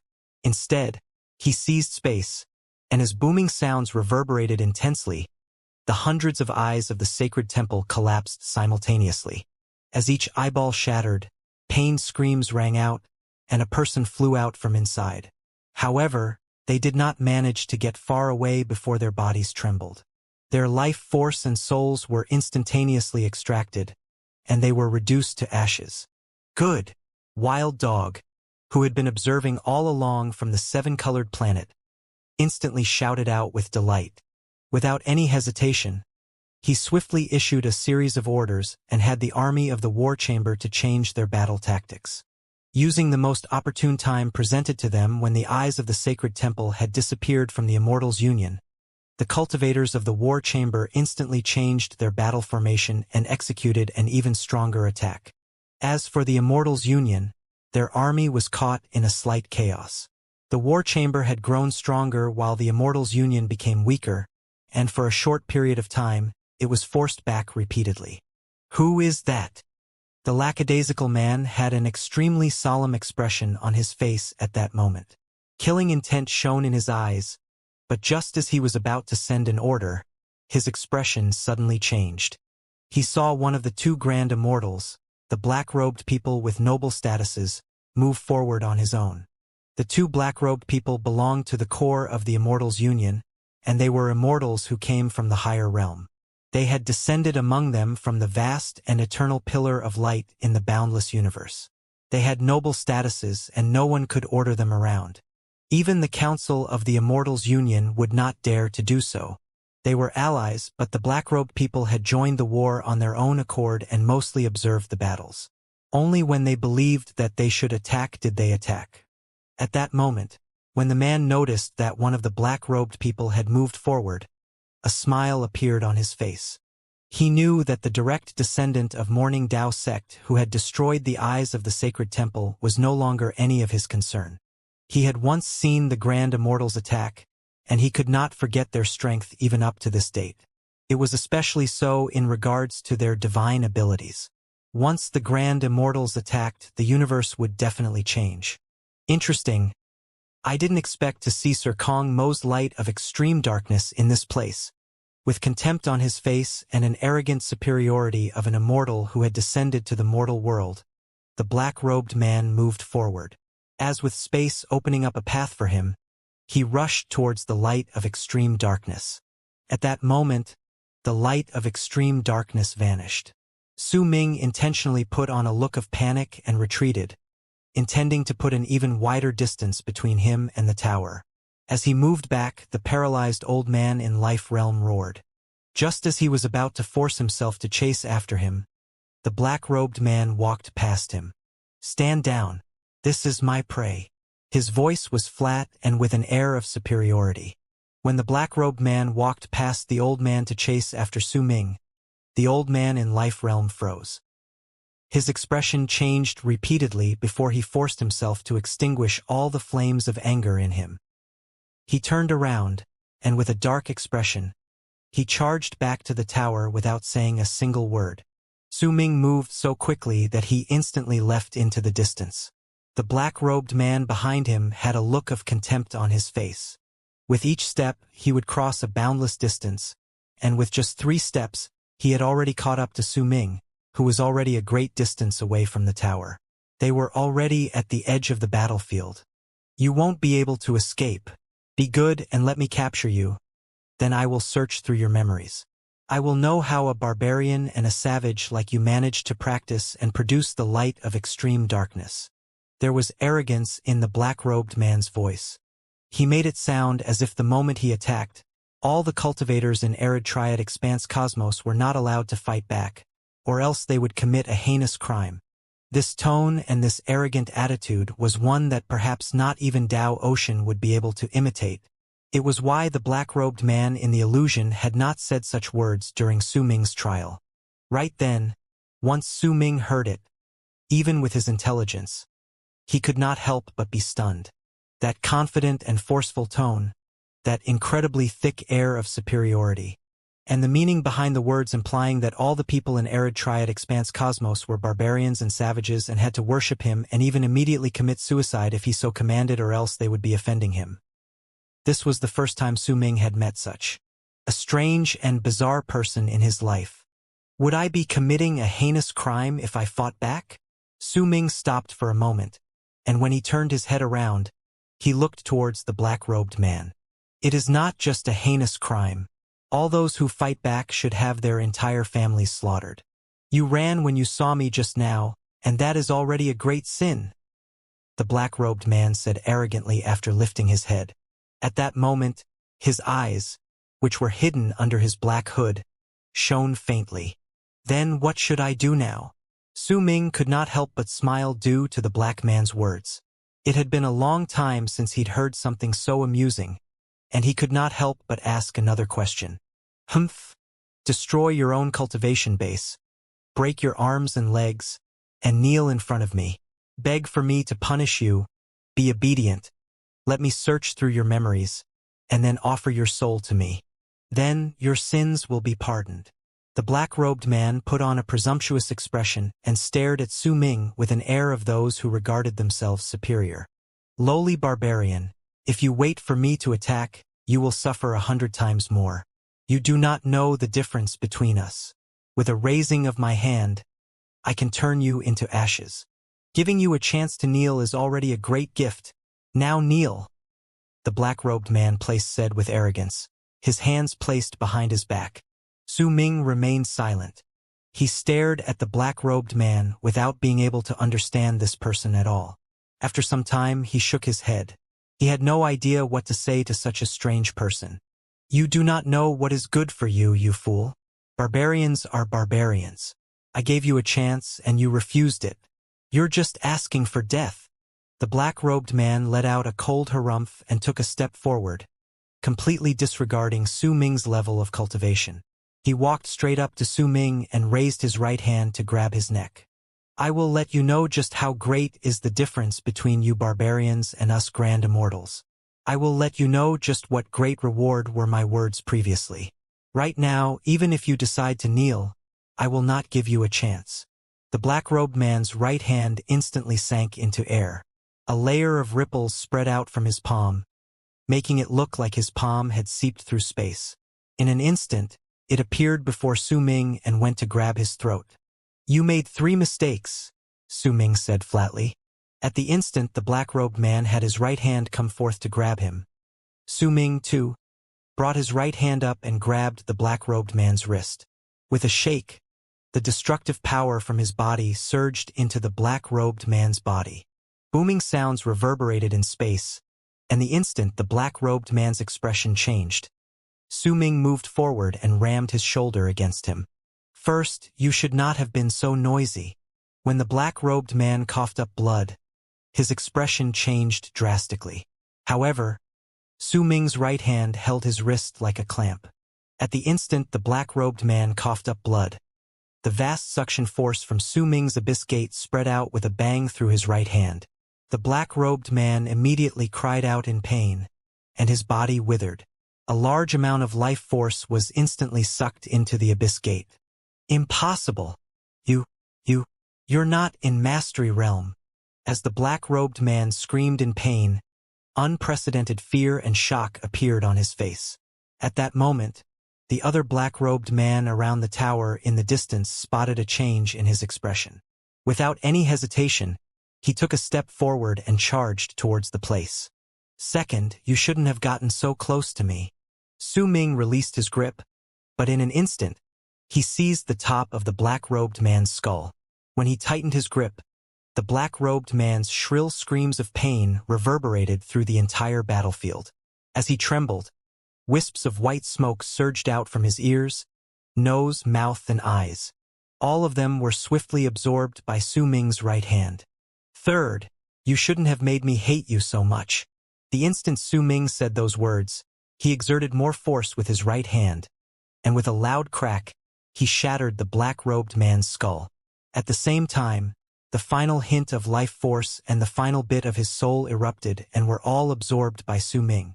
It was also at that moment that the other black-robed man closed in with a loud whistle.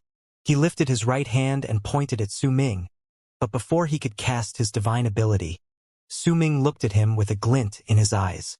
With the first black-robed man in his grip, he quickly spread a hint of his soul and had it surge into the now empty corpse. When he pushed it forward, its cultivation base erupted with a bang, and the light of extreme darkness spread out. All of this happened in an instant. Immediately after, the divine ability executed by the other black-robed man when he pointed forward appeared in a shocking manner. Still, with one word, he could immobilize Su Ming's body.